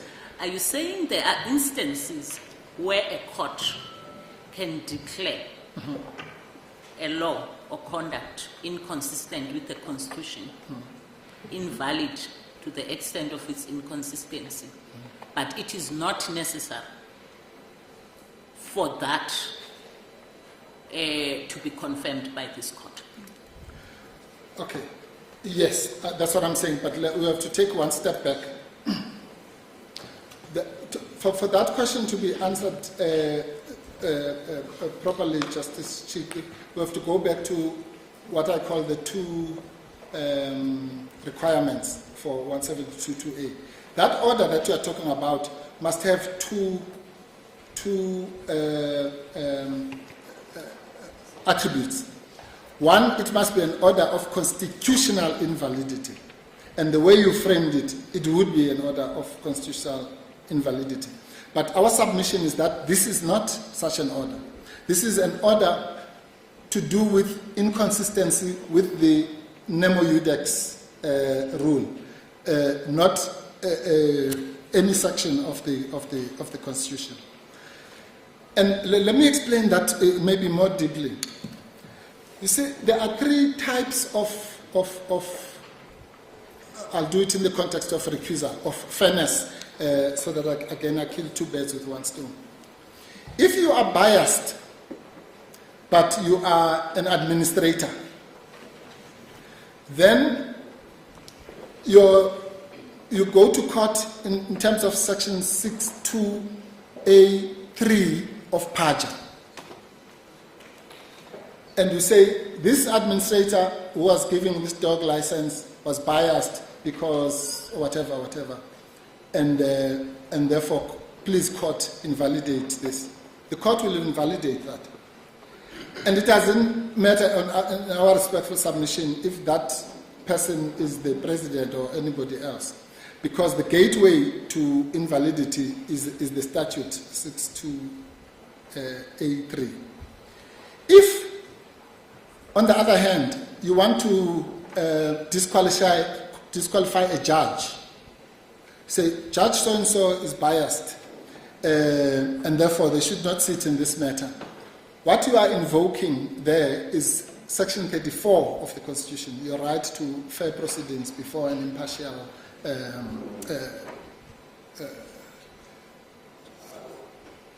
forum or tribunal, yes, in the words of Section 34. But if that person is not an administrator, is not a judge, but is the president, there is no similar constitutional provision which you can reference the bias. Because that bias is, if you like, what remains of the Nemo Iudex rule. And we are saying that, Justice Chief, the brand of bias that we pleaded, and again we must at least be given the credit because we pleaded this. We said we rely on the rule Nemo Iudex for that leg. In other words, let's put aside for now the issue of Section 96. Just the bias, actual bias, or the reasonable apprehension of bias. So that's what we're saying. But we're saying, in answer to Justice Bata, let's assume we're wrong about that as well. Then we have to come back to this issue. Is it, let's assume you tick that box, it is constitutional invalidity. But is it confirmable conduct of the president? Or is it hit by the exclusions that are listed in Von Abo and many other cases? And this is the most important. If I miss anything today, is the reference to Von Abo,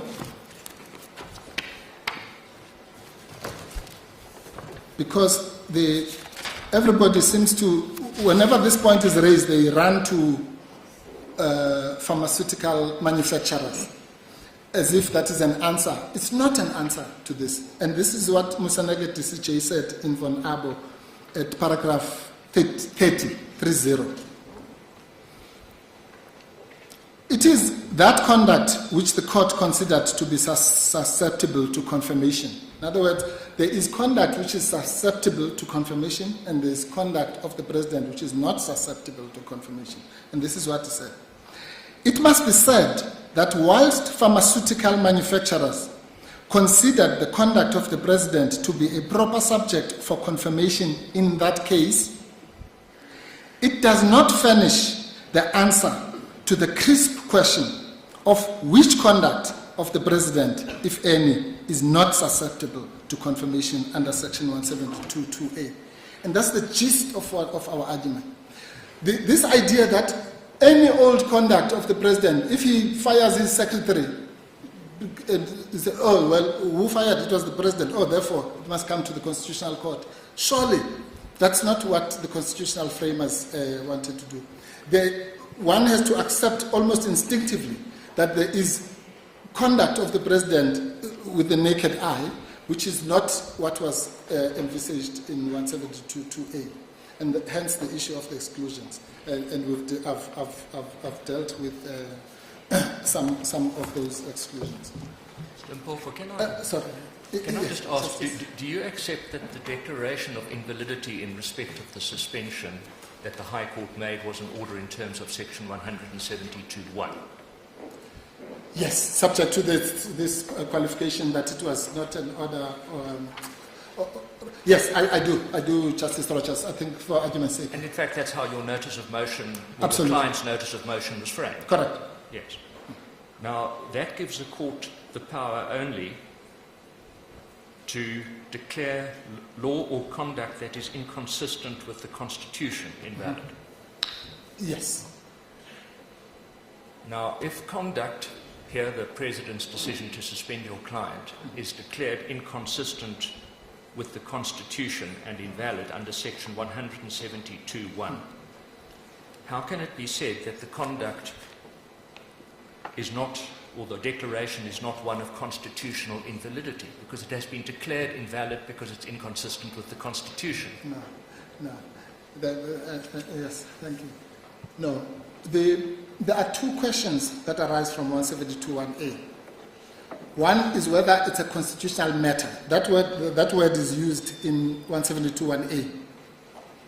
And it says... Yes, it says when deciding a constitutional matter within its Correct. power, a court may, one, Yes. declare any law or conduct that is inconsistent with the Constitution is invalid to the extent of its inconsistency. Yes. That, as I understand it, is what your client asked the High Court to declare, and that is what it declared. That's correct. So it's inconsistent with the Constitution. Yes, broadly, firstly, we concede that it's a constitutional matter. So let's get that out of the way. No, that's not my question. No, the I'm power coming to your that you question. invoked was to declare the conduct inconsistent with the Constitution. Yes, I'm saying, Justice Rogers, remember we had a full frontal attack of all sorts of relief, some of which I have considered to Justice Mbata relates, for example, the 194.3a point relates to constitutional invalidity. But I'm addressing a different point. I'm saying this judgment here in front of this court, we succeeded only in respect of the bias attack, which attack was premised on the principle of nemo iudex. And I say that principle does not derive from nobody, I would ask anybody to show me where that principle derives from in the Constitution, apart from the catch-all Section 172(1), Section 1C of the Constitution, which is the rule of law and so on. Well, I was about to raise that. The principle of legality is a constitutional principle. Not exclusively. Well, I don't mind whether it's exclusive or not, but inter alia, the principle of legality is a constitutional principle. 100%. So the restraints on the exercise of power that are captured under the legality doctrine of review, for example, all ultimately find their source in the Constitution. Correct. And if conduct is constitutionally valid, it can't surely be invalid under any other system of law. No. That's with the greatest respect, that's not correct. So just so it's clear, is your submission that conduct can be constitutionally valid, but invalid on some other basis? No. My submission is the opposite. I'm saying that conduct can be illegal, right?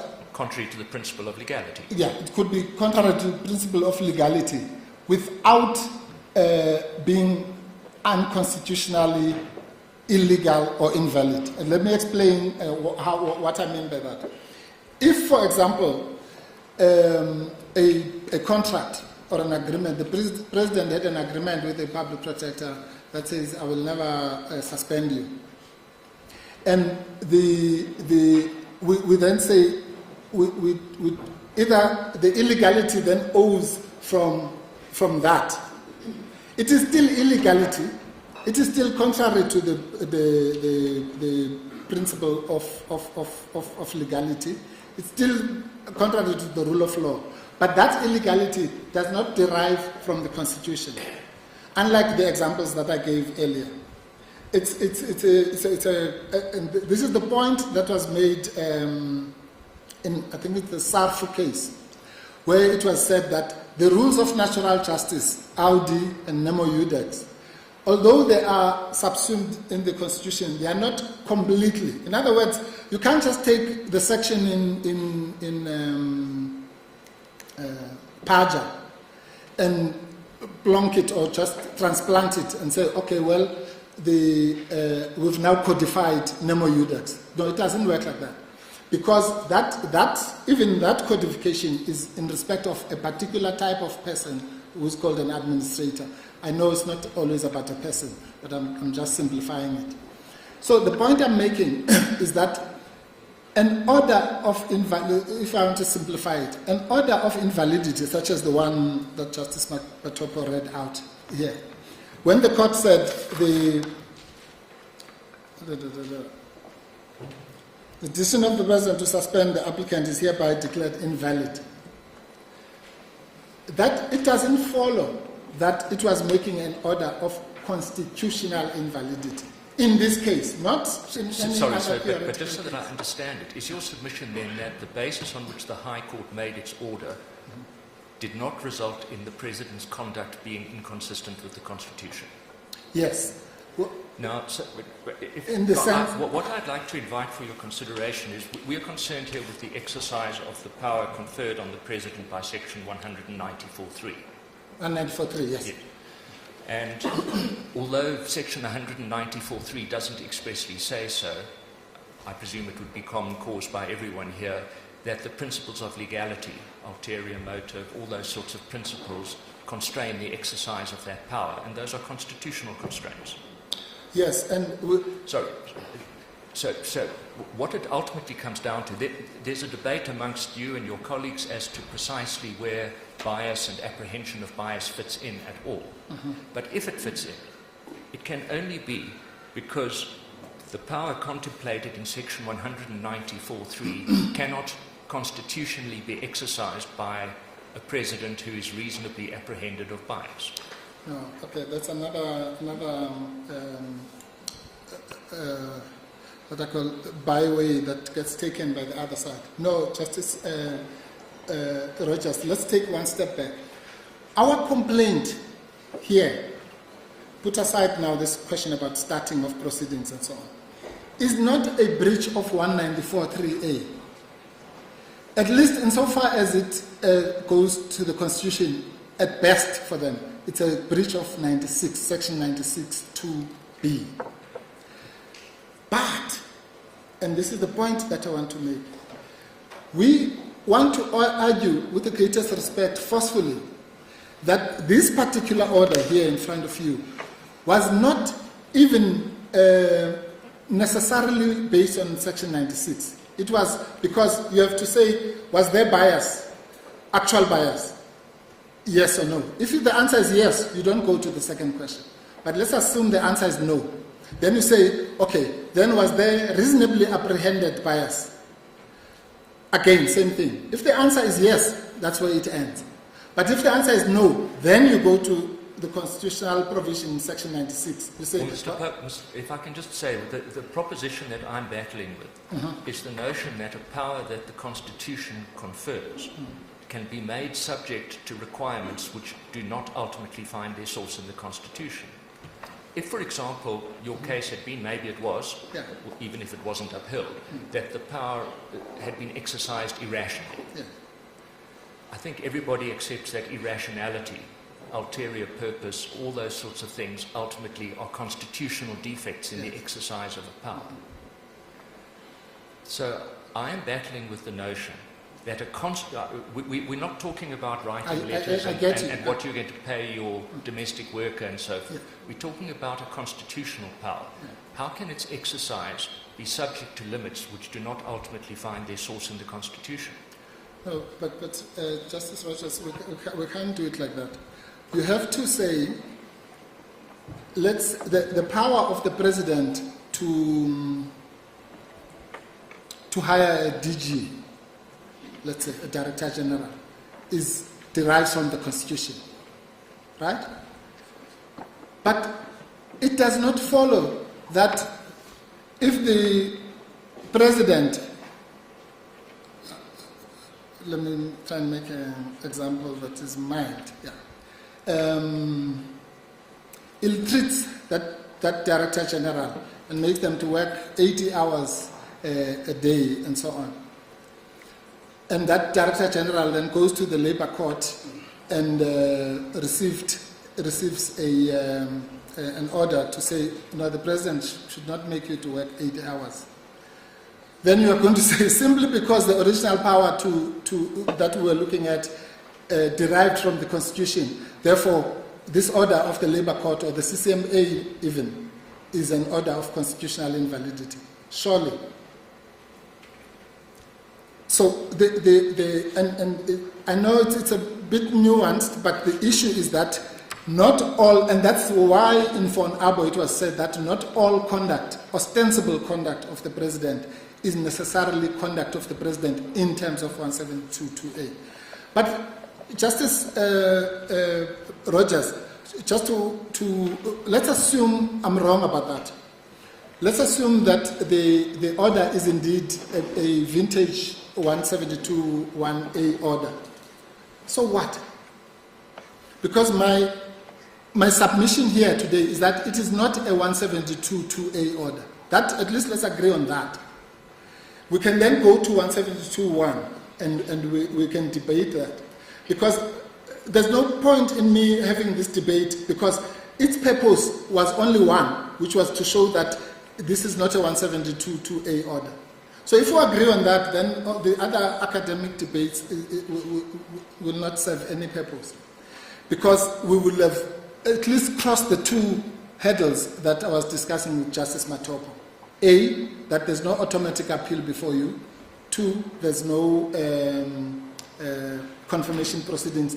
And three, importantly, the full court was wrong in rejecting the Section 18 application on the basis of 172(2)(a. So that's a big deal. Because if I'm right on that proposition, for whatever reason, whether it's this one or that one or the ones I was debating with Justice Mbata, then three of the proceedings in front of you fall away. So I'm not married to any one of these propositions. I'm simply saying on any one of them, let's agree on one thing and one thing only. And actually, we don't even have to go through this. All one has to do is to read this judgment and ask yourself, honestly, did these judges even think that they were doing a 172(2)(a) order, or did that only arise once the DA ex post facto manufactured or contrived that ground? Because it's a contrived ground, let's just be clear. Sorry, the Part B judgment certainly indicates that the High Court saw itself as applying the Constitution when it said that the President's decision was unconstitutional basis. If we start at paragraph 161 in volume 22 at page 2135, the full court says, more importantly, the President, as a servant of the Constitution, is under an obligation to obey its commands. He is enjoined to uphold it. It is trite that the exercise of public power must comply with the Constitution and the doctrine of legality, and so it goes on. So it seems to me clear that the High Court perceived itself as finding that the President acted unconstitutionally by taking a decision where he was reasonably apprehended of bias. Justice Rogers, with the greatest respect, my question is, all right, let's assume that is so. How then does that translate into making the order a 172(2)(a) order, which is really my submission? How? Sorry, I would have thought if something's invalid because it's unconstitutional, it's a declaration of constitutional invalidity. How can it be otherwise? All right. Paragraph 163 of the judgment, the court says the suspension of an office bearer, in our view, must be lawful and be exercised within the confines of the law and the Constitution. So, if that is synonymous, then what did the court mean there? What is the law and what is the Constitution? I'm asking that question rhetorically. Surely, what the court meant by the law and the Constitution must be what I was talking about. It could be the labor law, it could be the common law, it could be anything else, and the Constitution. So that's how the Constitutional Court actually saw its function. But as I say, I'm prepared to be found wrong on that. Then I must get an answer as to whether, in any event, this is presidential conduct which does not fall under the exceptions. And that's the real thrust of my submission. Mr. Mpofu, can I just ask for the sake of clarity after all of this discussion, where do you say the nemo judex in sua causa principle falls? Does it fall under the Constitution, under the rubric of legality, or is it a common law rule? It's a common law rule. So let's take Burnett. You remember the Burnett versus Absa Bank case? Yes, I've got it here. Yes. Yeah. I mean, remember the case came from the SCA and judges sat there. I was one of them, but I wasn't one of the judges accused of bias, in the sense that some judges were said choose a better bank, judges. Some judges were said to have held shares in Absa Bank, Kachalia, JA, and I don't remember who else. But the court there could have considered that challenge of bias on the basis that you now do, to say, nemo judex in sua causa. In other words, I'm an Absa Bank shareholder, so I shouldn't sit in this case. Because if I don't have actual bias as an Absa Bank shareholder, regardless of how minuscule the shareholding may be, there would at least be a perceived apprehension of bias which may be cogent. So on what basis can one then say that there's a system of law whereby you can challenge nemo judex in sua causa via the common law, or under the Constitution as under the principle of legality? Surely, as was said by this court many times, there's only one system of law, and whatever happened under the common law is now subsumed under the Constitution. No, that's not what this. That's another mistake. That's not what this court said. With the greatest respect, what this court said in pharmaceutical manufacturers was that in the context of review, of judicial review, there are no two systems. In other words, you don't have some review called a common law review and another review called whatever. That's all that was said. And again, that's another statement that gets misquoted left, right, and center. The court did not say, by this judgment called pharmaceutical, we're now doing away with the common law. No. On the contrary, on the contrary, Section 39(3) of the Constitution says the exact opposite.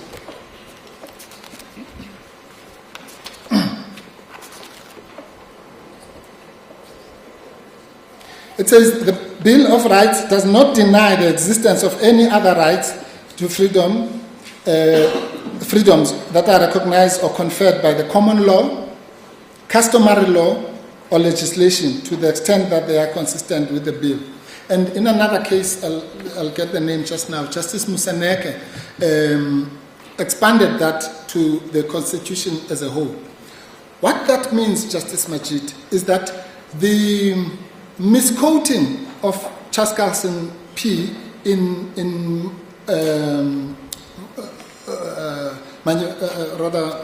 pharmaceutical manufacturers to then say it meant the common law is gone now, it's finished because it's subsumed in the Constitution is wrong. It's completely wrong. It was in a particular context to do with a proclamation in that particular case, but more importantly to do with the whole notion of judicial review. And that is the same notion that was repeated by Justice O'Regan in Batostar, when the final death knell on the so-called common law review was put. I don't quibble with that. That's not what I'm arguing. I'm simply saying that and let's go to your case of Bennett, Justice Majid. I have said that the Bennett case, the basis of that recusal was not from the air or from some subsumed thing. It was from Section 34 of the Constitution. Section 34 of the Constitution guarantees that when I go to a court, I'm going to have the following things. I'm going to have a public hearing, if that involves law, and I'm going to have an impartial adjudication. That's where the Bennett case derives from. Not from pharmaceutical or anything like that. Mr. Mpofu. Yes, can I just conclude this? Sorry, brother. Sorry, Justice. On von Abo, because this is related. Yes. Von Abo is a case about the duty to fulfill constitutional obligations. Not so. It's a case of the diplomatic immunity of Zimbabwe, of Mr. Van Abo's properties there, and what had happened and so on. Yes, yes. Now, in the light of that, is it, I mean, all that Moseneke DCJ says in the passage that you've quoted is that pharmaceutical manufacturers doesn't tell us which conduct, if any, of the president is not susceptible to confirmation. They didn't decide what categories, and surely for that, one must look at the nature of the power that is being exercised by the president to consider whether it's conduct within the meaning of 1722. No, he did actually, as a matter of fact. Can you show me the passage, please? Yes. He actually uses the word exclusion, and you could always come back to it later. I'll come back to it, yes, but or maybe in reply. But let me paraphrase what Moseneke DCJ said in Van Ab. He said, firstly, at paragraph 31, he talks about a class of conduct. In other words, he says there is a certain class of conduct of the president which is not confirmable. So that 30 is the one that talks about pharmaceutical. At 31, he then says there's a certain class of conduct. From about 33, paragraph 33 onwards, this is the discussion. He then says if the matter falls under section 167(4)(e), in which case it's a constitutional obligation of the brand or of the class that is that is in the exclusive jurisdiction of this court. That's one of the exclusions. And then he goes on to talk about the second category, which is one of the exclusions. He says also, if the and this is around paragraph 49 of Van Ob, he says if the conduct is not what we colloquially call president specific. In other words, the president exercises the power in conjunction with other members of the cabinet. Then again, that's another exclusion. That, by the way, is the gist of the Van Abo case, because he says if that were not so, then this case would be inundated with confirmation applications coming from left, right, and center. And this is why that statement, again, for the people who misquote pharmaceutical, it might sound counterintuitive, because pharmaceutical says you must widen any conduct. But Moseneke DCJ from Abo says that the mere fact that the president has acted in a particular instance does not necessarily follow, it doesn't follow that he's exercising exclusive powers. And that goes, by the way, to the issue I was raising or rather in response with respect to Justice Rogers. That what we are about here today, insofar as the Section 96 point is concerned, is the breach of Section 96, not the breach of 194.3. And can I just stop you? 96 is a different kettle of fish altogether, but can I just say, I read Van Abo differently. In Van Abo, what this court found, through Moseneke DCJ, he comes to the conclusion in paras 49, 50, and 51. And he in fact references Liebenberg, which you've also referred to. Liebenberg, yes. Yes, he says when you challenge the president's conduct, you must be precise. You must specify to the president which particular conduct you say he acted inconsistently with the Constitution. Yes. And in that case, this court found that because the conduct impugned of the president wasn't precisely defined, therefore no case was made out. So that is how I read the case, and you have to read it with Liebenberg. Yes. No, Justice, I agree with you, by the way. Justice Majid, in fact, that is one of the exclusions that Moseneke DCJ fashions in Van Ob. What I called earlier to Justice Matoko, the Liebenberg exclusion. In other words, a situation where the order itself is clearly not a 172.2a, and is not in its lack of precision, so to speak, doesn't exhibit signals of being a 172.2a. Then that's yet another exclusion. But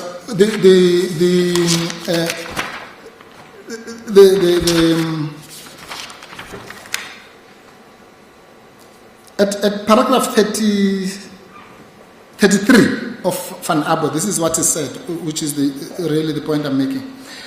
After the discussion about obligations and so on. This does not, however, mean that every dispute about the conduct of the President falls within the jurisdiction of the High Court or the Supreme Court of Appeal in terms of 172(2)A. And it says, this is what I was looking for, yes. The first prominent exclusion is found in the provisions of 167(4)E, which expressly confers exclusive jurisdiction by providing that only this court may decide, and so on. We've gone through that. And then he goes to other exclusions, including the one that you have explained, Justice Liebenberg, about, or rather, Justice Liebenberg, Justice Majid, about the Liebenberg exclusion. And then the third is the one that I've just explained, which is where the President is acting merely as one of the cabinet members. All of those are exclusions to the general rule that conduct of the President is confirmable. But there are others as well. Mr. Mpo, can I just read the passage? Yes. In Liebenberg. In Liebenberg, yes. Not in Liebenberg, sorry. In Van Abo. In Van Abo, yeah. It's paragraph 46, if you can get there. 46. 46. Yes, I'm there, Justice. And Justice Musaneka says, talking about the court order, one important reason is that a concisely worded order would disclose the character of the conduct of the President in issue and thereby indicate whether the court concerned was properly clothed with jurisdiction to resolve the dispute. Also, the President, as respondent, is entitled to know which conduct has offended in order to decide whether to appeal or to correct the constitutionally recalcitrant contracting issue. Now, if one were to read 187.5, is it not that clear? Does not answer to this question. No. But the President would know what conduct is said to have been constitutionally invalid. The order says so here. The decision of the President to suspend the applicant is declared invalid. Yes. There are two answers to that, Justice Matop. The first one is, it goes back to the debate about the common law issue. One has to, the President has three options, and I'm now confining this to the, oh, by the way, let me just say this up front, because just Mr. Badlander Sr. Made the fine distinction between conflict of interest and bias. We don't make such a fine distinction. That might be interesting to academics. When we talk about conflict of interest, it's the conflict of interest that leads to bias or a perception thereof. I just wanted to put that to bed there. But coming to your question, Justice Matopo, it goes to what I call the descending order. One has to look at this matter like this. There is actual bias, there's a reasonably perceived bias, and then there's the risk of conflict in terms of Section 96. Now, in my respectful submission, that's what Van Abo is talking about. And it says the President must know which of those, if you bring it to this case, he is being, because if, for argument's sake, it's only actual bias, then we're back in the debate I was having with Justice Rogers, which I don't want to get back into because I've explained that it really doesn't explain the 172 point. But again, I always prefer to say, assume I'm wrong. Assume that the order in this particular case, and that's a big assumption because I disagree with it, but assume that it beats the Liebenberg test. Again, that does not detract from the other defects that I've pointed out of the order, including, Justice Matopo, forget about any authority. Let's just take a first-year student and say, read this judgment does it relate to confirmable conduct, or is it a 172(2)A order? Or did the judges forget because of some flurry of letters? All those the things that are said in that judgment. No, and that's why I'm saying I don't have to succeed on all these points that I'm making. I'm just making them to demonstrate amply that this is not a 172(2) order. If I'm right about that, then then what are we doing here? The only thing we can be doing here, if I'm right about that, is a direct access application, which is what I want to address now. Mr. Mpofu. Yes, sorry, Justice, but we didn't finish. There's been quite a debate about when the start of proceedings in terms of Section 194 is. What in your submission would signify the start of those proceedings, entitling the President to engage the suspension process in terms of Section 194? Just in brief. Yes. Yes, we have answered that question in somewhere in the pleadings, but let me paraphrase Justice Parker. We have said that the start of the proceedings, firstly, is the start of the proceedings, which happened on the 11th of July this year. That one, there's nobody, at least not us, will debate with that. That the start of the proceedings happened, we were there. The proceedings started. We introduced ourselves as we did at the start of these proceedings. You mean when evidence was actually led? Yes, that's my first answer. I'm saying that one is clearly happened. We then have said, at best, and that please must not be taken as a concession. We say at best, for the other side, the proceedings would have started in, I think it was 22nd of April or May, when they then said to us, you must come to such and such a date, and on such and such a date, and so on, and served us with the summons, for lack of a better word.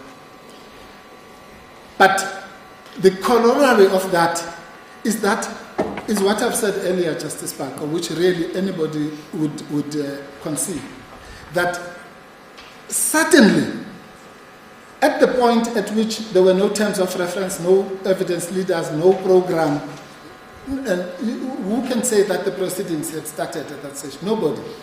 And that goes to the debate which you had earlier, or not debate, I think you were in agreement. The question that you posed to one of my learned friends in the context of the bias issue. You see, that's where the problem of the other side has. When it suits them, they say, no, forget about the 17th of March. Because what we are here about is the decision to suspend, which was on the 9th of June. So, but in which world can that be? That the process, the President says 100 times in his affidavit that his powers under 194.3a was triggered by the time he wrote the letter on the 17th of March. So that denial from the bar is not worth anything, because the President himself says his power was triggered as of the 17th of March. Now, if that is the argument, Justice Parker, then any date that is post the 17th of March, regarding to your question about the start of the proceedings, means that the President acted ultra vires, end of the story, we all go home. If therefore, and then when it suits them, they say, no, we don't understand how this court can look at just pala. When this thing started on the 17th of March. The same people who were telling you must forget about the 17th of March in the context of the start of proceedings, now want to invoke that as, correctly so, as the time at which the bias span, so to speak, must be observed. That logical hiccup, which or corner in which they find themselves, is resolved by asking the following rhetorical question, Justice Parker. I'm sorry to answer your question with a question. When all these people who have spoken here, and I said this even in the High Court, if I took a piece of paper and gave all of them here and say, when did the proceedings start? I promise you, you'll get 7 or 9 answers. Why? Because the DA, when Mr. Badlander stands, he says it was the 16th of March. Then he says it was the 21st of March. Then it was the 22nd of February. Sorry to interrupt you. Sorry to interrupt you, Mr. Mpofu. But let's leave what they would say, the other 9 or so. Let's take what you are saying. Okay. You are saying when the summons was served in April and you were told dates and so on and so forth, that could be taken to be the start. Did I understand you correctly? That's exactly what I'm not saying. I was saying that that's why I made that qualification, that this must not be construed as a concession. I'm saying, Justice Parker, 2 things. One is that the proceedings had not started on the 17th of March. Let's just get that out of the way. Yes. Right? And I'm saying, if I am correct in that proposition, in any event, I'll indulge in this other debate, but that's the end of it. Because if the President invoked, on his own words, the powers conferred to him in Section 194.3, which says those powers can only be invoked after the start of the proceedings, then he acted ultra vires, end of the story, we all go home. Yeah. But I'm then saying to indulge in this exercise of the opinion poll that I was talking about. I'm saying that's why I put 2 dates. Firstly, it's not for me to say when the proceedings started. It's for the people who are saying if the President invokes a power and says, I'm invoking this power because the proceedings have started, how can it be for the victim it's for the repository of the power to justify the exercise of his power? That's what the ultra vires 101 is all about. So, and then that's why I was talking about does the President, let's cut out the DA for now. When does the President say the proceedings started? You will get 100 answers to that. That's because they are running away from the truth, Justice Parker.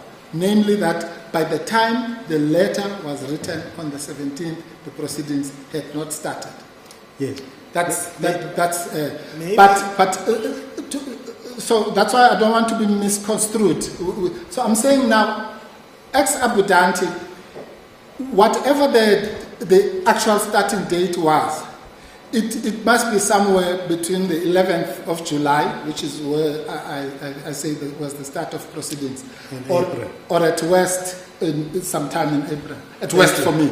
But that's just I'll accept in the interest of time because I wanted an indication of what is in. Well, okay. Well, 11th July 2022. Yes. That's the date. I understand your submission with regard to the order, that is paragraph 187.6. Yes. And why you argue that it must be understood disjunctively from the other order. 0.5. Yes, which is constitutional. But how should we understand the clarification by the court quo when it says, I think it's in the Part B paragraph, a few weeks later, Part B judgment, yes. A few weeks later. The Section 18 judgment. Section 18, yes. That order was a composite order, which had to be read conjunctively, meaning it is a confirmable order which would be in terms of 172.2a. Yes. How can one, and of course you go on with the explanation about the flurry of activity and so on. They try to explain why they put it that way. So can't one understand, because that's now coming from the horse's mouth, as it were, and nobody else could say otherwise? Yes. No, unfortunately, for the court, the horse's mouth is not going to assist us, because we have to, according to Justice Rogers in the IEC case, we have to go back to the old Mchwaqela approach and look at what we call the executive part of the order in interpreting it. And here's the answer. Firstly, Justice Sparko, it matters not what the nature of the order in 187.6 is, if we are all agreed that the 187.5 is not a 172.2a order. That just becomes an academic exercise. Why? Because, remember, the entire argument about the relationship between the two is based on Dawood, on the Dawood test, where at paragraph 18 of Dawood, this court said that if you have a confirmable order here, and then you have another one which is ancillary or flows from that one, then both of them must be confirmable. But if we already accept that we're not in the land of 172.2a, then that exercise is a futile exercise, because obviously the order in 187.6 is merely a 172.1b order. 172.1b order, and it has all the hallmarks, by the way, of a 172.1b order, because it does what I said earlier. It ensures that the decisions of the acting public protector are protected, while reinstating the current public protector. In other words, it avoids a vacuum, which nobody can quibble about that. If the judges, the full court had not done that, it might have invited administrative chaos. And that's why they said, we are reinstating you with immediate effect, but that this order will only be effective today onwards. That's all, really. That's the first answer. The second answer is that in any event, a setting aside order is 172.1b, the structure 172.1, the structure of 172.1, and this is trite. It was confirmed in the EFF Nkandla case. The reason why there is the must and may dynamic, 172.1a says must declare invalid, and 172.1b says may grant just and equitable order, is exactly because the court is quite entitled, as it does sometimes, to simply give you your declaration of invalidity. The trouble with that is that the so-called principle of objective invalidity then kicks in, which means that conduct would be invalid right up to the 4th of February, I think 1997, or whenever that date is when the Constitution was signed. So the courts usually then exercise that discretion under the may part, because otherwise the law is very simple. If today you declare something invalid, it doesn't mean it became invalid today. It means it became invalid in 1997. So the court, in some instances, I'm sure the court can leave it like that. If let's say it's something egregious or racist or whatever, some law, it could say, well, we're invalidating it ab initio. But normally the court will want to, just for the sake of obvious administrative efficiencies, limit the order. And that's all that this court did. and it did it rightly, in my respectful submission, in pegging the reinstatement date at 9 September. That was correct. But the absurdity that is contained in the idea that actually they were putting that date, but postulating some other confirmation date, I've already said, is not something that any right-thinking person can even entertain. Thank you, Mr. Thank you. Mr. Mbovu, you are left with only 4 minutes. So keep that in mind. I know you fielded a lot of questions, but that's still. All right. Thank you. Yeah. Well, yes. I'll wrap up, taking into account the question time. Let me then, before I address this, okay, let me start with the Section 18 issue so that I get it out of the way. The submission on the Section 18 justices is quite simple. I don't have to address you for more than 2 minutes on the Section 18. For the reason that I've explained, that judgment was based entirely, absolutely entirely, on this wrong notion that Section 18 does not apply because this is a 172 matter. And that's why I've invested so much time. But before you get yes, Ms. Pillay made the submission that the Section 18 application is not proper before us. So I just want to hear from you whether can we entertain it or not. Yes. Yes. And then once you can answer that question, yeah, then we can entertain the merits or otherwise. Absolutely.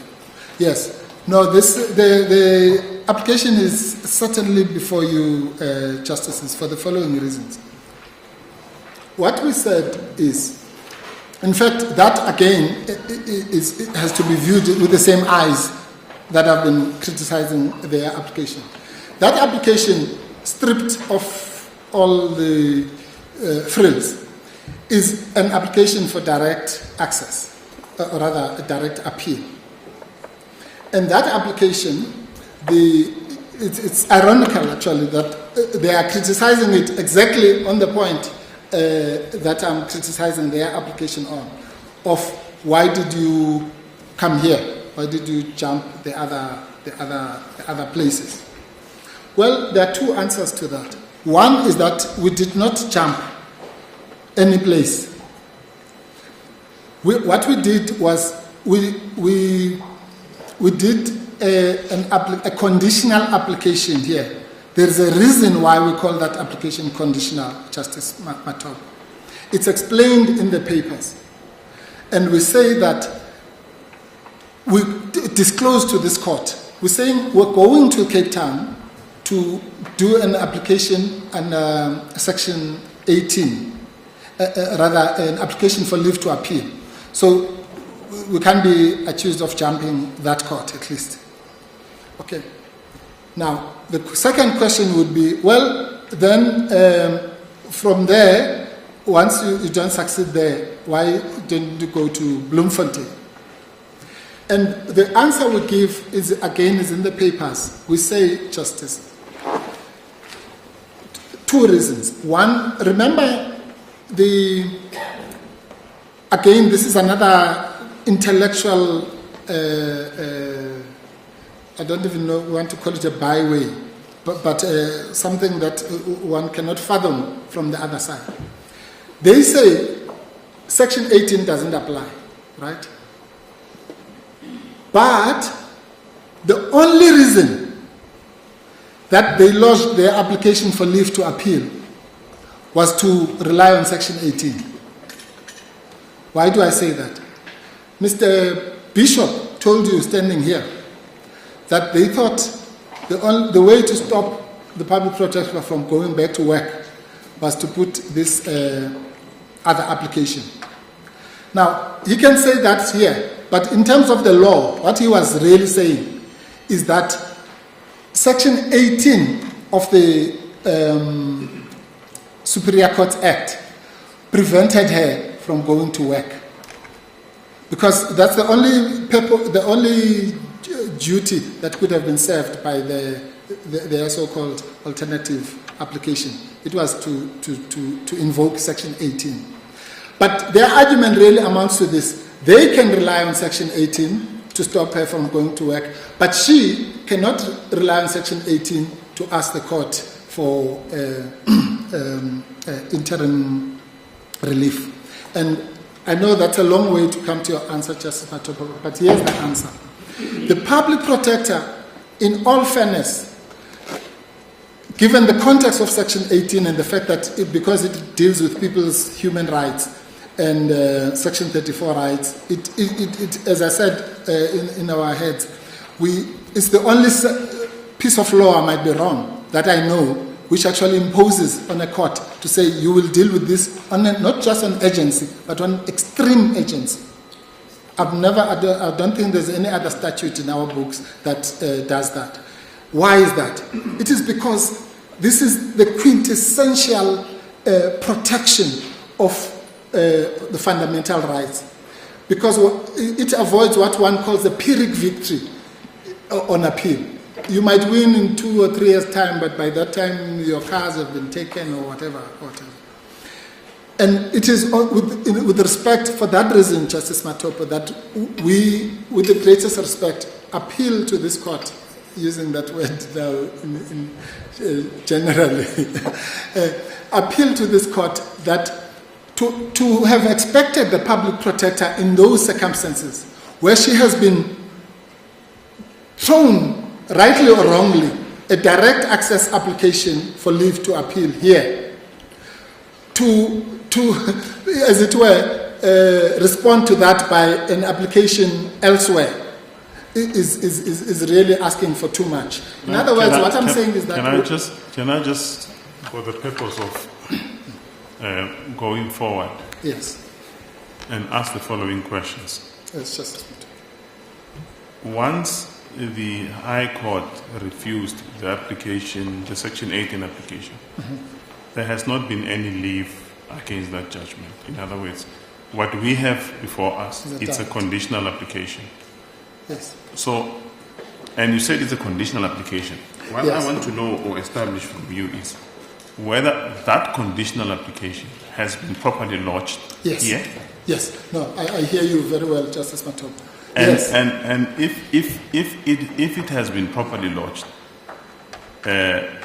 you argue that for the same reason that you advance that the direct appeal by your opponents, source for the goose must be source for the gander. At least at the level... But that's not how the rules operate. You've got to meet certain jurisdictional requirements for us to entertain one, Yes. your application, and similarly with them, they have to meet certain jurisdictional requirements for us to entertain that direct appeal if we are so inclined. Yes. Fair enough. Yes, Justice Matopo, my simple submission in that regard is that we have met those conditions, they have not. And I say so because we have, as I've just said, explained to this court the issue of why we came here in terms of Rule 19.3b, I think, which is peremptory, by the way. We have complied with that rule. They have not, because they didn't tell you why it is that they were jumping. Number one. But secondly, I say, Justice Matopo, more importantly, you have to entertain that application because to the extent that it is a conditional application, one of those conditions have been fulfilled. And which condition is that? That condition is the, if you like, lack of success in the High Court. If you look at our application for leave to appeal, just in terms of sequential logic of how it worked, it was lodged before the refusal of the application for leave to appeal in the Section 18 application. But it postulated that as a condition. Obviously, if that application had been successful, the first thing we would have done would have been to withdraw the conditional application here. Because, as I've said, forgive me for putting this in general language. The application was really put up as a matter of desperation, and apart from this, who's for the gander. Let me ask the last one. Yes. Can I just finish just this Okay. point, Justice Mato, which is that the once, or rather, if that application had been successful, actually we would have been in a different world, which is, I think, Section 18.4. 18.4 Roman 2. Then they, because we would have been successful in our Section 18 application, they would then have been entitled to the automatic appeal. But for us, the condition has been met in the sense that that application became unsuccessful. I'm sorry about that. Yeah, I think I just want, finally, is it open to us? I'm going to put certain scenarios. Yes. To arrive at a decision where we would say you have not met the requirements for your appeal in 18, and they have not met the requirements for direct appeal, right? But they succeed on the confirmation, i.e. the interpretation of the order, that the order is 172.2, and they succeed on that. And also, is it open to us, assuming that you lose on everything, but you win on one point, which is your point in limine, that the proceedings have not yet started. A judgment can come out on that basis, and that's the end of it. Absolutely. Yes, it's possible. I'll trace it very quickly, Justice Matoba, how that can happen. It's what we've called in our heads the dominoes effect. If the first domino falls against us in your example, and you say yes, it's a 172.2 matter. What then you have in front of you is a 172.2D appeal by them. I wouldn't be able to argue against that.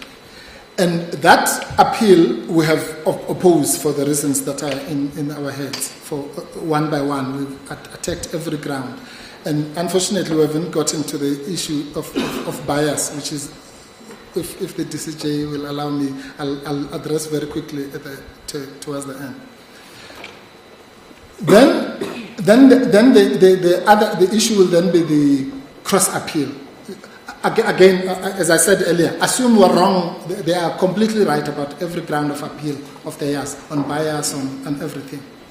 Then comes the cross appeal. The cross appeal, you'll remember, is a cross appeal against any appeal, whether it's the automatic appeal or the direct appeal or whatever. And if we then succeed on, I don't want to call the Justice Madlanga point, but on the question that was raised by Justice Madlanga, which is the start of the proceedings, then of course we're back into where we started at 172.1.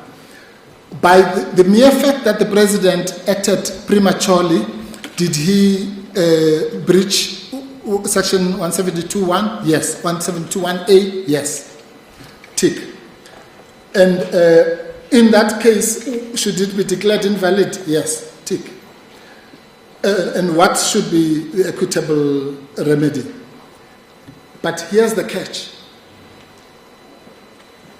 And again, this is another conceptual problem.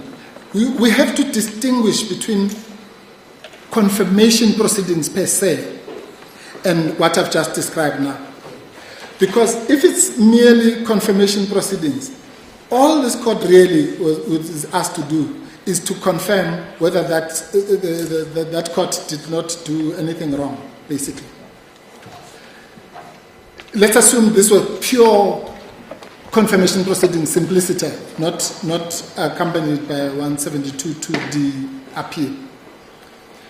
So that would be what I read out from National Gay and Lesbian matter would then apply. That this court should be reluctant to enter that space of disturbing the just and equitable order, because that's a matter for the court of first instance. But, and therefore the short answer, Justice Matopo, is yes, because then you would literally be, and that's why I said earlier, quite frankly, it does not matter for Advocate Mkhwebane whether this court finds the basis for her reinstatement in the bias point or in the starting of proceedings. It really doesn't matter. It might be interesting to legal scholars, but it doesn't matter at all. A quick one before my final warning on bias. You know, this is the most startling proposition that we get, which says that again they want to sit on two stools. In one breath, they say the Pala matter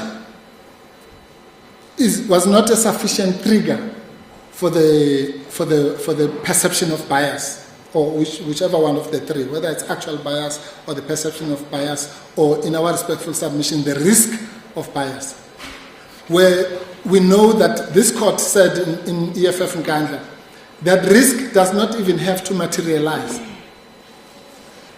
It's at that level. I mean, it's the lowest threshold you can imagine.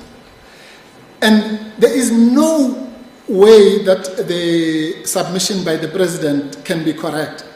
That the test for 96.2 is the same as the test for actual bias or reasonable perception thereof. Because then what would be the point of the framers of the Constitution having promulgated 96.2? Surely the reason why 96.2b was promulgated was to say, unlike you or me or everyone else, all of us, if you are conflicted, if I go into a board meeting tomorrow and I am conflicted, I must recuse myself. All of us as citizens. But the law saw it fit to say, but if you also hold executive power, if you wield so much power, we are now going to impose something extra on you.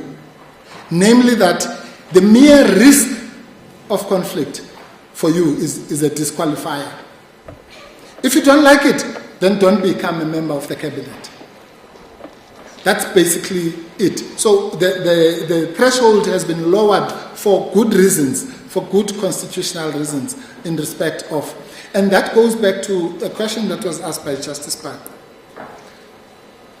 The president, and by doing this, I'm not falling into the trap of looking at it as if it was a subjective test on the basis of the president, because the test, by the way, is the reasonable person in the position of Advocate Mkhwebane, and then the so-called bystander.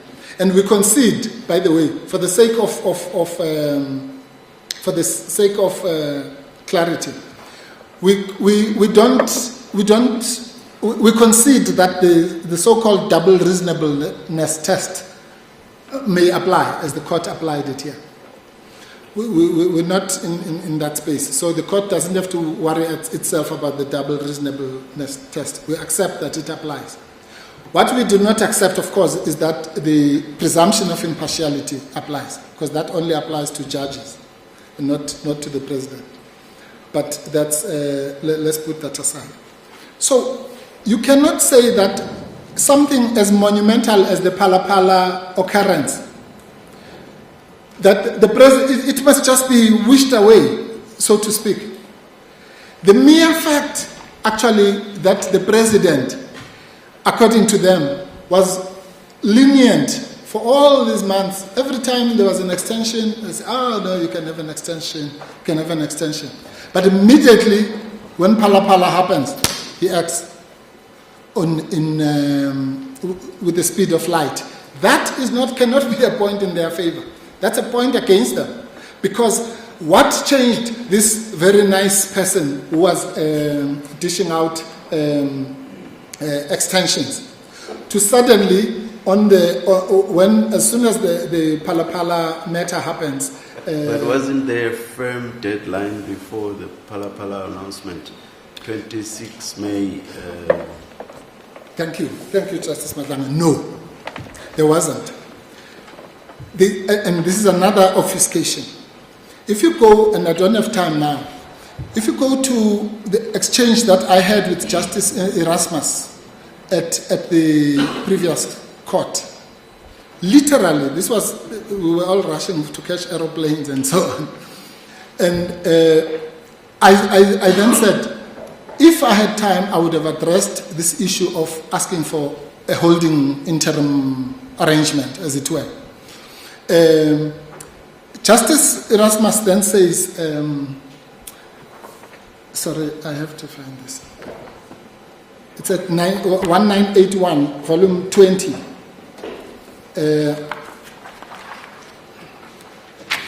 Says the following, 1981,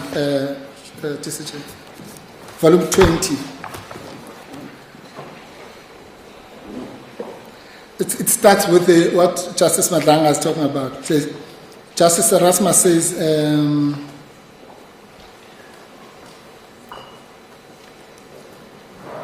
oh yes, okay, where it started, I say, look, we don't want to rush the court, and that's why it says, I say, let me just assure you, Justice Erasmus, we have more interest in a proper outcome than avoiding to write some letter.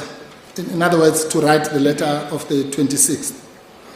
Then he says, Justice Erasmus, because the 26th, which is the date, I think is the current deadline, correctly so. And I say, yes. He says, that's Tuesday, Wednesday, whatever. I say, Thursday, next week. Then the justice says, I'm sure that the president might agree that he won't take any action until, and then it's ... But anybody can work out what he was saying there. He was saying that Mr. Mpofu, you may not have to come here and get us some interim arrangement. I'm sure the president might agree to hold off until the judgment of Part A. I then say, my lord, let me just say, for the record, Ms. Pillay has been the best opponent to deal with. So in those kinds of things, I'm quite sure we will be able to find each other, particularly now that we know that the court is not going to delay, I think was the word there. But what I'm saying, worst case scenario, even if they say no, we'll just give them the letter because we'll be giving it to the wrong person. But so what? You can follow the gist of that. So it doesn't really matter, all these things that we are told about, no, on the 16th there was a firm deadline. This is the decider. What then happens after this, Justice Madlanga, is something quite remarkable. Fortunately, it's captured here. We then counsel for the public protector, then approaches counsel for the president and say, apropos that discussion, this is now the 20th, the hearing was 18th and 19th, I think. This is the following day, on the 20th. Counsel call each other or send WhatsApps.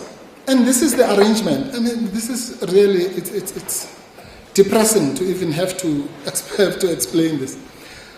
We then say, we will give you your letter if you give us an undertaking that you'll give us what's called prior warning. So that we can look at our options. If we have to rush to court and interdict you, then we will do so. That agreement, Justice Madlanga, is reached. It cannot be denied. And it is clear, its terms are very clear. If anybody says that the terms of that agreement are not clear, then they are also saying that we are crazy. Sorry to use that word. Because then what else would have been the purpose of this exchange? So we say, they then say to us, okay, we will come back to you. We will come back to you. Either if the president is prepared to give you an undertaking. We will come back to you whether, and this is an interesting debate, but we don't have time now. If one can Google it, there's a whole debate for English scholars between the difference between whether and if. So they don't say we will come back if we're going to give you an undertaking. They say we'll come back and tell you whether we're giving you the undertaking. And if we are giving you the undertaking, we'll give you the terms thereof. So it's very clear what should happen. Then on either possibility, they have to come back to us. Either to say, no, there's no undertaking, or to say there is an undertaking and it is 8 days or whatever it is, and it's subject to this. They do nothing of the sort.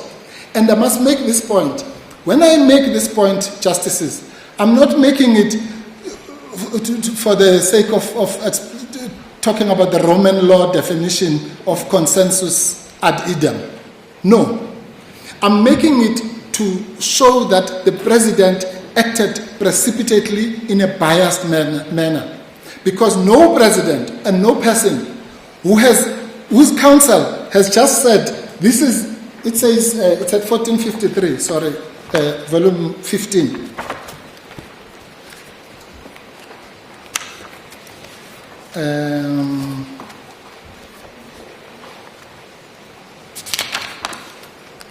The WhatsApp, this is WhatsApp from President's Counsel. It says, Justice Matlanga, the President's position is as follows, right? So one has to assume that this was discussed with him. The President's position is as follows. Number one, I won't read. File the 26th, consider representation. Number three, after the President has received the PP's representations, he will be better placed to have an indication of his anticipated time frame of taking a decision. At that point, he will advise you as to whether he is amenable to any undertaking, and if so, the terms thereof. Clear cut. What is it except for Pala that drove the President to rush so much to even forget, let's say in his favor, to forget that he had made this undertaking, and give the letter out? What about the uncontested statement of the President that the suspension letter was actually in the works for a number of days? No. We don't know how many days before or after the letter of the 7th. But would it not be reasonable to infer from that, those, at least that one fact, that when the Public Protector's letter came on the 7th, the letter was already on a desk somewhere being worked on? No. Sorry, I just want to make a note.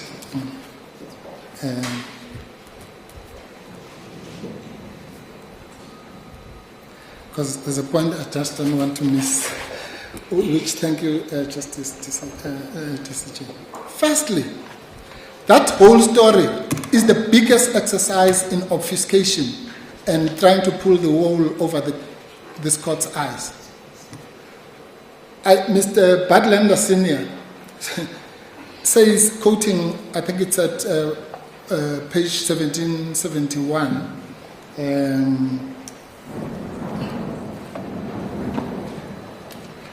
that's where this allegation, this thing is made about, I'll find it now. They say that over the letter had been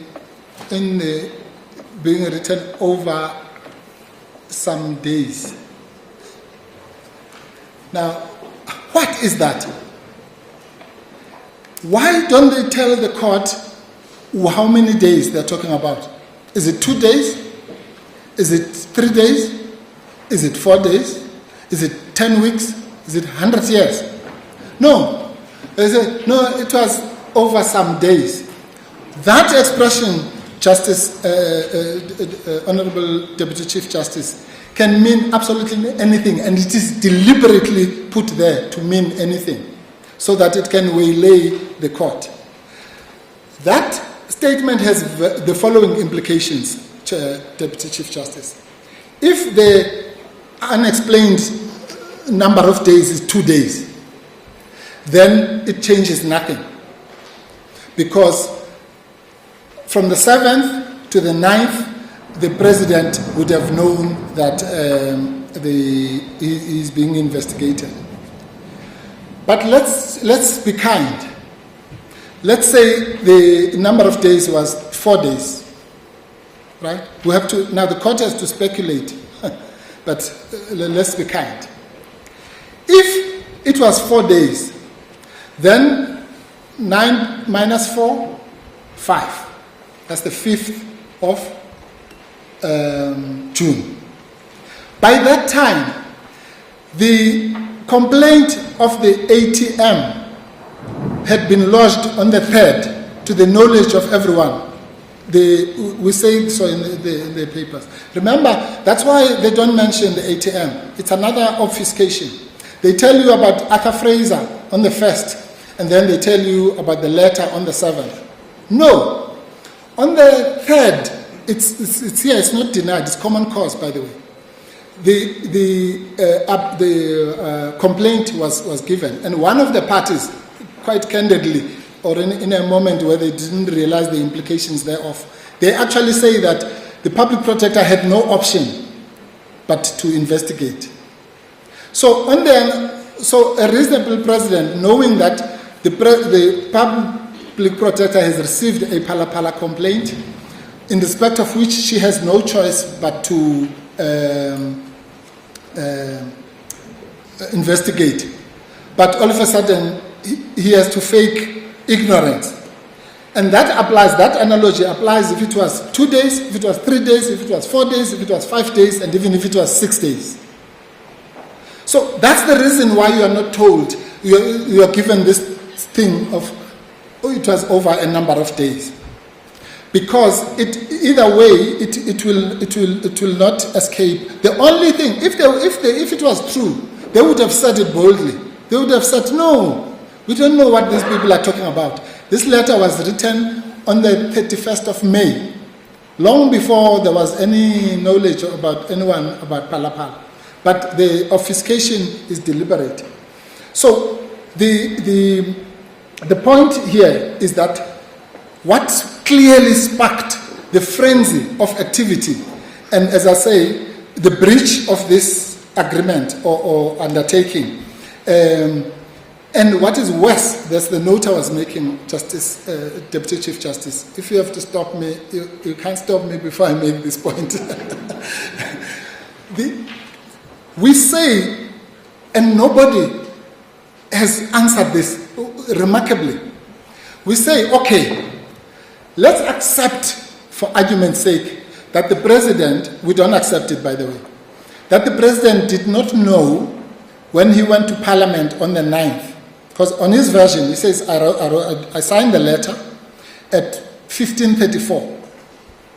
And by some miracle, at 1534, the suspension letter was sent. So many things happened at 1534. But let's be kind. And say then he didn't know. I don't know if it's in the papers, but I'm sure my learned friends won't mind me saying it from the bar. That it was a day on which the president was actually addressing the House, so to speak. So he said, I think he says it. He says, no, then I signed the letter, then I flew over to Cape Town and spoke there. But here's the catch. He says, after I finished, this is still on the 9th, it's only then that I learned that the judgment is coming tomorrow. Now, what would a reasonable president do in those circumstances? A president who respects the courts, a president who understands the implications of preempting the courts. Put aside the fact that it's a president who knows that the judgment, as the court said, is looming. Any day it could come. Let's put that aside. He now knows concretely that it's coming the following day. What does he do? he does what Justice Madlanga said. He goes and lies and does nothing. At that point, it arose upon the president, if he was acting in terms of the Constitution, to say, I will revoke the letter, because the judgment is now coming at 8 o'clock. Actually, remarkably, that judgment was promised at 8 o'clock. It's coming at 8 o'clock the following day. This judgment may say that I have the power to suspend, or it may say I don't have the power. And the example that I've made to my learned friends is, let's assume we still had the death sentence. And the president signs a letter for my execution, thinking that I'm the one who did it. He goes to Parliament, comes out of Parliament, and is told someone else has confessed to the murder. What would he do? Would he say, well, as we say in the language, ketile ketile, or sainile sainile? He wouldn't. He would obviously say, I cannot allow this injustice to continue, and I will revoke the letter, and we will see. Maybe tomorrow it might be found that actually this was a case of mistaken identity. The person should still hang. You can make all sorts of examples, the nuclear bomb and all that. But with the greatest respect, I want to say to this court, as my last submission, the day we allow a president, any president, to do what this president says with his own mouth he did, which was knowing full well that there's a judgment coming tomorrow, knowing that he has duties under Section 165 of this book to respect the courts, knowing that he has obligations under Section 96(2)(b), not to do anything that may have a risk of being seen to be conflictual. Knowing that he has obligations in terms of Section 181 of the Constitution to respect the dignity of the public protector and to make her office effective. Knowing all those things, goes home and says, well, tough luck. The court will just do whatever it wants to do. Oh, I'm not getting involved. Now, if we do that, we must just forget about this democracy. And because that is a license to impunity. When the test is so low, it is not that the president had was doing something nefarious, whatever. The test is very low. Does this conduct or lack of conduct, in the case of my example,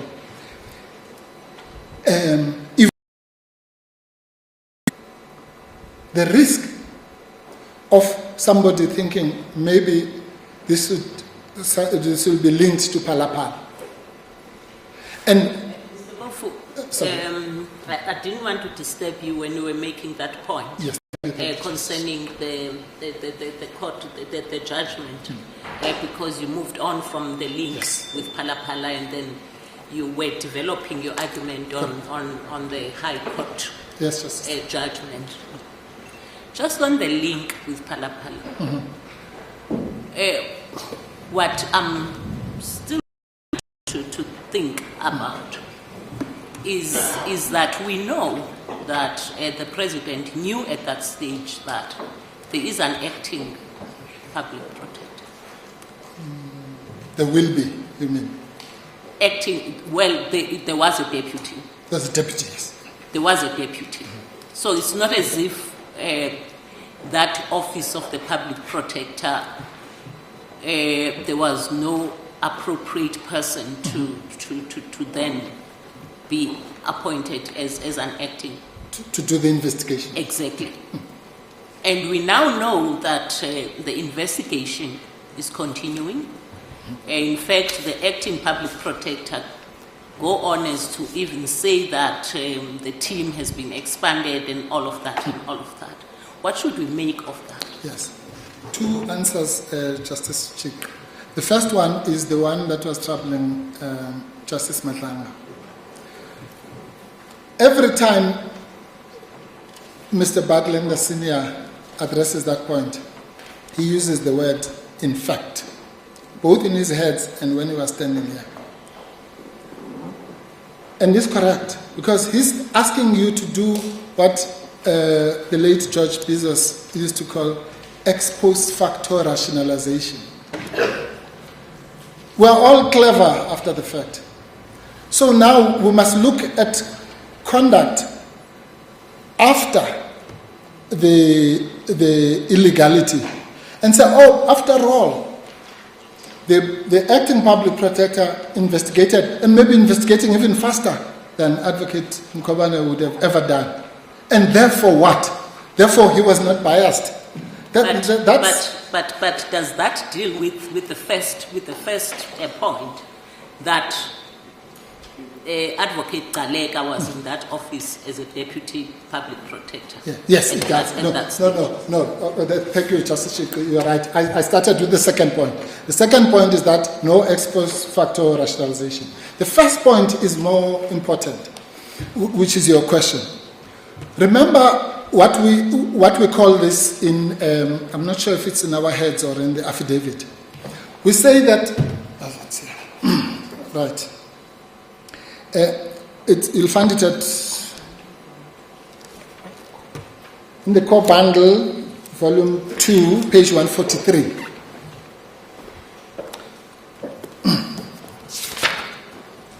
Sorry. And while I'm there, I'm going to, if I may abuse this answer, I'll also give another reference. But let me start with yours, Justice Chick.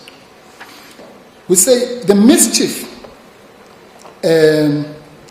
First, we say the allegation that the president was cooperating fully with the Palapala investigation is certainly not uncontested. And that's a point we made in an affidavit in respect of his Rule 65E application. Then we say, which is directly to your point, the mischief being resolved was not so much that the Deputy Public Protector would not perform the functions of the Public Protector, but that the President was illegally cherry-picking who should not investigate him. Very important. This is akin to illegal forum shopping, to dodge a particular judge or adjudicator for no valid reason, such as race or gender, as the case may be. When then we say no court of justice may participate or promote or turn a blind eye to such behavior. So what are we saying? We're saying, and the court fortunately made this point, Justice Chick. I can't remember the paragraph now. But it says, no, the problem with what it was, you can call it anybody but Mkhwebane. So what he was doing was, here I'm going to be investigated for Palapala. And you correctly point out the law says that the chances are that the Deputy Public Protector will ascend. But if his motive was that whatever happens, as the court found, this Palapala thing, either because he knows he's guilty or whatever reason, but this one, for some, or because it's serious or whatever, should not be investigated by Busisiwe Mkhwebane. That is acting against the Constitution. And it is no answer, Justice Chick, just as it is no answer for us as counsel. If I go to court and I say, it's Justice Chick today, I'm going to postpone, which I can't confess, but some people have done in motion court before. I've heard about it. Now, but Mr. Mpofu, you forum shop to get a benefit. Yes. What benefit would the president have thought he would get from somebody else, Mr. Galeka in this case, carrying on with the investigation? Yes. Because he ended up answering the 31 questions posed by your client anyway. No, Justice, Deputy Chief Justice. The forum shopping point is if allow me to develop it properly. I'm saying when I forum shop, and that's what I was trying to say, if I say, no, it's Justice Chikwi, I'm going to withdraw and withdraw my application. And I bring it the following week, and lo and behold, it's Justice Matopo. And the fact that Justice Matopo will dismiss my application or kick me out with attorney and client costs cannot be an answer as to whether last week when I dodged Justice Chikwi, I was engaged in forum shopping. In other words, that's what I'm saying. The crime here is in the gambling, in saying, I don't want her to investigate me. The mere fact that the person who ends up actually investigating him, and I'm not saying this is factual, let's assume she does even worse. She says, no, I don't want the answers in 14 days, I want them tomorrow. It's tough luck for him, but it is not an answer for his motive. It cannot be, with the greatest respect, because that's again another exercise in ex post facto logic, which says, oh well, as it happens, in fact, to quote Mr. Badlander, in fact, the second judge was harsher than the one that you were dodging. So you gained nothing. You have no benefit. How can that lack of benefit, or even prejudice, if you like, which may befall you, cure the initial mischief, which is the fact that you were prepared to gamble with anybody else, anyone else in the world except this particular one? Because that's what the court found. The court found that he said, there she goes again. I think that those are the words that I used in the court. And therefore, the court also makes a second point, Deputy Chief Justice. It says that whole thing also would create some inevitable delay. And again, that's obvious. If you are halfway through a trial and then you say, no, not this charge, I want this other one, then whatever is involved is going to involve further delays. But it doesn't matter. We don't have to be in the head of the president. All we have to postulate is whether a reasonable person, given the facts, and again, the point that was raised by Justice Parkwa is a point against them, not in their favor. The fact that there was a history of these conflicts of interest between them is also very significant, because and it's a point against him, because he, one of the justices here said this issue about benefit. Listen to what the president said in his own words.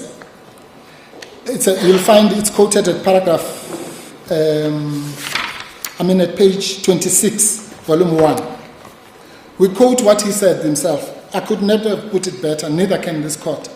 He says, Section 96(2)(b), I'm reading from 61.1. This is President Ramaphosa, in his own words. Section 96(2)(b) of the Constitution enjoins me to avoid a conflict between my official responsibilities and private interest. Palapal. I therefore readily accept that it would not be appropriate for me to exercise my constitutional power conferred on me in circumstances where there is a conflict between the exercise of such power and my private interest. Then he says, in the present instance, he was talking about the Busasa CR17 thing, I respectfully say that and accept that a potential conflict of interest arises from the pending litigation between the Public Protector and I, not the findings that the Public Protector made against me. In recognition of this, I accept that I am duly bound to act as to exclude the possibility of the perception of bias affecting the outcome of any decision that I take in relation to my powers under Section 194(3), in other words, the power to suspend, of the Constitution.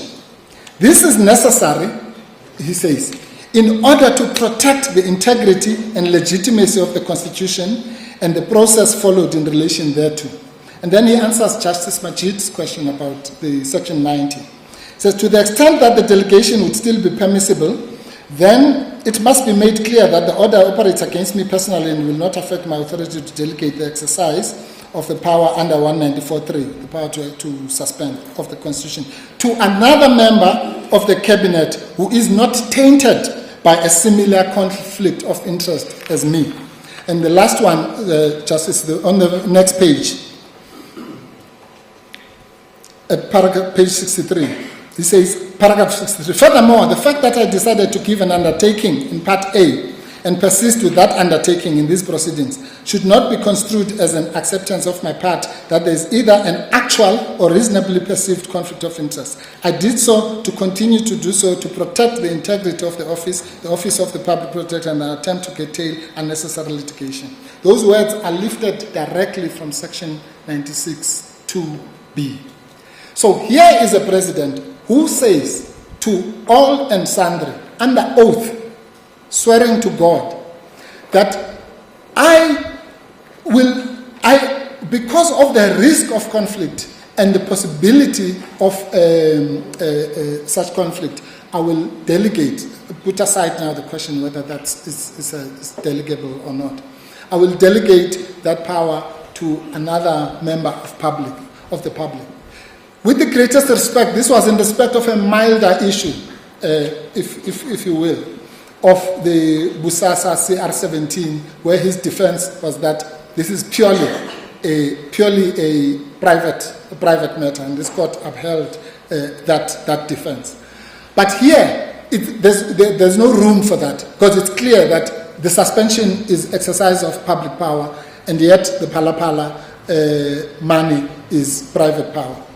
So how can he, in a situation where there's now 1,000-fold reason to act in this noble fashion that he describes here, suddenly forget all this the nobility and then pounce on the Public Protector?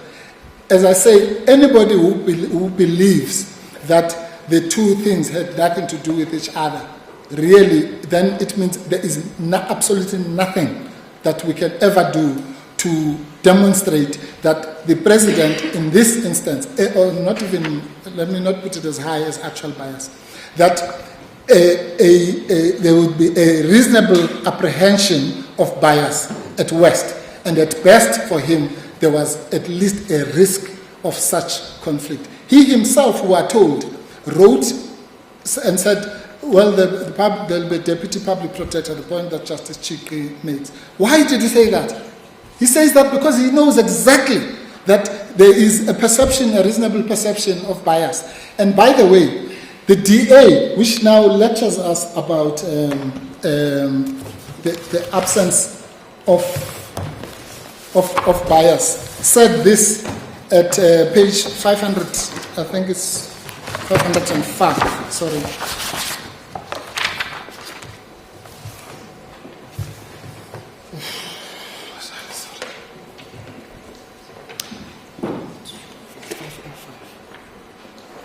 Okay. The DA wrote a letter to the president on, I think it was the 25th of March, and said, "Dear President, please, you must suspend Advocate Mkhwebane. And if you don't do so, we'll take you to court," something like that. And they say in that letter, they say this is an interesting part. They say, by the way, we are aware that Advocate Mkhwebane is investigating you. I think it was in relation to the Zimbabwe trip or whatever. That's not here. Sorry, Justices.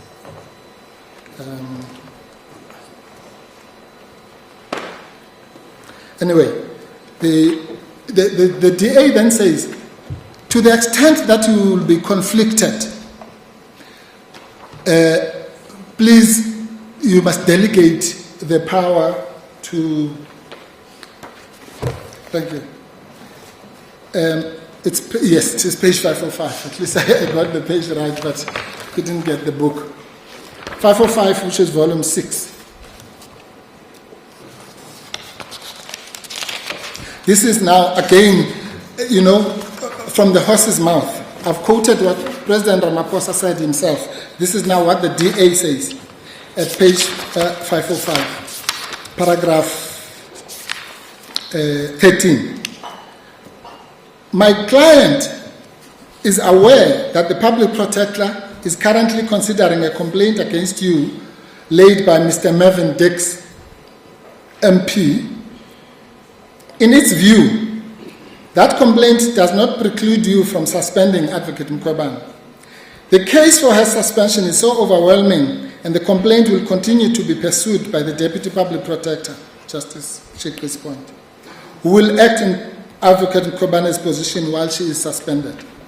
But if it is your view that if you are unable to act because of a potential conflict of interest, then you may ask the Deputy President to act in terms of Section 91B of the Constitution, but the pending complaint against you is no basis to avoid a decision on what or not to suspend Advocate Mkhwebane. Accordingly, my client demands that you suspend Advocate Mkhwebane by 25th March 2022, failing which it will approach the appropriate court for relief to compel you to act as the Constitution requires. Interestingly, the President replies at 507. Please be advised that the President has already taken action on this matter. And here, he comes here to this court to say, no, we must not, he never triggered 194.3a. He only did that in June. When he said in his own words, he has already acted. So I'm making 2 points. One is that the President and the DA nobody should take them seriously when they deny the risk of conflict. When the risk of conflict was identified by them on the 16th of March, sorry, that letter starts at 499. It's 16th of March 2022. So they can't be taken seriously. Neither can the President, with the greatest respect to him, be taken seriously when he says that he could not identify the potential conflict in respect of Phala, when he so eloquently articulated it in relation to the Busasa matter. So, I want to really make this point. If indeed there is even the slightest possibility that this was what I call the forum shopping brand of transgression, in other words, to avoid, it's like saying I do something wrong, but I must choose which policeman must investigate it. Or rather, I must choose which policeman must not investigate it, because I know this one policeman is very problematic or is a sharpshooter or whatever. Then I say, okay, fine, I can be investigated by anyone except Sergeant Khoza or whatever. And then that is allowed for even as a reasonable possibility that a person no higher than the President of the country protecting potential criminality on his part, or alleged criminality, because the criminal case had been laid on the 1st of June. A president can use the levers of the state, the power of the state, to avoid potential criminal detection in that fashion. And we all say it's fine, simply because, as it happens, in fact, the questions were answered and so on and so on. Just because for him to gamble alone on that possibility by disregarding the human rights of a person whose only sin was to investigate him, according to the President himself, who had no choice in the matter. Because once the application, rather the complaint by the ATM had been put, she had no choice in the matter. And if we allow that, well, that's fine. Then let's then slide into that kind of so-called democracy, where the people who are supposed to protect the public protector, the organs of state who, in terms of Section 181, to have an obligation, a constitutional obligation to protect the public protector and the effectiveness of her office, are allowed to do that. Today they'll be doing it to the public protector. Tomorrow they'll be doing it to the courts. Well, not tomorrow. They've already done it to the courts. Because by defying and suspending someone when you know that a judgment is coming, even if you know that it's coming in a week or so, that alone is defying the courts. And no court should tolerate such conduct. No court should tolerate. Let's agree that the president did not get the facts. Oh, sorry, I'm showing my age now. The email that said the judgment is tomorrow. Let's assume that. But he knew, like all of us sitting here, we all knew that the court had said the judgment is coming very soon. It's looming. It will be here in number one. Number two, he has made an undertaking not to suspend, and then he does. And again, how many of these things must we excuse just to exonerate the president? And I mean, we're going to have a list of 15 things and ignore this one, ignore the WhatsApp message, ignore the undertaking, ignore the previous issues, ignore his own utterances, ignore the overnight acting, ignore the fact that he could have withdrawn the letter, ignore. And then, we have a pure Snow White president. There's nothing wrong with him. Well, those are 2 minutes to sum up, and in that 2 minutes you can tell us what relief you seek. Yes. In precise terms, please. Yes. Well, I'll do them in clusters because there are like 7 cases before you. In respect of the appeals, let's call it that, the automatic appeals must be struck off the roll, which was the order that was given in Von Abo on the basis of non-confirmability. Then what I call the direct appeal, which is the alternative, should be dismissed. The application, as it were, the Rule 19 application for leave to appeal should be dismissed on the basis that no case has been made for a direct appeal. Alternatively to that, the appeal itself, the appeals themselves, let me put it like that, should be dismissed. That is now the direct access, the Rule 19 appeal, dismissed. The application, the Section 18 application should be granted, or rather the appeal should be upheld in respect of the Section 18 application. Alternatively, because as I think I've made the concession about what I call constitutionally inappropriate, because then the other side will have nowhere to appeal to. Remitted, alternatively remitted, with a rider in the interest of justice that should happen as a matter of extreme urgency. And I borrow those words from the Section 18.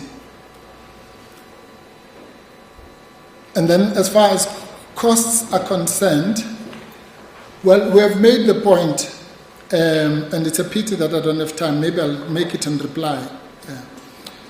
We've made the point that, once again, this court correctly, Justice Madlanga, in the case of Public Protector versus Commissioner for SARS, warned against the tendency of the high courts in particular to target the Public Protector for punitive costs. And he pointed out, I think at paragraph 43 of that case, that 4 of those orders that had come here, only one had been upheld. It was in the Reserve Bank case. And in that case as well, it was sent back. Well, let me say this, because I may never have a chance to say it. That, with the greatest respect, was probably the most revolutionary and appropriate pronouncement by our courts in my lifetime. Because Justice Madlanga, with the greatest respect to him, was the first person when I was standing here who said to me, "But Mr. Mpofu, this paragraph of yours, are you not attacking the courts?" And I said, "No, Justice Madlanga, I'm not." And I explained this tendency. And so it was refreshing for the judge, the same judge, to then come and say, "I've now looked at the facts and I agree that there is this tendency and it must stop." Okay, maybe I'm putting it to more revolutionary than it was. But the point I'm making is that in this case, we have a situation where the president of this country is said to have acted with improper motives, bad faith, ulterior retaliation, everything you can think of. But you know what? No order is to cost.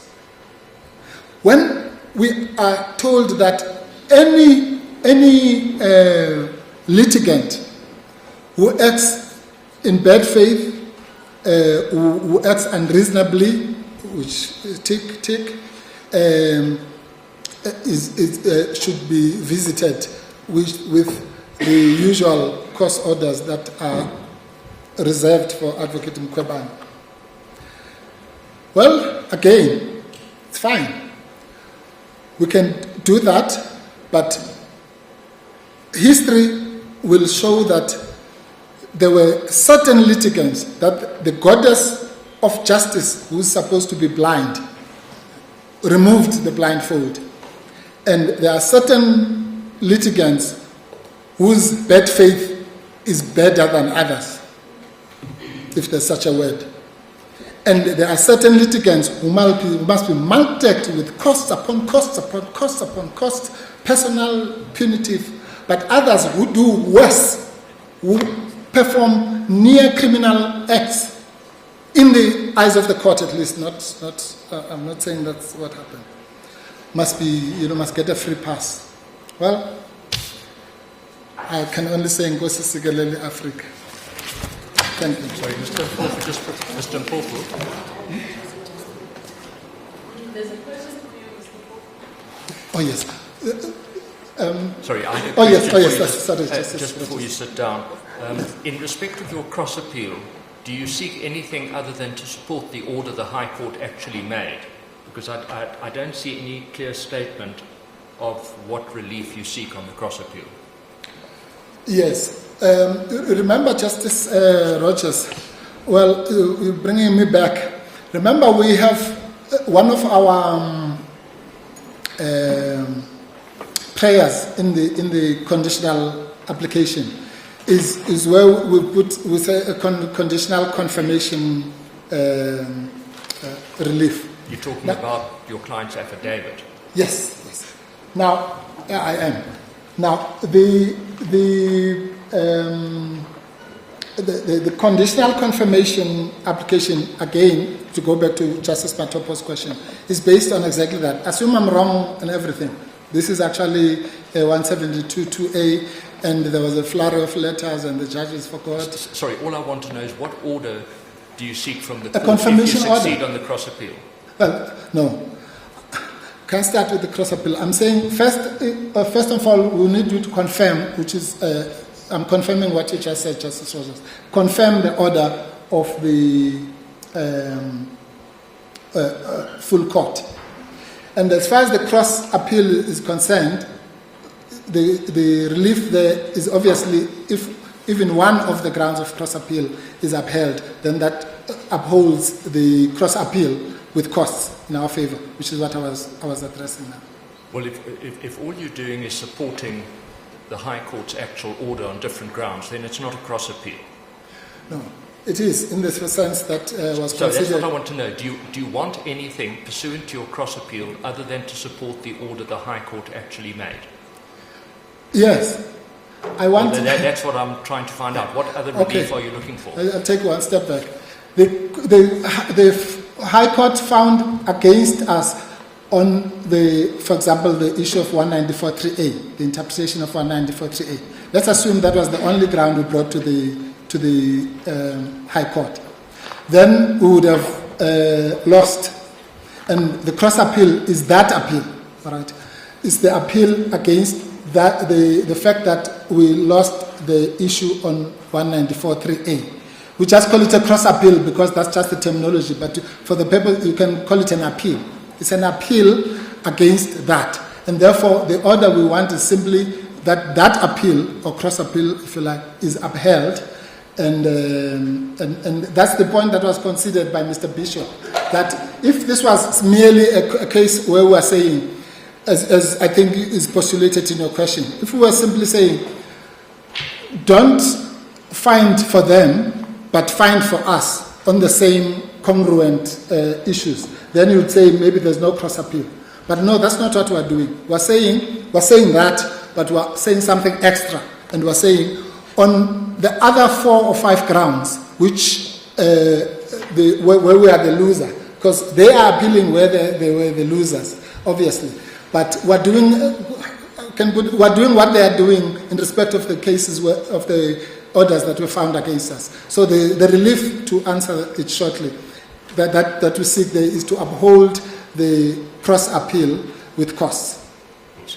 But when you uphold a cross appeal, you then go on to say, and this is the order that the court below should have made. That's what I'm looking for. Yes. What substitution do you want for what the High Court actually did? Or you're just persuading us that there are grounds apart from those that you succeeded on that justify setting aside the... Are you simply defending paragraphs 5 and 6 of the order? No. I can't possibly be simply defending those paragraphs. And well, I get your just question. Tell me what order the High Court should have made. Yes. Okay. The only change, you can literally transplant order number 187.5, except you add the word constitutional invalidity. In other words, you say the decision, which is another debate here, of the president suspending is constitutionally invalid. And then obviously the other order cannot say 9 September anymore because that's water under the bridge. It will, but with reinstatement with immediate effect. In other words, today or that day. Because remember that order says 9 September, so clearly you can't mimic it literally.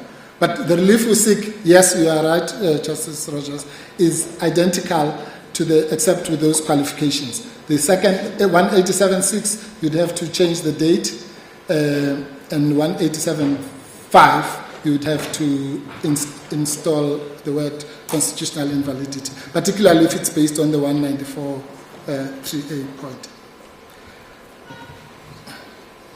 And that other point I was making was about saying that the cost order of the previous court should be reversed, and this idea that the remedy should be changed and made worse by disallowing Advocate Mkhwebane from going back to work until the deputy president or whatever, that the court should not even entertain that. There's authority in this court, and I'll cite it in reply, that this court, if there are options, various options of things that can be done by the executive, this court cannot choose those options. So if it could be the deputy president or a minister or the speaker or whatever, as put out in section 90, then the court should not enter into that terrain. It should simply give just and equitable remedy. I'm indebted to the court for the indulgence. I know my only excuse is that I was responding to 3 or 4 various submissions. I know that I did not address the sub judice point, but Mr. Nalwana might touch on it.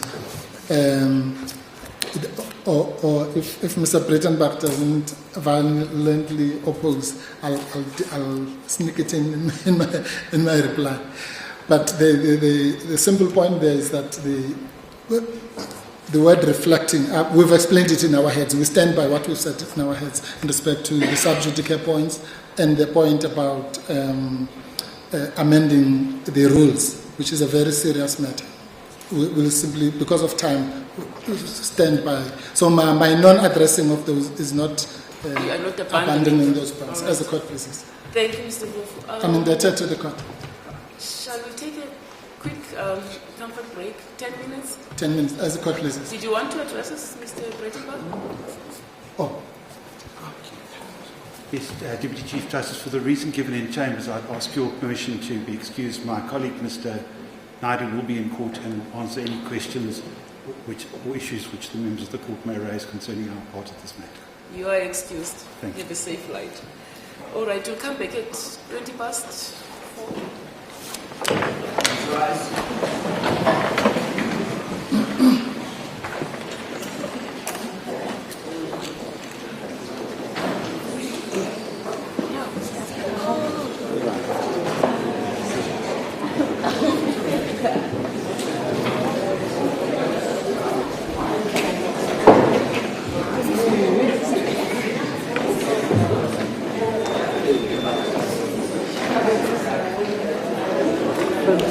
Nanti kuto, we will keep you awake. Yeah.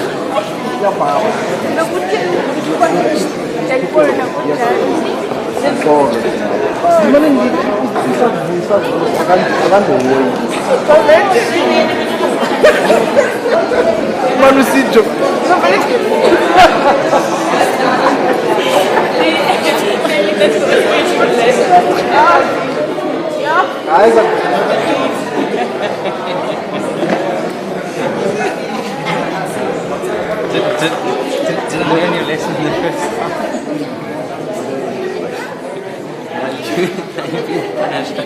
Not TV. I guess that would have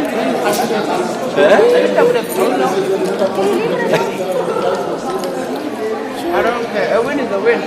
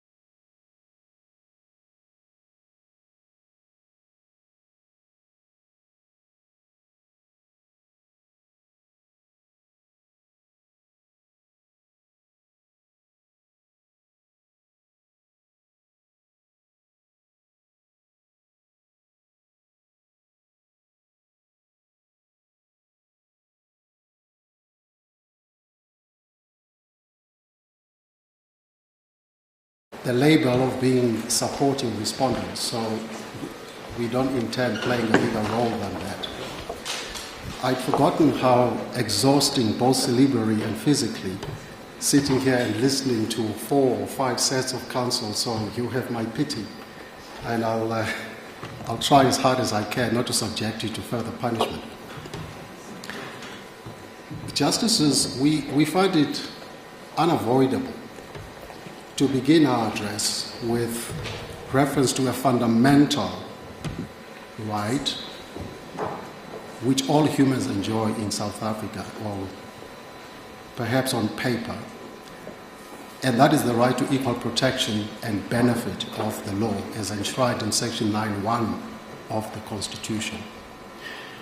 We find it unavoidable because few cases in South Africa in recent years have been as quite polarizing as those involving the Public Protector, whether it be the previous Public Protector or the current one, on the one hand, and President Zuma on the other.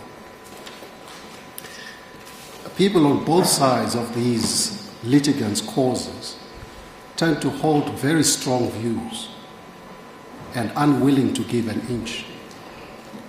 Judges, unless of course they live in a monastery or a nunnery, are not immune to media reports and editorials that shape and, with respect, are intended to shape the way South Africans think on any polarizing issue. We begin there because often the reality, it's more than just a danger, it's a reality, lurks of bringing to bear our own worldview or political outlook or philosophical outlook in the assessment of a case. Now, it was Justice Madlanga, quoting with approval an American jurist called Benjamin Cardozo, in the very first edition of the SAJ, the South African Journal Education Institute Journal of 2018, who said some 4 years ago, and I quote, "Judges cannot be expected to entirely jettison all of their subconscious biases." Subconscious is an addition by Justice Madlanga himself. It's not what Justice Cardozo said. Judges cannot be expected to entirely jettison all of their subconscious biases and perspectives about the world upon stepping into their judicial roles, because meeting such a standard would be a superhuman feat. Mindful of this reality, we ask each of the justices in this court always to keep in mind the reality, this reality, in the frontal cortex when assessing this case, and resist the strong temptation of bringing to bear, to quote Justices Cardozo and Madlanga, their subconscious biases and perspectives about the world. With that in mind, the significance of focusing our application of the law, including precedent, on the undisputed facts rather than the identity of the litigants cannot be overstated. At least 3 judgments serve as cautionary tales in relation to this equal protection and benefit of the law to which we advert, regardless of the identity of the litigants. The one is the Nkandla judgment. The other is the full court judgment of the Pretoria High Court in the state capture. And the third is the Justice Erasmus Court judgment of the 10th of June 2022, the Part A judgment. Our purpose for embarking on this exercise is to caution against the application of the same law in similar circumstances differently to one president or public protector than to another president and another public protector. Application of the same law in similar circumstances in the same way should result in the same result, one would have thought. That, in essence, is the doctrine of stare decisis, or precedent, as we understand it. To the Nkandla judgment then. 31 March 2016 is a significant day in the development of South Africa's constitutional jurisprudence. That was the day that this court asserted and entrenched the Public Protector's centrality to South Africa's constitutional landscape. It asserted and entrenched, and I emphasize, the person of the Public Protector, not the office, as I shall show. That case, of course, is Nkandla judgment. We know what the citation of that, 2016, Volume 3, SA 580.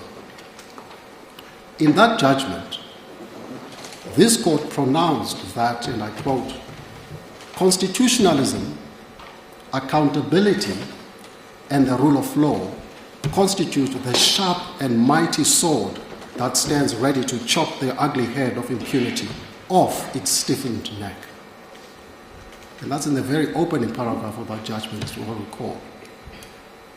Enter the Public Protector, armed with the constitutional powers in Section 182 to investigate, to report, and to make appropriate remedial action, including against the President. This court, I'm now coming to the focus of the entrenchment of the person of the Public Protector's centrality to our constitutional jurisprudence.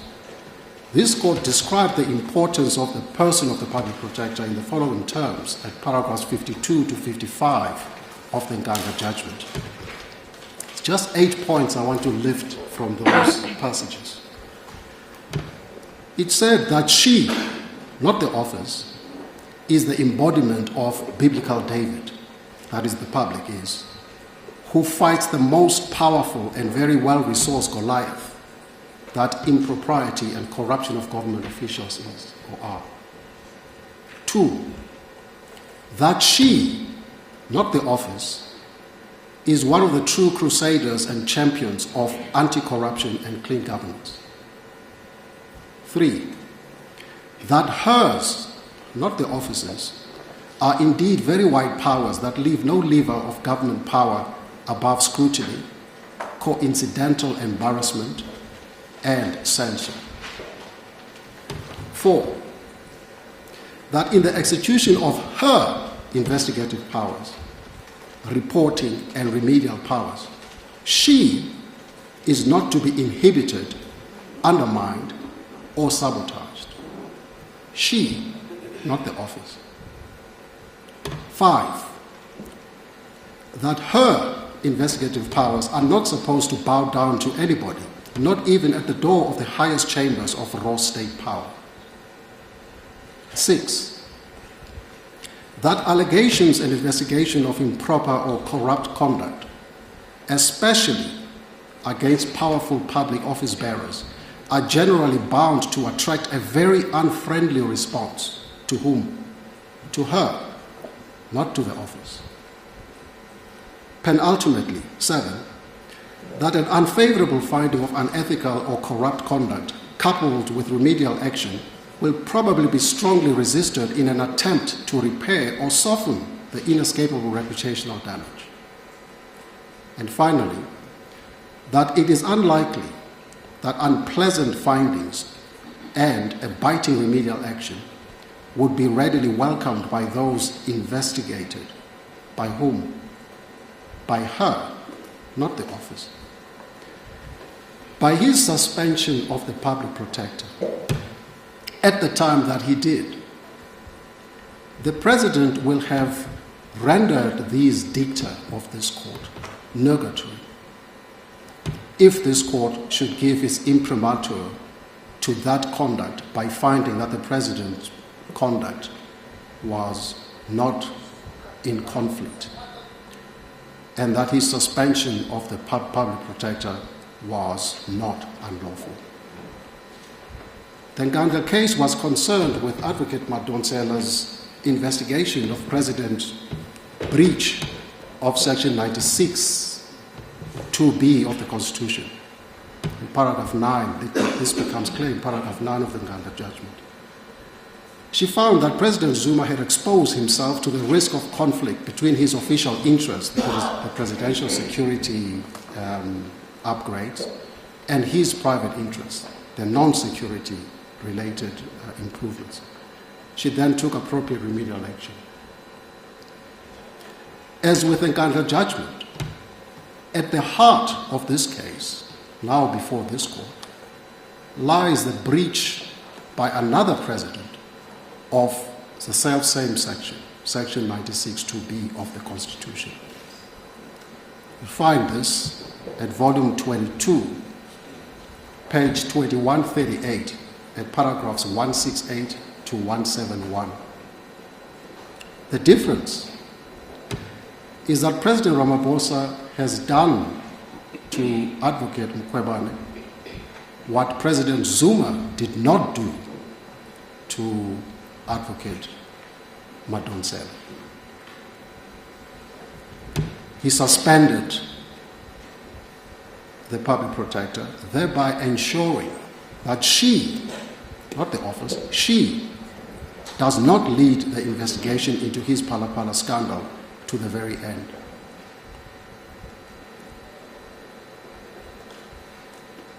Is it because we ask the question, perhaps not rhetorically, asking the court to consider these questions, is it because those 31 questions compiled by this public protector cut too close to the bone of the president's political and personal business ambitions that he suspended her? Do the president's answers to those questions, which he refuses to disclose to this court, even under cloak of secrecy, do those answers reveal the real motive behind his sudden suspension? And we say sudden deliberately because it was sudden. Your protection time is up. Yes. Thank you, Justice. The Cape Full Court of Justice Nuku, that time rolled very quickly. The Cape Full Court of Justice Nuku has set up the circumstances of that suspension in the judgment of the 9th of September. And there are 4 important issues. I listened to our learned friends very attentively for the President. And it takes us back to March. Yes, we can go back to March. But here are the most important in our submission considerations. On the 7th, and you'll find this in paragraph 155, it's in volume 22 of the record, volume 22, page 2132, paragraph 155, is the judgment of the 9th of the full bench. On 7 September 2022, the public protector informed the president of her decision to investigate the Phala scandal. The following day, 8 June, she made a public announcement that she had decided to investigate the Phala scandal. The following day, on the 9th, the president suspended her.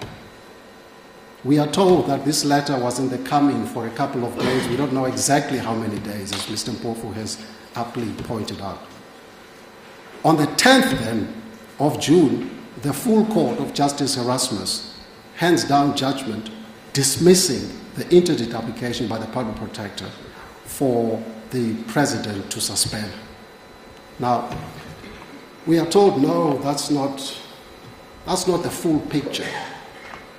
You have to go back to the 17th of March to see the fuller picture of what happened. And if you look at those facts from the 17th of March, there is no way that one can reach a conclusion that there is an apprehension of bias.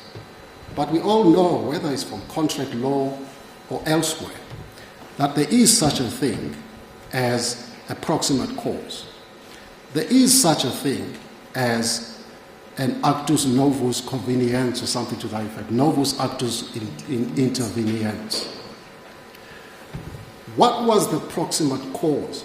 All the facts, even including the facts to which our learned friend for the president alludes. The trigger, unavoidably, indisputably, the trigger for the suspension on these facts was Advocate Mkhwebane sending those 31 questions and announcing publicly the very day before the president suspends her that she has decided to investigate this. That, with respect, is the be-all and end-all of the debate about the conflict. But I've addressed that issue. On these undisputed facts, the full court, that is the Nuku court, rightly found that the suspension was triggered by the Public Protector's decision to investigate the Phala Phala scandal on 8 June. Indeed, there is no other plausible explanation. President Zuma, by way of comparison, remember I started by saying we look at Section 9 of the Constitution, we look at the equal protection and benefit of the law. We have one president who does one thing and gets a particular result, and another president who did the same thing and gets a different result. President Zuma did not suspend Advocate Madonsela, thereby ensuring that she does not investigate her investigation into the scandal of Nkandla. So where Advocate Madonsela was afforded space to investigate, report on, and make remedial action in relation to Nkandla, Advocate Mkhwebane has been denied the space to investigate, report on, and take appropriate remedial action in relation to Phala Phala. So, by removing, and I go back to what Chief Justice Mogoeng said, by removing the sharp and mighty sword that stands ready to chop the ugly head of impunity off its stiffened neck in the form and shape of the person of the Public Protector, the President seeks to evade accountability. Now, that is where the parties that we represent come into the fray. Because our job, well, not our job, our client's job is to hold the executive to account. Yet, and if I may be allowed to digress a bit, because I thought I was going to deal with this issue right up front, the cost order that was granted against the three political parties that we represent, without, as far as I am aware, any party seeking costs against us. My learned friends in reply will probably correct me, but I am not aware of any party having sought an adverse cost order against the three parties, for a good reason.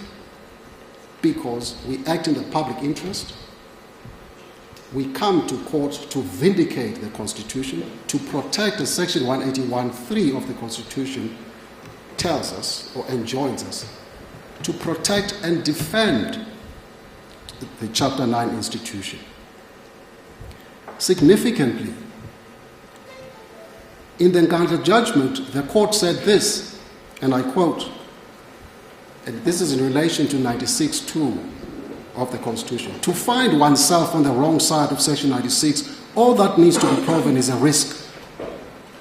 It does not even have to materialize. So in other words, all that need proving is that the conduct of President Ramaphosa exposed himself to the risk of a conflict between his official responsibilities as president and his private interest as a businessman or a game farmer.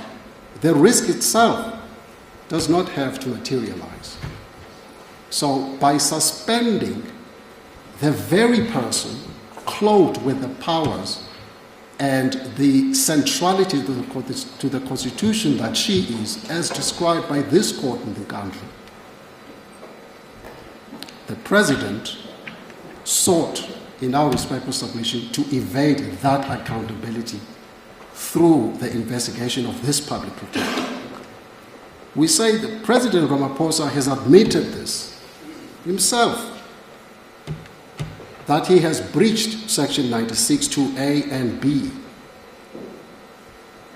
At volume 20, pages 1985 to 1986, He is quoted, and it's said that he said this on live television. I can't stand here and say to you that I saw it. I didn't see it. But the excerpt is said to have been lifted from a live television address at the closing of the Limpopo ANC conference. He is said to have said this, as I said, you find this in the record at 1985-86, volume 20. And I quote, he's quoted as saying, "I'm a farmer. I'm in the cattle business and game business. And through that business, which has been declared in Parliament and all over, I buy and sell animals." And then I go to the end of that. And so, this that's being reported was a clear business transaction of selling animals. Section 96, 2A and B are clear. 2A says, President should have no, I'm paraphrasing, should have no other source of income other than his presidency. He's breached that section by this admission. Section 2A, 96 2A, says he shouldn't expose himself to the risk of a conflict of interest. 2B, did I say 2A? He shouldn't expose himself to the risk, not to conflict of interest, but to the risk of it. He has done specifically that by engaging himself in private business and doing all the kinds of things that are alleged in the ATM motion. That is clear admission of the breach of these two sections. The state capture case. 13 December 2017 is another significant day in the development of South Africa's constitutional democracy, or constitutional jurisprudence rather. That was the day we learned that the president's constitutional power is not sacrosanct. Not sacrosanct. On that day, the full court in Pretoria ruled that President Zuma was conflicted, and for that reason it barred him from exercising his constitutionally entrusted power to appoint the chairman of a commission of inquiry. This is because President Zuma himself was going to be at least one of the persons who was going to be the subject of the investigation by the commission of inquiry. It is curious. Well, it's a curious judgment because it raises questions about the full court's fidelity to the presumption of judicial impartiality. But that judgment is not now on appeal before you, so I won't press the issue. I'm just mentioning it in passing. 17 February 2020 is another significant day because on that day, the President Ramaphosa, under oath, expresses what can best be described as shock that the Public Protector should dare to interdict his exercise of a constitutionally entrusted power to suspend him. The President described the relief as unprecedented and as self-evidently having far-reaching constitutional implications. You'll find this in volume 3 at pages 193 to 194. The reasoning of the full bench in Pretoria of just over 2 years previously, that is in the state capture judgment, had now been, we say, conveniently forgotten. Now, this president's constitutionally entrusted powers was sacrosanct and could not be challenged. The Public Protector's challenge to that power is now seen as unprecedented. But when Advocate Madonsela challenged the power or the exercise of President Zuma's power, constitutionally entrusted power, to appoint the chairman of the Commission of Inquiry, that would investigate him, the challenge was allowed. by the full court. Now, the full court in Cape Town, unlike the full court, this is the third judgment, the Erasmus Court, the Justice Erasmus Court.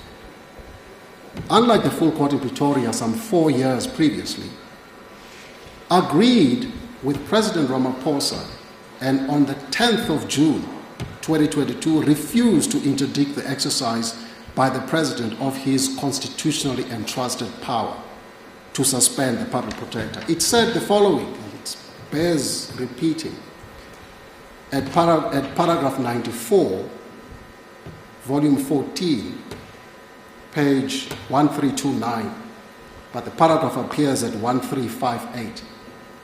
The court said, and I quote, "There is nothing wrong with affording a member of the executive, including the president, with the power to suspend someone who might investigate them or their associates, as long as the suspension has adequate safeguards." It's an important qualification. But where the rubber hits the road is where the court says there is nothing, there are 2 points, really. The first point is there's nothing wrong affording the president, in this case, the power to suspend the very person who is investigating. The second point is, but there must be adequate safeguards. Now, those adequate safeguards, in this case, said the full court, include the fact that the office of the public protector, as Justice Cheekley pointed out in a debate with Mr. Mpofu, that there is the deputy public protector who would continue with that investigation. And so that is a sufficient safeguard to perhaps the bias and conflict arising. But as I've pointed you to what the Nkandla judgment said, the centrality to the South African constitutional paradigm is not the office. It is the person of the public protector. There is also this notion, Justices, of believing that simply removing one person from a team doing an investigation does not shouldn't cause any umbrage because the investigation continues. But when both the Constitution and the Public Protector Act proscribed interference with the work of the public protector, it is not aimed only at the office. It is aimed at interfering with the work by interfering with any person who forms part of the team. And so if you remove a researcher from the team that is investigating a particular complaint, you have interfered with the functioning of that court. If you've removed the public protector described in these terms by this court regarding her centrality to the constitutional paradigm in South Africa, you have messed, to use a colloquial term, with the work of the public protector. But there were safeguards also in the President Zuma case. And that safeguard, as I've alluded to earlier, was the presumption of judicial impartiality. But that court didn't consider that issue, even though it was raised, I think, at paragraph 59.4 or 0.2 of that judgment. The issue was raised of the presumption of judicial impartiality. The court didn't address it. It simply went and dealt with or applied the standard that applies to recusal of judges, which I think Mr. Mpofu has aptly described as inapplicable in this case, or is an inappropriate way of dealing with executive conflict. And so it was, in conclusion, that in President Zuma's case, the full court in Pretoria found that the exercise of the president's constitutionally entrusted power was not sacrosanct, where he was conflicted. But in President Ramaphosa's case, the full court in Cape Town found that the exercise of the president's constitutionally entrusted power is sacrosanct, conflict notwithstanding. The question that remains, going back to Justice Madlanga's point and Justice Cardozo, the question is whether this court will determine that issue with reference only to the facts before it, or with reference to the identity of the litigant before it, using what we as students learned in jurisprudence as the inarticulate premise. Will this public protector be afforded equal protection and benefit of the law that her predecessor was afforded against another president? Mr. Mpofu suggested that I may touch on section of Rule 89. Mr. Ngalwana? Yes. Before you proceed with Mr. Mpofu's point,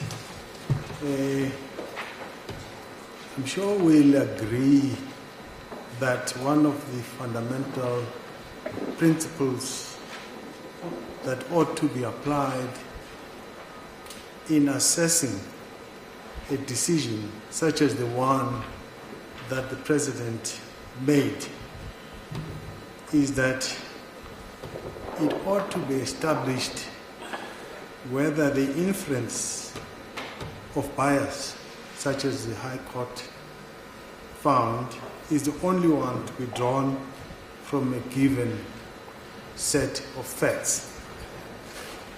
I am not sure whether the High Court applied this principle in reaching the conclusion that they did, given the fact that the High Court limited to its the basis of its decision to what you refer to as the actus novus or proximate cause. And by that, I take it you are referring to the events around 7, 8, 9, and 10 June, and ignored the factual context of the case, which included, so the facts show, several extensions by the same president regarding the submissions by the public protector. I think it was submissions by Badlender Senior, where he used the phrase, the president had bent over backwards to accommodate the public protector and allow her space to make submissions at a time convenient to her. Firstly, my question is, Mr. Ngalwana, context is critical. That I do not have to emphasize to you. And on the facts of this case, several inferences could have been drawn. And one, was this a coincidence in terms of dates, given that this process had began sometime? Let's not argue about whether it was March or April when the actual process began, but it could then be a coincidence. There have been several cases, OSASA, CR17, and so on and so forth. But to pick up one case and say, pala, then you are biased. He should have been biased a long time ago, long before the 9th or 10th, the 9th of June, if at all that was his disposition. So what I'm suggesting to you, that an inference of coincidence under those circumstances is one such inference. Another inference would be that, well, this was a conclusion, a logical conclusion of a process which he had begun in terms of Section 194. And of course, another inference could be that he was plain biased. That he was biased. That could be another inference. Now, for the High Court to pick up one inference, and I need not lecture you, Mr. Dalwana, about the inferences in the law as it applied to drawing inferences. Now, for the High Court to pick one and say, actus novus, well, using the words, proximate cause is this. And I emphasize context, because context gives meaning to whatever decision is made. You don't take the tail end and say, got you. That's what you're up to, or that's what's causing you to make this decision. I ask, there may be several questions in what I've stated, but isn't this the case? And the suggestion is that the High Court may have missed the point on that basis. Thank you, Justice Barker. As you respond to Justice Barker, just bear in mind that only 9 minutes of your allocated time remains. Yes, thank you, Deputy Chief Justice, for the reminder, the timely reminder. Justice Barker, as the Supreme Court of Appeal in Scalabrino, and I'm quite sure it has been repeated elsewhere, that context in law is everything. So I agree to the extent that we are looking at context. I think one or other of my learned friends has referred to a passage in this very same judgment of the 9th of September, where, let me start by saying, the one point with which I respectfully disagree is the suggestion that the full bench of Nuku J did not consider any other inferences, or did not consider any other possible reasons for why the president acted in the way at the time that he did. There is a passage, I can't readily find it now, where the judgment says, in order to avoid appearing to be sitting as a court of appeal of the Part A court, it will not go back and deal with all those issues because, or the facts that go back to March. Because what that would have done, or what that could have done, would have created an impression that it is sitting on appeal of the Justice Erasmus Court. Now, to come straight to the various possibilities, that it could have been a coincidence, that it could have been a logical conclusion of a process that started a while ago. I thought I had addressed that issue at the beginning. Perhaps let me try and rephrase it. One can have a whole series of events and facts in the taking of a particular decision. But one cannot run away from one particular event or fact that triggers the impugned decision. In this case, Justice Barker, with respect, that President Ramaphosa started the process on the 17th of March for the suspension of the Public Protector and gave her, 4 or 5 extensions on her request on one or other occasion to give reasons or make written representations about why she should not be suspended pending the outcome of the final determination of the Section 194 committee process. None can start from that the president is incapable of acting in his own personal interests once a specific event, triggers his conduct. The question, a rhetorical question that arises is, from the 17th of March, with all the, I heard a date of the 26th of May being mentioned. Why didn't he act on the 26th of May, for example? Why didn't he act on the 30th of May? Why didn't he suspend it then? This is why it cannot plausibly be accepted that the decision by the President to suspend the Public Protector on the 9th of June was a mere coincidence. It's because that decision was preceded the day before that by what we call the trigger for that decision. And there was a judgment that was going to be delivered the following day. I think Mr. Mpofu has made that point. Why would he not wait for the judgment to be given? What was the rush for him to act on that particular day? And so, and the suggestion also that he didn't know that a judgment was going to be given the following day, with respect, I suppose I can't dispute it from the bar, because if my learned friend for the President,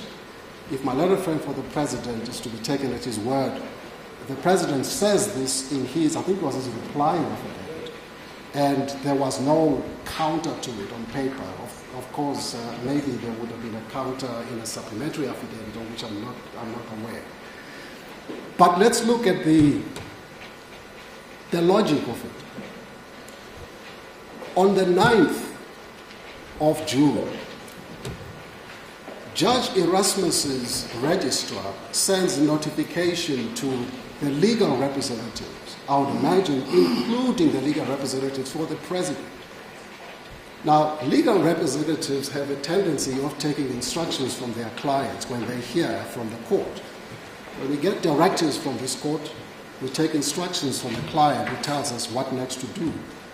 So when a court says, we are handing down judgment tomorrow morning, it seems to us incredible, I'll put it no higher, that the President would not have known that a judgment is being handed down tomorrow. And I would go further to say, perhaps he may even have known what the outcome of that judgment would be. For him to have such audacity, I use that term with respect, I'm not using it in its pejorative sense, or maybe I should use the word confidence, to be able to drop the guillotine at the day that he did. So, Justice Bankwa, in conclusion, because I've probably have 3 minutes left now, and I'd like to hear other questions of clarity, is this couldn't have been a coincidence for the reasons I've articulated. This couldn't have been a logical conclusion of a process that started in March, because that guillotine could have fallen at any time between at least the 26th of May and the 9th of June. And so the only reasonable inference, as the court correctly points out in pointing out the triggers in paragraph 155 of that judgment, is one, the decision by the Public Protector to investigate Phala Phala and sending those 31 questions, and two, her public announcement the very next day on the 8th of June that she was indeed investigated. Now, I do hope that answers the question. It may not answer it to your satisfaction, but at least I don't want to be accused of having ducked it. Yes, thank you, Mr. Governor. Thank you, Justice Breyer. May I just say this, that Mr. Mpofu, which is the point I was going to, Mr. Mpofu had said, and I'm not going to deal with it, and I did tell him, I sent him a text message saying, I'm not touching Section 89 and sub judice, that he will deal with it. And he gave me a thumbs up on WhatsApp. So that is not... I thought that was the whole crux of your submissions, though.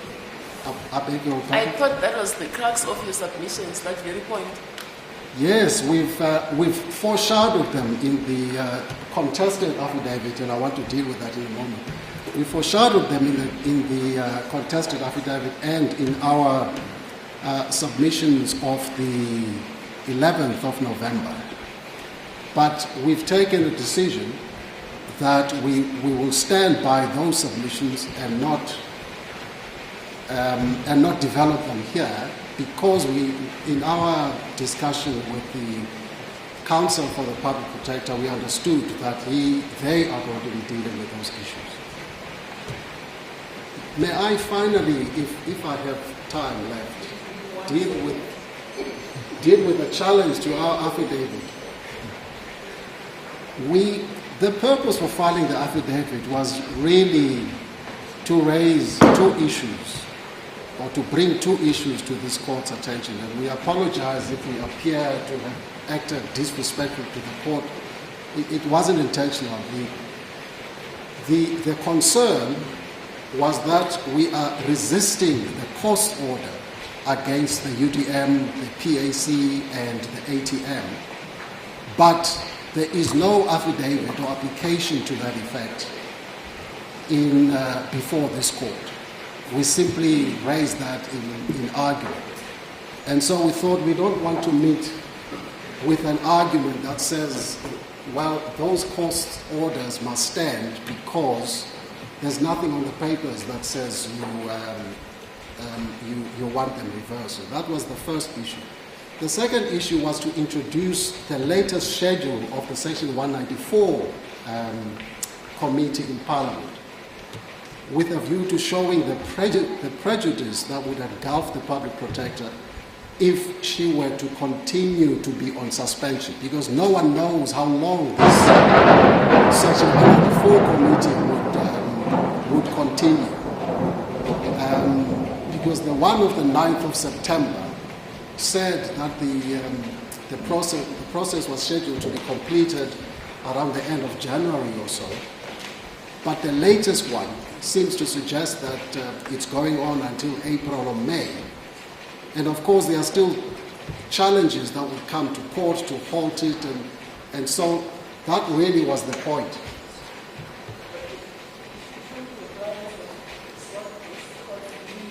I'm sorry, Justice. Shouldn't your clients have sought this court's leave to file the affidavit? I seem to be hard of hearing. I'm sorry, Justice. I'm asking if your clients should not have asked this court's leave to file this affidavit that raises matter that the other parties may very well wish to respond to. Yes, no, that's I concede that readily. That's what should have happened. It hasn't happened. And I found it most confusing because, among other things, it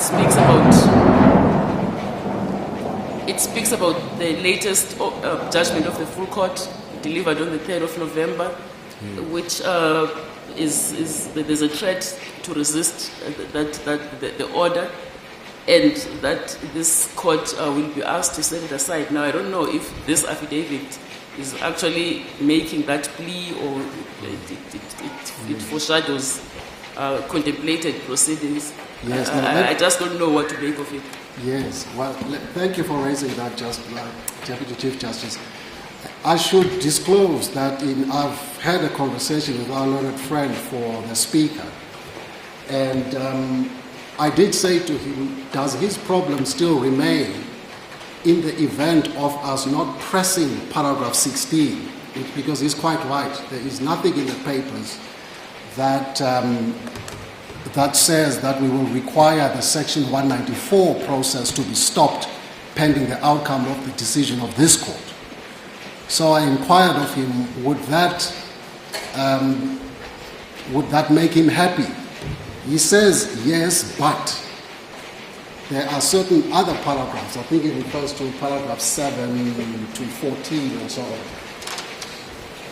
Yes, thank you. So he refers to paragraphs 14 and 15 that he says shouldn't be there. So I'm really in the court's hands on this issue. I've explained what the purpose of the affidavit was, it's developed its wings, and we're not pressing that paragraph 16, which is really the most offensive paragraph in my submission.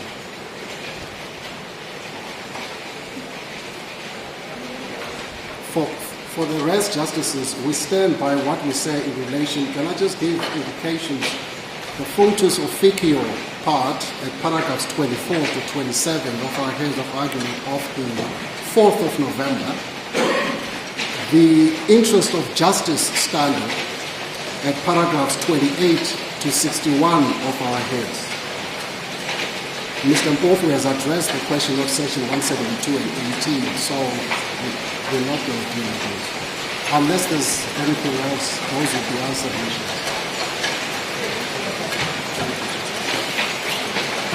Any reply, Mr. Badlander?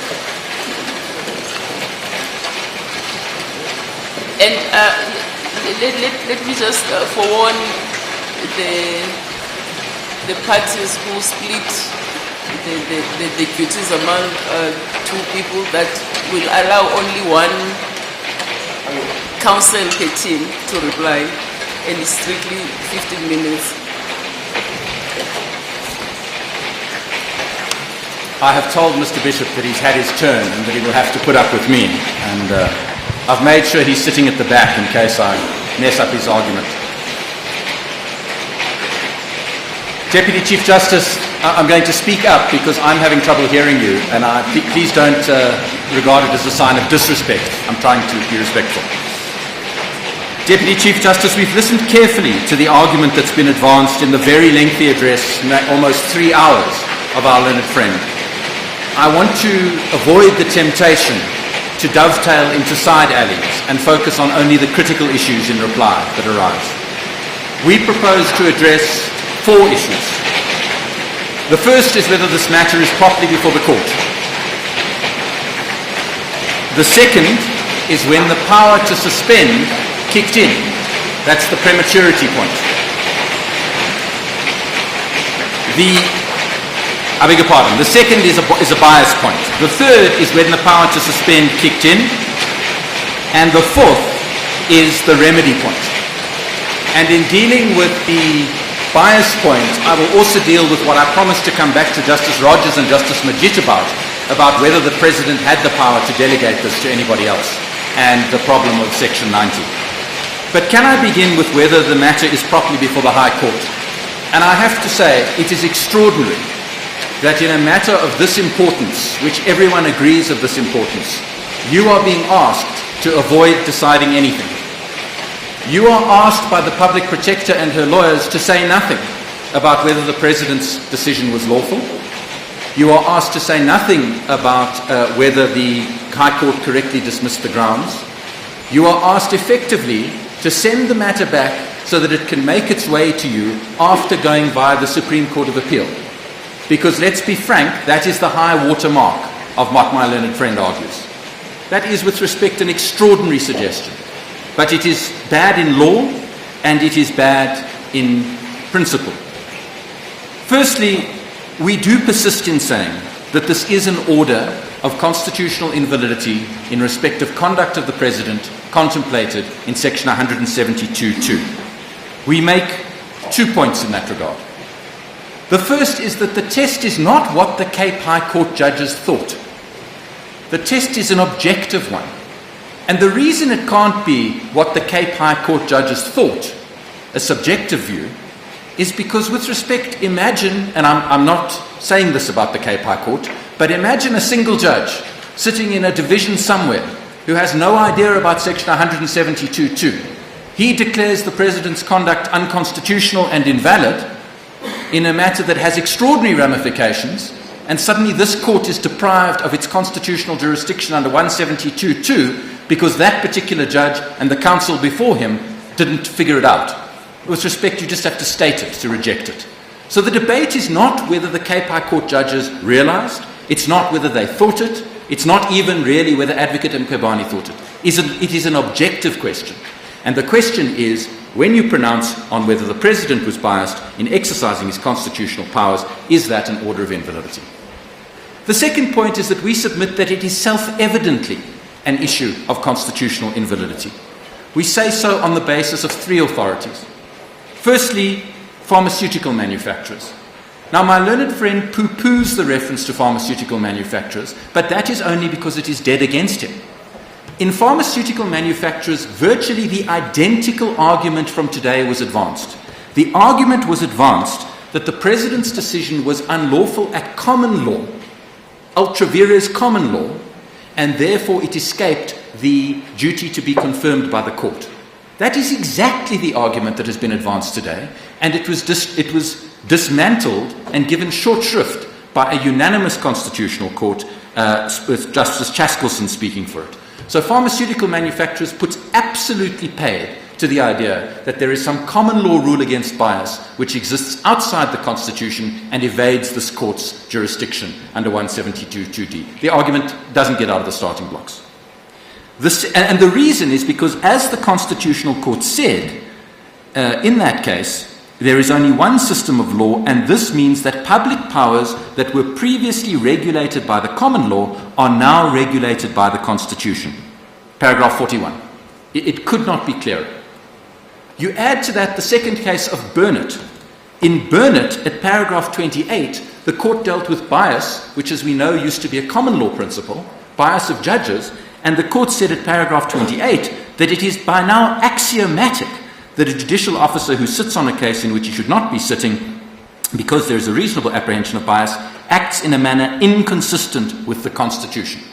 So Burnett tells us that the common law has been subsumed into the Constitution for bias, just in a judicial context. And the third case is Van Arbo, because my learned friend referred to Van Arbo repeatedly, but with respect, it doesn't help him remotely. Because what Van Arbo was about is it was about a decision where a decision had been taken by the cabinet, and the people who had been sued were the president and two ministers. And the lower court declared invalid the conduct of the respondents, the president and two ministers. So come the applicants and they say, well, that deserves confirmation by this court. And Justice Moseneke says, it's not conduct of the president if it's just the president acting as part of cabinet. And you see that from paragraphs 41 to 42, and particularly paragraph 45, referred to by Justice Majid. It would be inappropriate to attribute the conduct of the government or a member of cabinet to the president just because he's the head of the national executive. So when Justice Moseneke said it's not everything the president did, he was talking about that.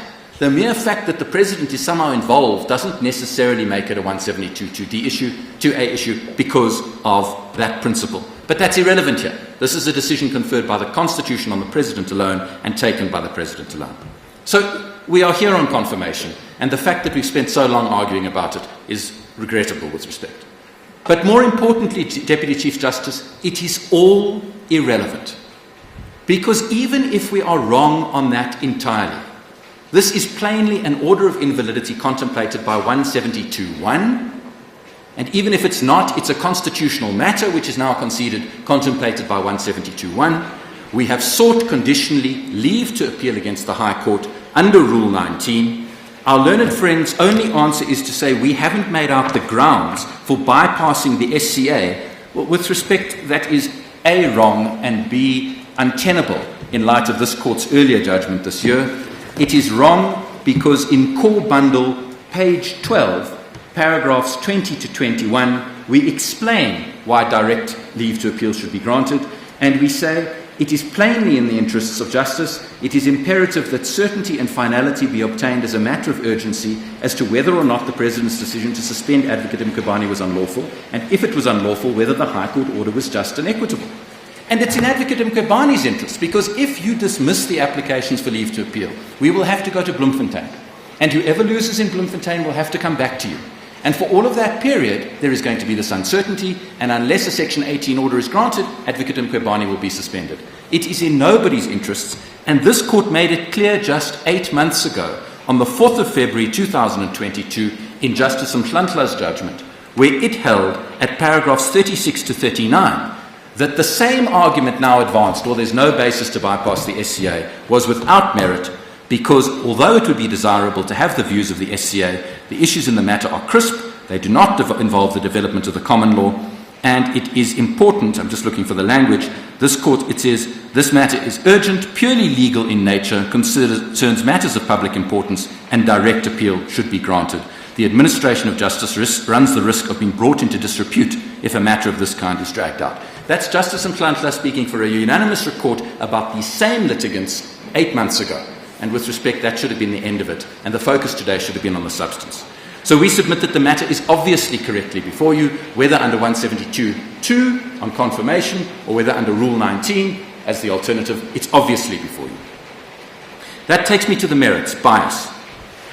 What is striking about our learned friend's address is that he does not cavil with the points we've made on the test for bias. So you can accept the double reasonableness requirement, and you can accept the reasonable, thoughtful, well-informed observer postulated by Van Rooyen. He doesn't dispute correctly and inevitably that you can't just focus on the 7th to 9th June, you've got to look at the whole history, and that must be right. But once you accept both of those propositions, it is not clear what is actually left of the argument about bias apart from debating points, like the president should have changed his mind, or it's so outrageous that he didn't wait for the judgment, even though we know what this court said in City of Tshwane. There is actually no substantive explanation as to what makes Phala Phala different. There is nothing. I challenged our learned friends in address to say, well, there are lots of complaints. Phala Phala may have received a lot of publicity, but it's no different. Well, we heard nothing in response. So really the argument goes back to what was originally pleaded. The moment there is a complaint pending against the president, he can't take that decision. That is the argument. And that argument, with respect, it simply falls to be rejected. And one of the reasons it falls to be rejected links to the point that Justice Majid and Justice Rogers made to me, and that's, I just want to answer that question. If the president were conflicted, the question raised, what was he meant to do? Section 90 faces the difficulties I debated with Justice Majid. The problem of delegation faces the difficulties I debated with Justice Rogers. And I have now looked through the Constitution, and I cannot give you an answer. It seems to me that there is no power on the president to delegate, and it seems to me that Section 90 doesn't apply. Now, if that is so, what does that mean? Well, what it means is that we are into one of those rare instances where this is the doctrine of necessity, which allows someone to decide something even if they were partial. Now, if I could just spend a moment giving you authorities. I don't have the time to develop it, but if I could just give you authorities. I'm afraid I'm working off a note that I prepared some time ago, and so that the textbook references are old, but I'm sure your clerks will chase up the later versions. If I could give you the following authorities. Wade and Forsyth, Administrative Law, 9th edition, page 459. De Smith's Judicial Review, 6th edition, at 526. Wade and Forsyth say, in most cases, the disqualified adjudicator could be dispensed with or replaced with someone to whom the objection did not apply, but there are many cases where no substitution is possible, since no one else is empowered to act. Natural justice then has to give way to necessity, for otherwise there is no means of deciding, and the machinery of justice or administration will break down. So what was the page for? It's Wade and Forsyth, 9th edition, page 459, and De Smith, 6th edition, page 526. De Smith says, if the person who makes the decision is biased but cannot effectively be replaced, that is an example of the doctrine of necessity operating. And secondly, where the administrative structure makes it inevitable that there's an appearance of bias. So those are the two academic authorities. There are only two South African authorities of which I'm aware that are relevant. The first is the decision of the Appellate Division in Council of Review, SADF versus Munich, M-O-N-N-I-G, 1992-3, SA 482A, at page 493B to E. There, Corbett J. dealt with the doctrine of necessity, but he held that it didn't apply because there was another forum available. The second case is an obscure case, decided by this court, in Afrikaans, but I think there is an English translation, otherwise I wouldn't have understood it. It says, Beyers versus die 11 rechters van die Grondwetlike Hof, 2002, volume 6 of the South African Law Reports, page 630, a decision of the Constitutional Court. That case doesn't mention the doctrine of necessity, but it's explicable only on the basis of the doctrine of necessity. That was a case in which Mr. Bayers cited the 11 judges of this court in saying that in dismissing his application for leave to appeal, they had engaged in a deliberate and malicious disregard of his constitutional rights, and he sought leave to sue them for millions of rand. In a judgment authored by this court, the court said, don't be mad. But the point is not the outcome. It's that it was authored by this court even though they were the defendants. And that is plainly the doctrine of necessity. Lastly, although there are many foreign cases, the most helpful one is the decision of the Supreme Court of Canada in reference remuneration of judges of the provincial court. It is 1998, volume 1 of the Supreme Court of Canada reports, page 3, paragraphs 4 to 7.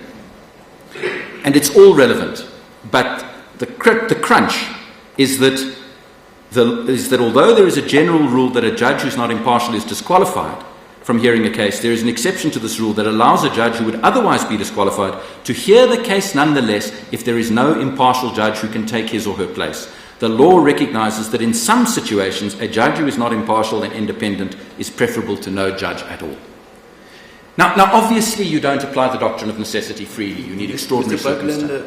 Maybe I missed it. I don't remember you giving us a paragraph number for Bayers. A paragraph. It's paragraphs 4 to 7. No. The one just... Oh, Bayers. I didn't give you a paragraph. Oh. Maybe because it's in Afrikaans and I haven't found the English translation. I just gave you I gave you the reference to the whole case, Justice Madlanga. I hope you have a clerk who speaks Afrikaans better than I do. But I just gave you a reference to the whole case. But it doesn't mention the doctrine of necessity. It's just the approach that's taken.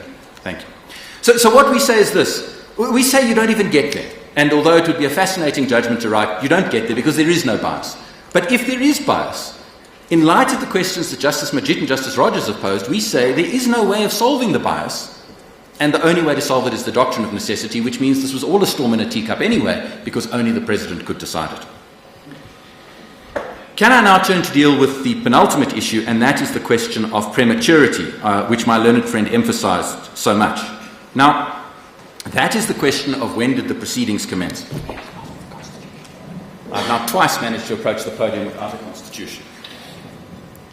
Justices, I accept that, as Justice Madlanga put it, perhaps the ordinary reading of 1943, the proceedings of the committee, the ordinary reading would ordinarily be understood to when does the evidence start. Maybe that is correct. I don't want to debate it because it's a somewhat sterile debate in light of where I'm coming. But I accept that. I accept also that in the context of criminal and civil proceedings, that might well be the approach. But this court, but the difficulty with my learned friend's address is that is the only point he makes. He keeps telling you, how could anyone think, he says, that the proceedings had started before the evidence leaders had been appointed and evidence had been called? How could anyone think that? That is the level of the argument you get. But there is no attempt to grapple with the submissions of my learned junior, Mr. Bishop, where he said that is not the proper interpretation in light of the purpose of the provision. Now, I hardly need to tell this court this, but for the sake of completeness, we have in our heads at paragraphs 21 to 24 of the cross-appeal heads referred to Mkhwebane, saying that of course you must pay due regard to the language, but you must be generous and purposive and give expression to the underlying values.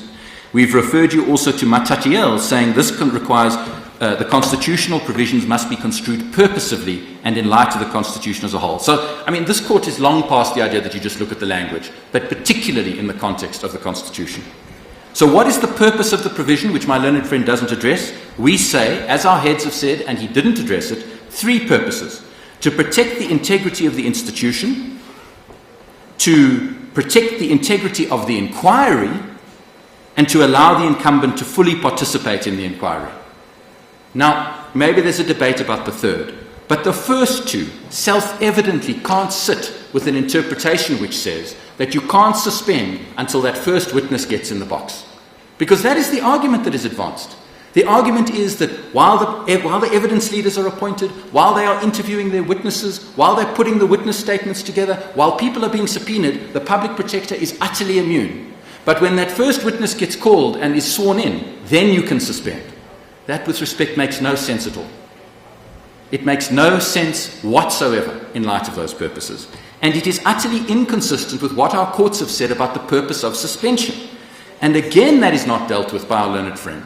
And I can do no better than refer you to the case of Lewis versus Heffer, which we've cited in paragraph 16 of our heads, in our main heads. And that's an English decision of Lord Denning. But there it says, very often irregularities are disclosed in a government department or in a business house, and a man may be, I apologize for the gendered language, and a man may be suspended on full pay pending inquiries. Suspicion may rest on him, and he is suspended until he is cleared of it. The suspension in such a case is merely done by way of good administration. A situation has arisen in which something must be done at once. The work of the department or office is being affected by rumours and suspicions. The others will not trust the man. In order to get back to proper work, the man is suspended.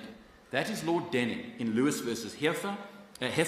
It was quoted with approval in Makashula and in DA. That's in our footnote 16. It has also the state of our labour law because it was quoted in approval. This reference is not in the heads. In KOKA, K-O-K-A, versus the Director General, 1997, 18, Industrial Law Journal, 1018, a decision of the Labour Court at 1028 E to I. And if you said to a labour lawyer, you can only suspend once you call the first witness in the disciplinary inquiry, the labour lawyer would laugh at you. He would say, but hang on, what about when I've already suspect him of gross misconduct? What about when it's his subordinates who are going to have to testify him? And what about when he's managing my funds? And the labour lawyer would say, that can't be. And that's why in our labour law, precautionary suspension is allowed from the moment you form a suspicion, and that's what COCA says, provided that you suspend on full pay, which is what is done here. So, in suspension generally, you are allowed to suspend from the moment you've got a reasonable suspicion, not from the moment the first witness is called. Now, my learned friend will say, yes, but this is the public protector, she's got an independence requirement, so the height standard must be heightened. In response to that, I give you Van Rooyen. In Van Rooyen, the same issue arose. Van Rooyen, paragraph 166 to 171. Because in Van Rooyen, magistrates, who are independent judicial officers who have the guarantee of independence, there was a regime which said there's an inquiry to be conducted, but before the inquiry is to be conducted of misconduct, there's an initial inquiry which has to be undertaken by the Magistrates Commission, and the Magistrates Commission was empowered provisionally to suspend a magistrate without pay, pending an investigation. So at the very beginning, the magistrate could suspend. That was declared invalid by the High Court.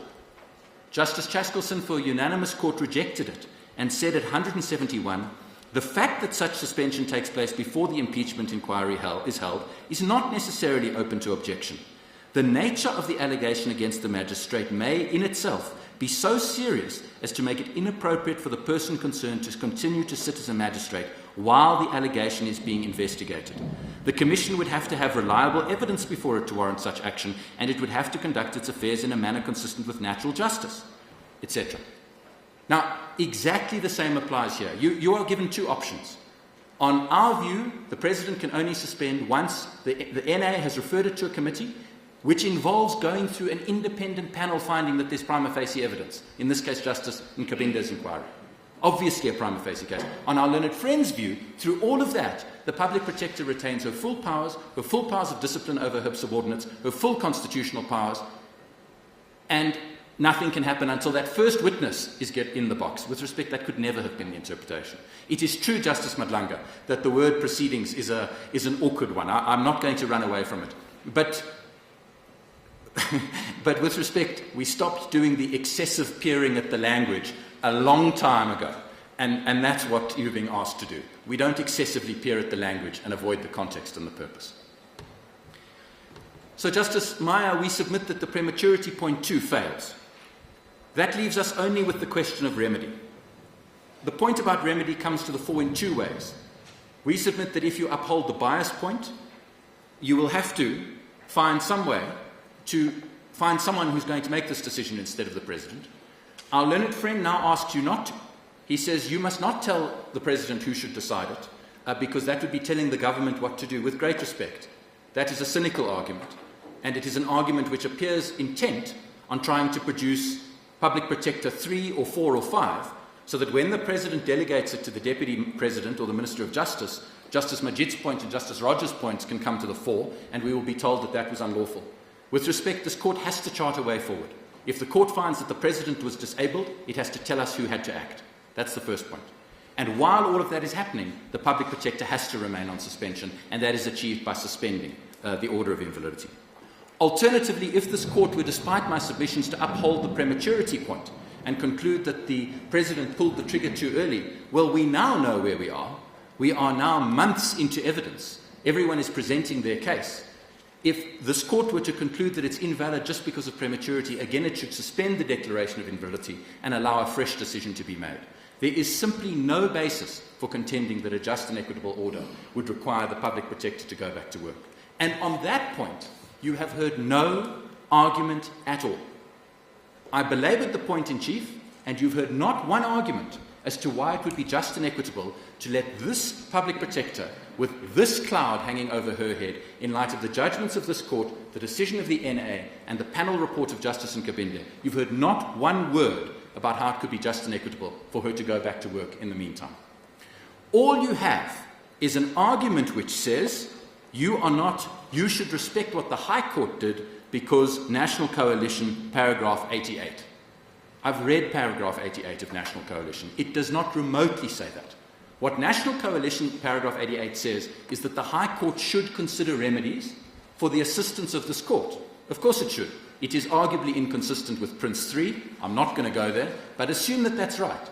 There is nothing like the Trencon line in paragraph 88. That Trencon line of discretion has never been applied by this court in an order of constitutional invalidity, and it can't be because it's for this court to decide. So National Coalition takes us nowhere. This court is at large to grant the remedy it deems fit. The fact that it should have regard to what the High Court does doesn't change that. And that leaves us with the only case on point, which is McBride. There was not one word on McBride. McBride is on all fours with this case except for one thing, which is that it involved the declaration of invalidity in respect of a statute. This is the declaration of invalidity in respect of presidential conduct. That is a distinction without a difference. It is on all fours, and just as Mr. McBride had to sit for another 30 days and take his chances with a fresh decision, as much as he didn't like it, and I can tell you he didn't like it, the same applies to Advocate Mkhwebane. If she succeeds because the wrong person took the decision, she should sit for another 30 days while the right person takes the decision. If the decision was taken too early because of a misunderstanding, she should sit for another 30 days while the right decision is taken. But there is no earthly way with respect that this court conclude that it is just and equitable for Advocate Mkhwebane to go back to work tomorrow in the midst of the Pala inquiry with the court knowing what it knows. So we submit with respect that the court should uphold the appeal or the applications for leave to appeal and then the appeal. It should hold that there was no unlawfulness. Alternatively, it should grant the remedy we've asked for in our heads. I'm not going to repeat the submissions on costs. Thank you, Deputy Chief Justice.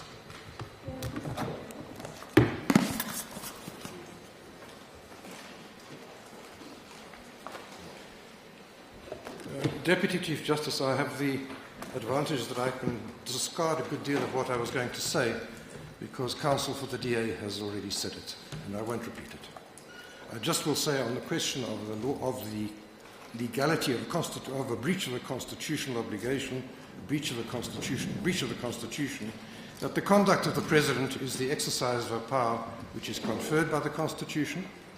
If the rule against bias applies, then if the President is biased, then he acts unlawfully. And he acts unlawfully in exercising his constitutional power. And the Constitution requires that powers must be exercised lawfully, not unlawfully. And so there is a straightforward Section 172(2) case.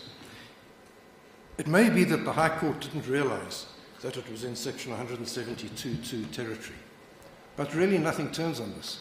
Because if they were in Section 172(2) territory, then the Constitution tells us what must happen, that the matter must come here for a decision, and that the decision has no effect until the matter comes here. And so whether the High Court correctly understood or misunderstood the consequences of its order doesn't matter, because the consequences are prescribed by the Constitution. The next point is that the application for the alternative application for a direct appeal to this court. Like the DA, we don't understand the submission of our learned friend who said that no basis was laid for the court to exercise its discretion to allow a direct appeal.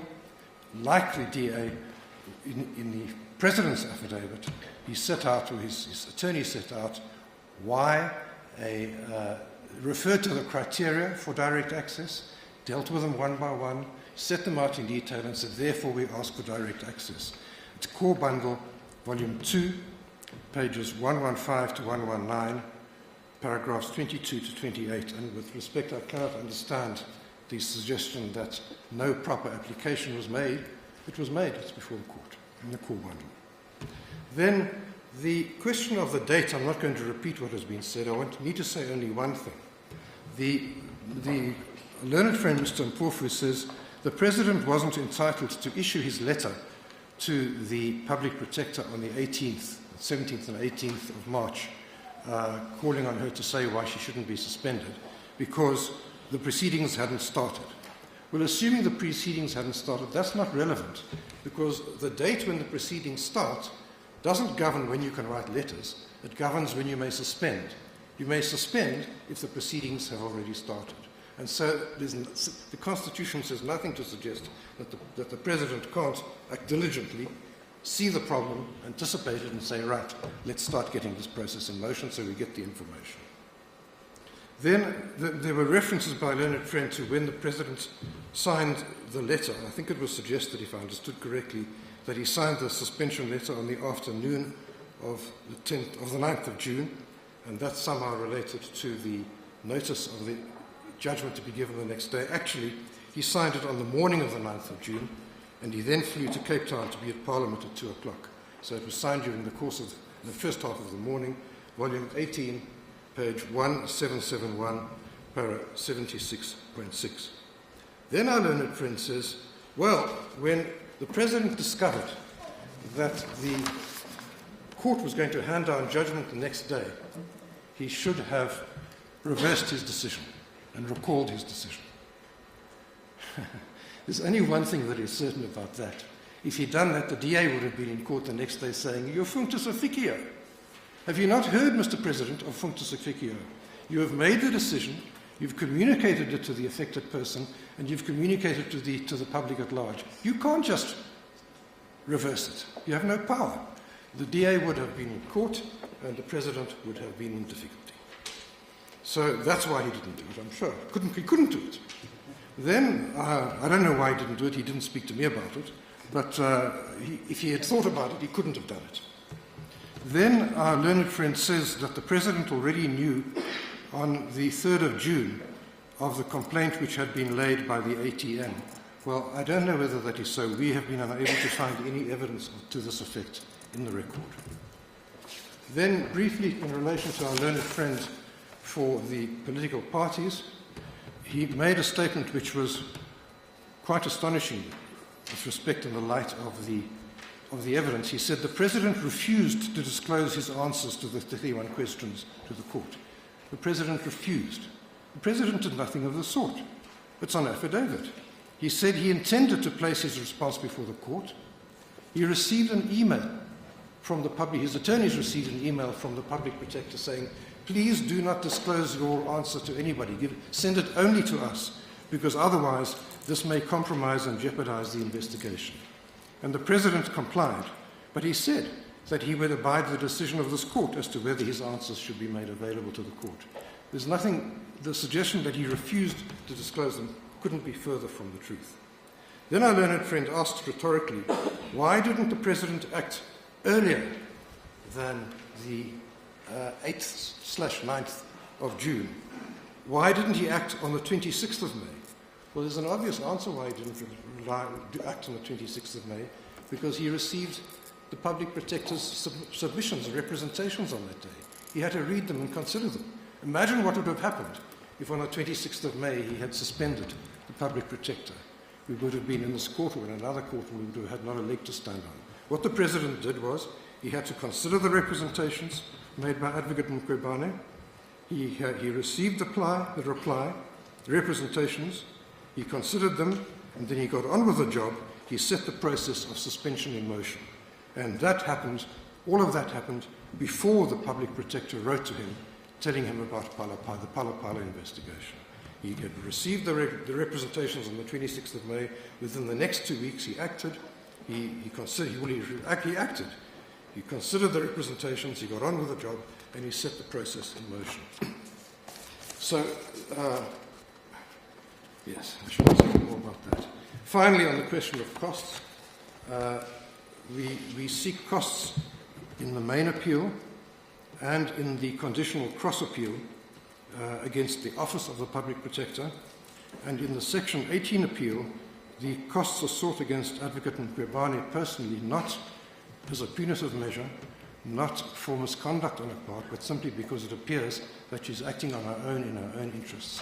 And if she's acting in her own interests, then if she loses, she's liable for the costs. And those, Deputy Chief Justice, are our submissions. Thank you very much.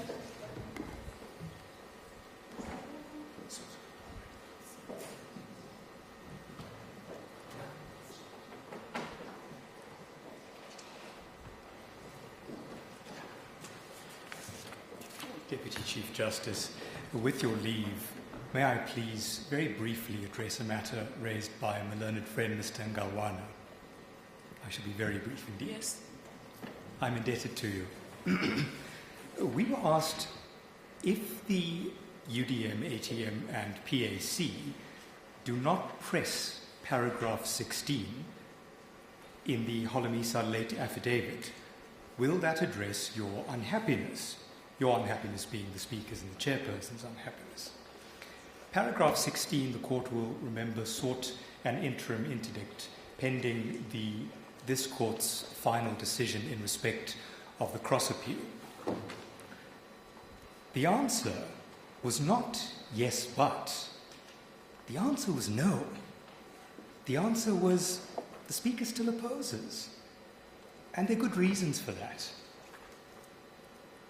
If one considers what remains of the affidavit, if one takes away paragraph 16, what purpose would it serve?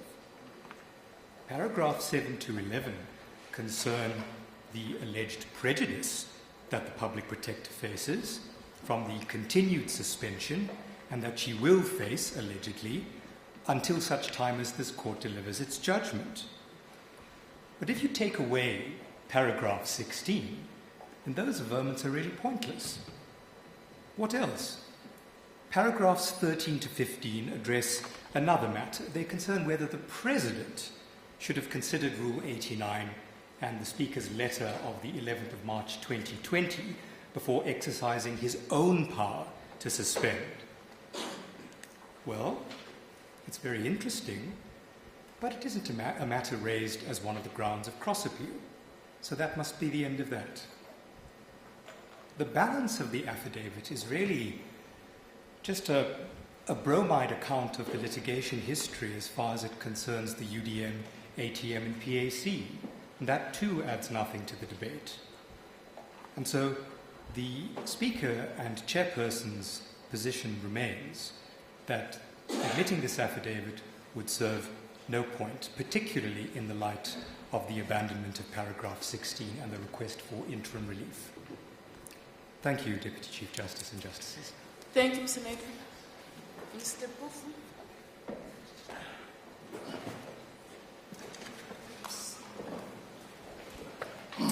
Strictly 15 minutes. Yes, if the 15 minutes is the same as the one of Mr. Padland, which was 25. Thanks. Thank you, Honorable DCJ.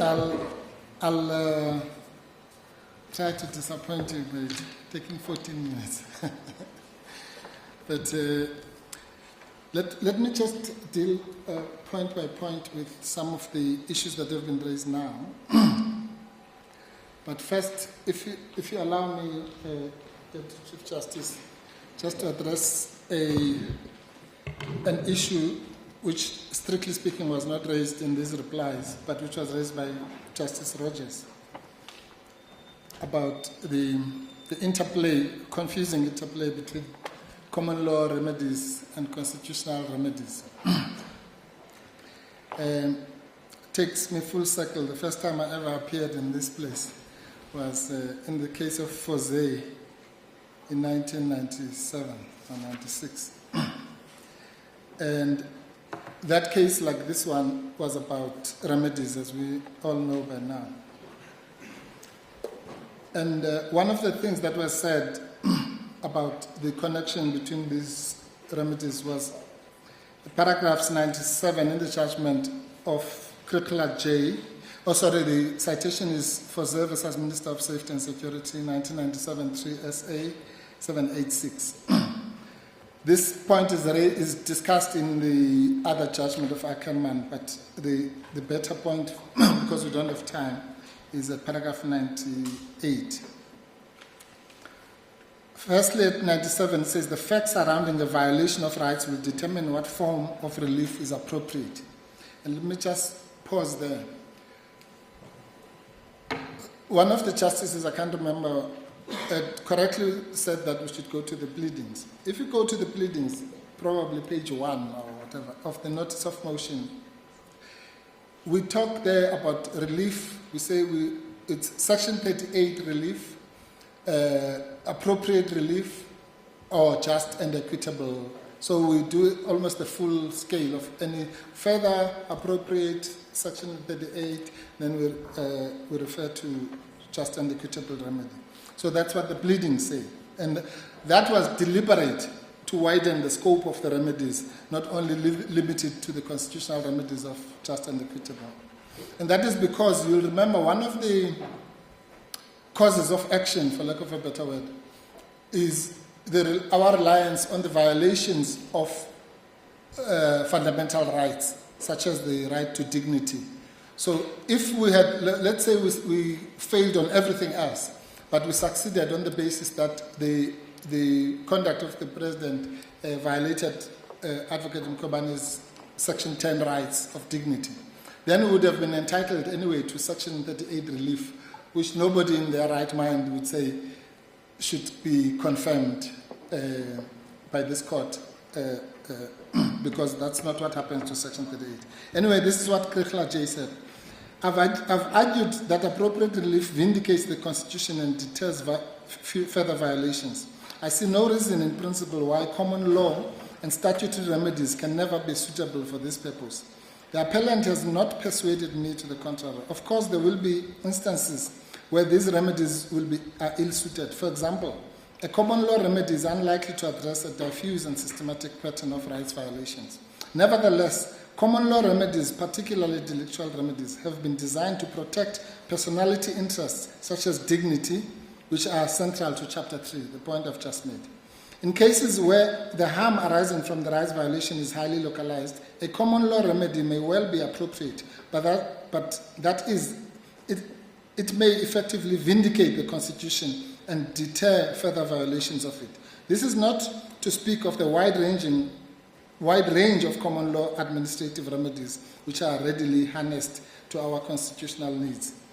It says there are powerful reasons for not excluding common law and statutory relief from the ambit of 74A of that particular. Anyway, I don't have time to develop the point. I hope that reference for now will suffice. So there's no dichotomy between common law remedies which fall within the wide ambit of constitutionalism per se. But it doesn't mean that you must mistake those common law remedies to be orders of constitutional invalidity in the sense that I explained earlier. The second issue is, to Justice Parker's point, the standard of this court at least is a balance of probabilities. So it's not, we don't have a burden to exclude every possible fanciful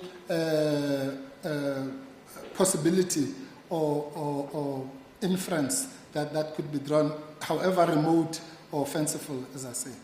The issue is on the proven facts. as we all know, inferences can't just be drawn from the air. There must at least be a set of proven facts. And then from those proven facts, you then draw your inference. That's what's called circumstantial evidence. So if someone is dead and I'm holding a gun and they are bleeding and the gun is smoking, there might be all sorts of other inferences that I was just passing around with a smoking gun. But what are the chances of that? That's what courts are here for, to draw the inferences from the objective facts and then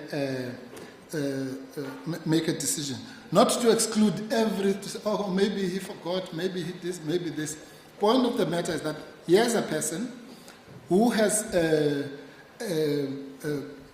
history of understanding the conflict of interest, placed in a particular situation, given the previous accusations, which, as I said, work in our favor, not against us. So, and I think, I'm sorry, in my respectful submission, Mr. Ngalwana addressed this, and even Mr. Bishop, I think, tried to address it. The court in Part B did not exonerate the president from the other conflicts of Busasa, Mervyn Dex, Zimbabwe, and what have you. It did not. That court simply said because of the committee, because it did not want to be seen to be sitting as a court of appeal, it will not address those conflicts. But that didn't mean that the Mervyn Dex conflict, which the DA had identified, had just evaporated from thin air. It was still there. But this court said, in its wisdom, the Pala matter is important. So the context doesn't mean you ignore those things. Actually, if you bring them in, the situation becomes even worse for the president. And if we can also be allowed a leeway of ex post facto reasoning, then one can then ask the rhetorical question, well, what we know now is that the only issue in respect of which the president is actually facing impeachment proceedings is Palapal. Of all those other things, the one that actually, and so he had even more reason to know that, well, maybe those other things were frivolous, but this, I have to act. Now, and that goes to the very unfriendly response that was referred to in the EFF Nkandla case. And let me just say this briefly about the cases, some of the cases Mr. Ngalwana referred to. I happen to have the misfortune of having appeared in all these three cases. In the Nkandla case, it was we managed to convince this court that the risk is sufficient. The fact that the president then could have, the so-called security upgrades were done there, he could have thought that they were genuine and so on, all sorts of things that were put up, did not stop this court from saying, well, on the balance of probabilities, on what we know now, the risk was sufficient to be a breach of Section 96. In the state capture case, we convinced, and I was at the forefront of this, we convinced that court that even though the president, the person that the president was going to appoint to run what later became the Zondo Commission, was a judge with a presumption of impartiality, it was constitutionally inappropriate for the president to appoint that person. Even though it could have been any judge, nobody can even suggest that any judge in this country would have been in the pocket of that president. But the issue was to preserve the integrity of the institution. Now, we are prepared to insulate judges from that, but a president, a member of the executive, must be treated even higher, at a higher stage, higher level than who does not enjoy its common cause, the presumption of impartiality. The third one is the UDM case. In the UDM case, again, we were in this court. This court said very clearly that the president, not even a member of the executive, the president is not allowed to abuse the powers. Sorry, I've got the quotation in my head, but it says that to abuse the office for personal gain, if I'm paraphrasing again, is basically a form of corruption. Why? Because when we, as the citizens, give you power and make you whatever we make you, MEC, mayor, whatever, that power is not yours for yourself to protect yourself from criminal investigation. It's a power that belongs to all of us. It's our resources. We pay you a salary and so on. So you are now abusing those resources, or basically stealing those resources and using them for personal gain to cover your farm activities or whatever. Now, Mr. Bishop says that and Mr. Padlender now, they make this example about labor law. This has nothing to do with labor law. This is a constitutional provision, 194.3a, which is one of the most peculiar and precarious types of provisions, because you have the National Assembly must start proceedings, and then that triggers the president, so you have an interplay between the legislature and the executive and so on. But here's the catch. That suspension, there is good reason. Mr. Badlander says we have not addressed this. I did many times. The Constitution enjoins this court and all of us and the president to protect the independence of the public protector. So if the Constitution gives a particular protection, which makes it relatively difficult to suspend a public protector than it would be to suspend me or someone else, then it is a function of our Constitution which must be read as a whole. But here it is.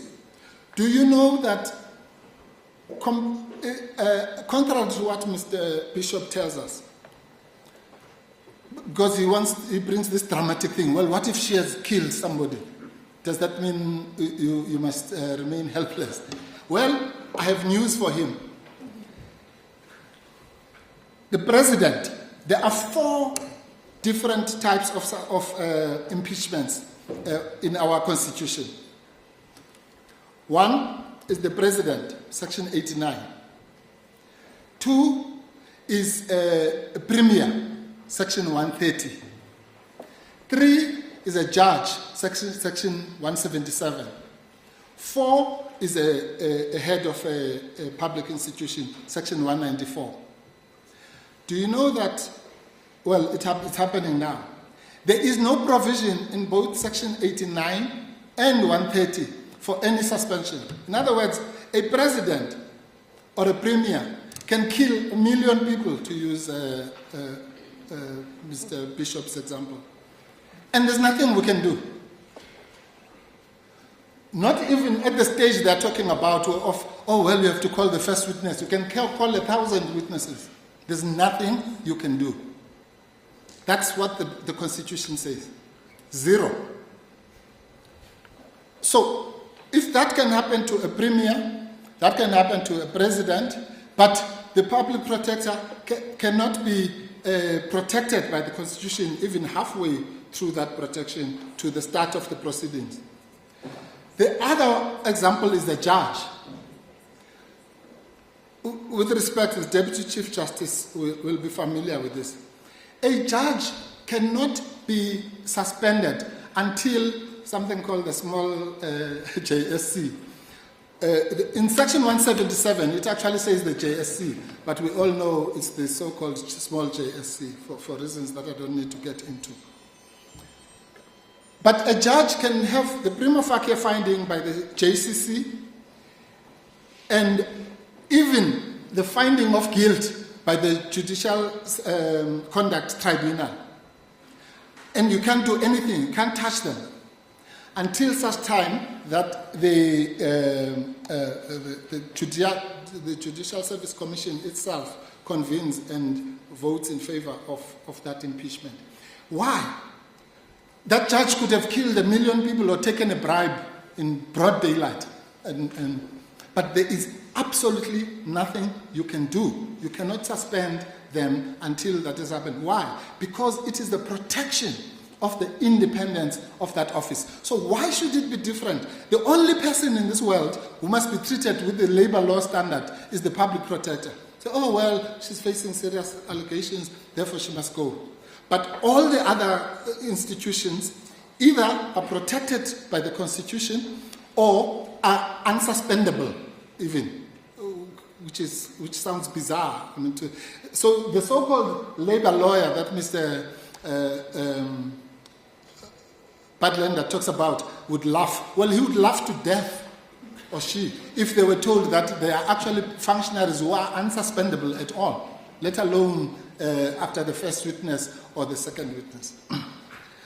Now, the other issue is that, and that goes back to Justice Bakwa's issue, even if the postulations you make, Justice Bakwa, might be correct about, well, what about this? What if the president, just was too busy and signed the letter? It's a coincidence, yes, that's the word. That would only address the issue of actual bias. I will concede that much. If we were talking actual bias, then you can say, oh, well, maybe we're just being too harsh.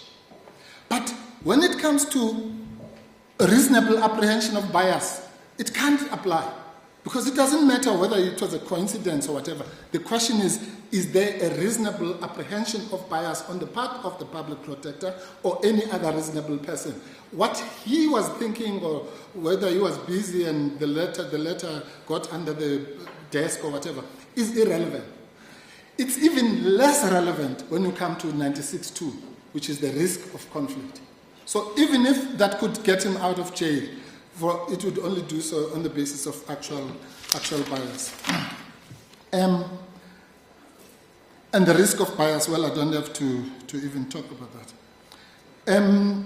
The doctrine of necessity, there's no need to invoke the doctrine of necessity. You can't invoke a doctrine of necessity simply because Justice Majid asked a question about whether Section 90 applies or not. Section 90 applies. It can be the president, and again it goes back to this thing of reasonableness. We can't manufacture defenses for the president. President Ramaphosa, under oath, swearing to God, says, if there is a problem, I will delegate to my deputy.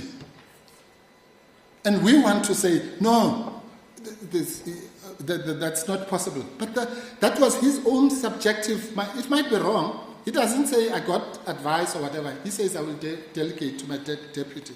And in any event, Section 90 says that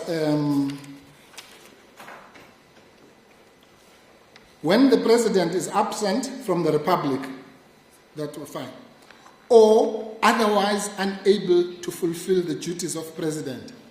How can that not include a situation where the president is eternally conflicted on a particular matter? Surely, otherwise they would have just left it at absence from the Republic. No, it says no, he might be here in this Republic and, sitting in his office.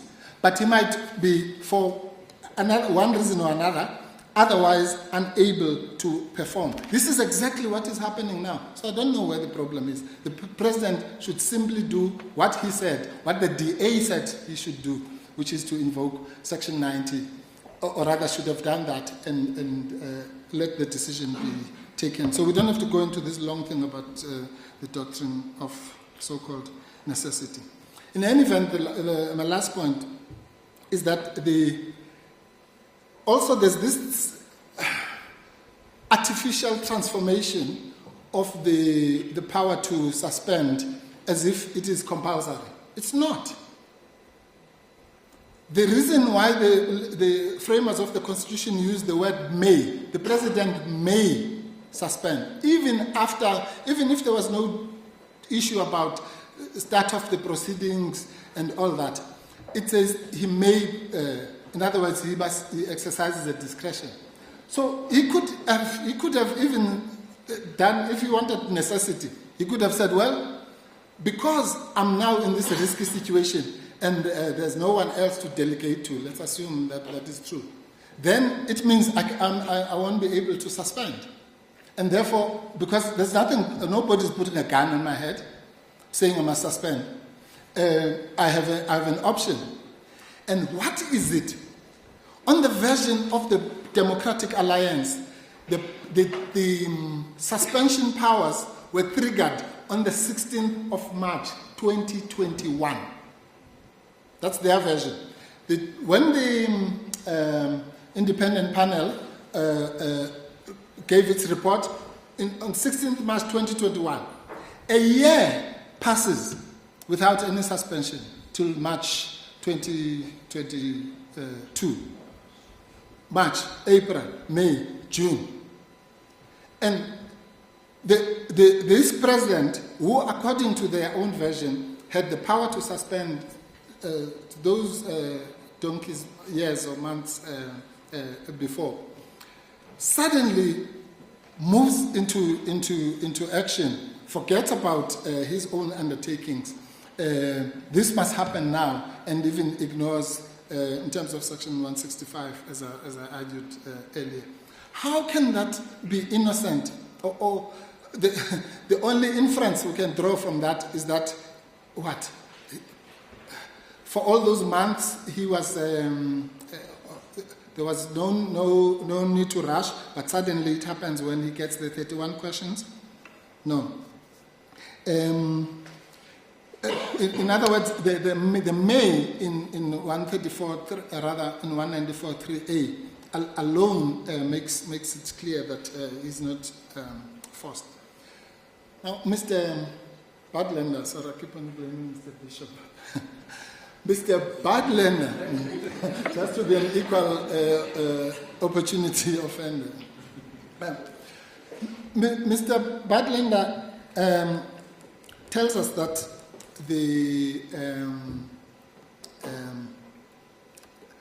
that the president, sorry, I've just lost the point. He says, let me just check the notes. Yes. He says that it's the point that was made in the morning. There's this over concentration on the 2 days, the 7th to the 9th. Well, nothing could be further from the truth. His client, on the version of his client, whatever happened on the 7th to the 9th happened on top of the existing conflict in relation to Mr. Mervyn Dex's complaint. We'll remember that was the complaint where the president said the ANC knows about breaches of the Constitution, but it should not be said in public because it will imagine what the people would say if they knew what we're up to, that kind of thing. And that was taken to scope. So far from the so-called context helping the president, it compounds his problems because on the version of the client of Mr. Badlander, the Pala thing was coming on fertile ground of impunity and potential, at least, I won't put it higher than that, potential conflict.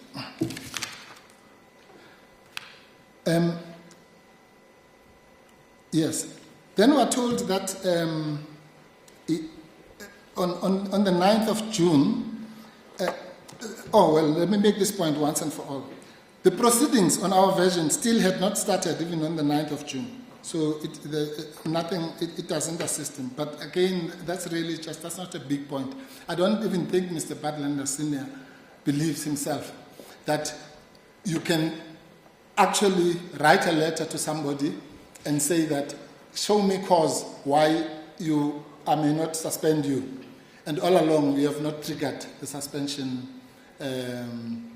clause. I don't think anyone genuinely believes that.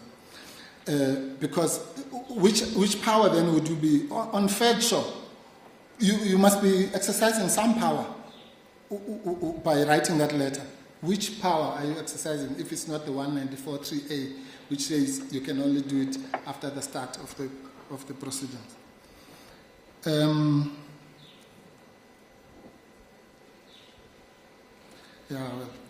I don't think I need to address this one. We are told that the application is proper because it's here, their Section 18 application. And yet, Mr. Badlander, given a chance, has not explained why they have not complied with the peremptory provisions of Rule 19.3d of the rules of this court, which says an applicant referred to the application shall contain, among other things, a statement indicating whether the applicant is applied or intends to apply for leave or special leave to another court, and if so, which court, whether such application is conditional, and so on and so on. And we all know why that is important. But both Mr. Badlander Jr. and Mr. Badlander Sr. say they don't understand. They don't understand what our problem is. Well, I hope they understand it now. It's the section, the failure to comply with those provisions. 2 minutes, please, Chair.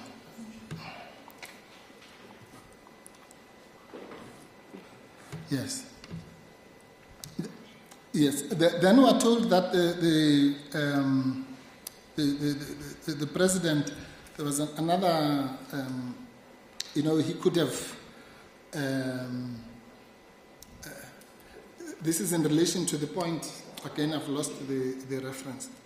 The point we were making about whether he had a duty to act even after on the evening of the 9th. It's a very serious point that we make, and it cannot be lost to anybody, any constitutionalist of any description, that a person who wields so much power, the power such as of the highest office in the land, cannot just exercise it willy-nilly, and he can't do nothing.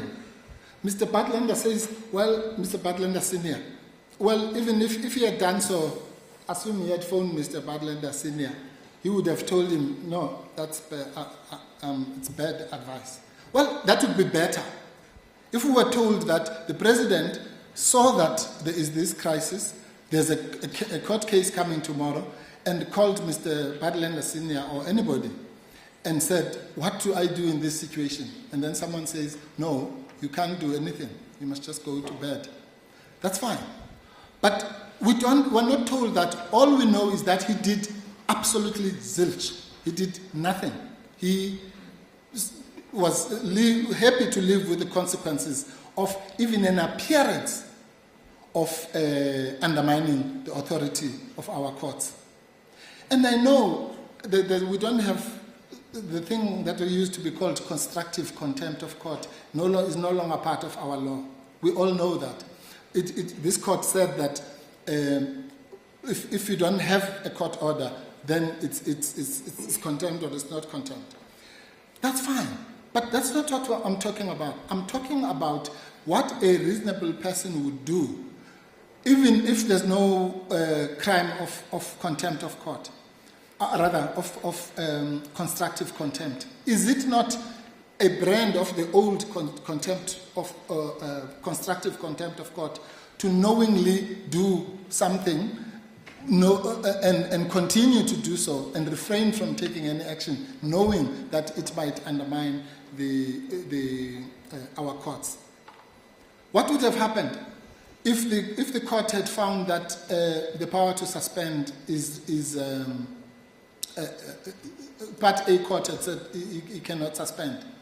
Then we would have been told that, oh well, he thought he should take his chances.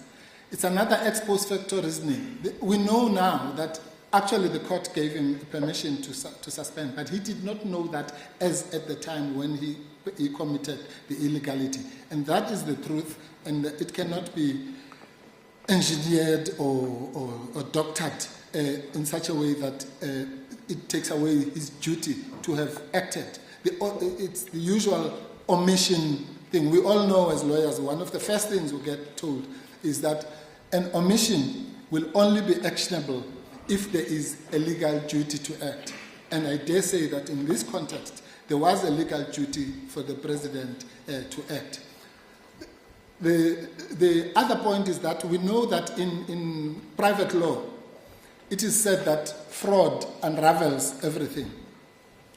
Now, I want to make this statement, and this is now, I'm going back to the discussion I had with Justice Patopa about the exclusions of the conduct of the president.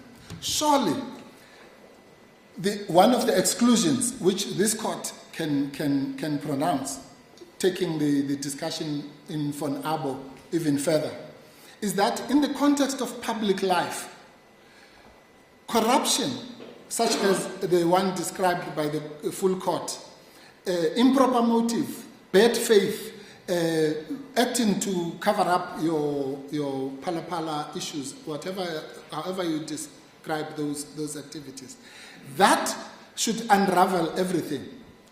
It cannot be that this court must give constitutional protection to somebody who has behaved in that fashion.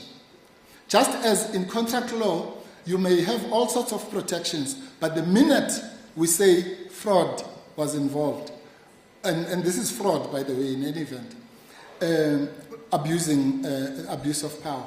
But the minute we say that, then that ought to any court to unravel everything. I can see... That's the end of the extra 15 minutes I gave you, Mr. There's the one I had borrowed from Mr. I think I've exhausted every deposit that I had from anybody. Thank you. As the court pleases, we therefore persist in that relief, and we say that if anything else fails, the obstacles about whether the president acted ultra vires and exceeded his power in that sense, even innocently so. Let's assume he thought the proceedings had started. On that, there is, with the greatest respect, no answer. And none was given because none exists. Let's go, please. And get it.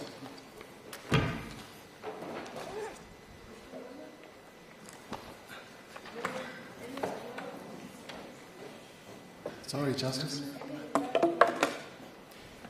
Yes, just two issues.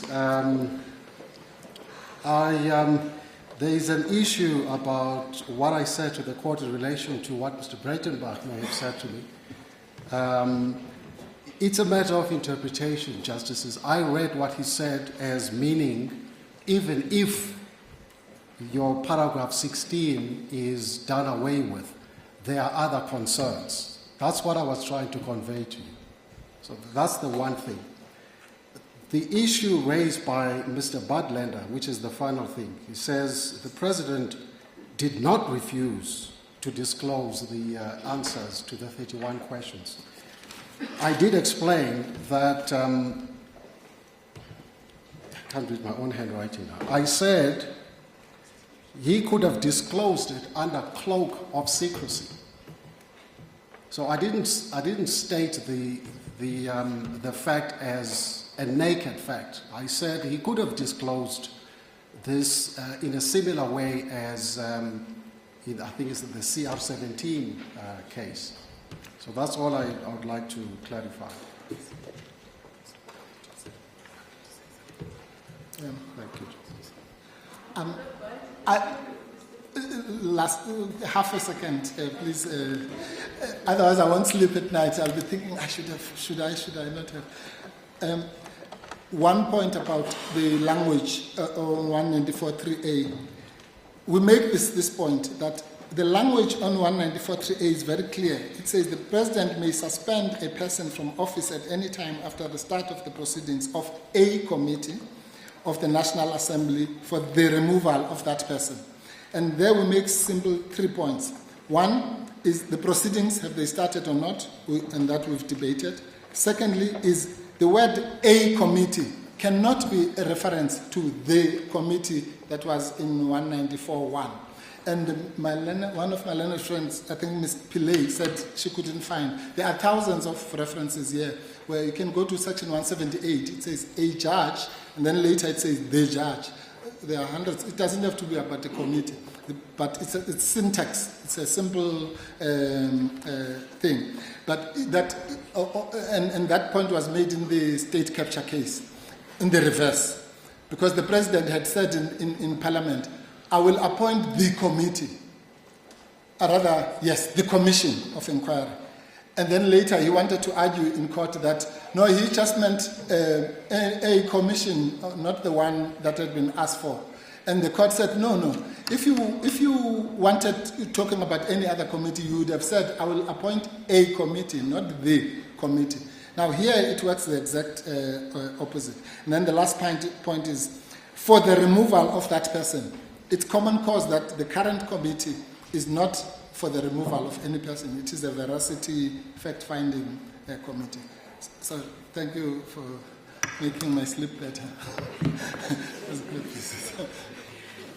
Thank you all for your submissions and your cooperation. Judgment is reserved for the chance. Please rise.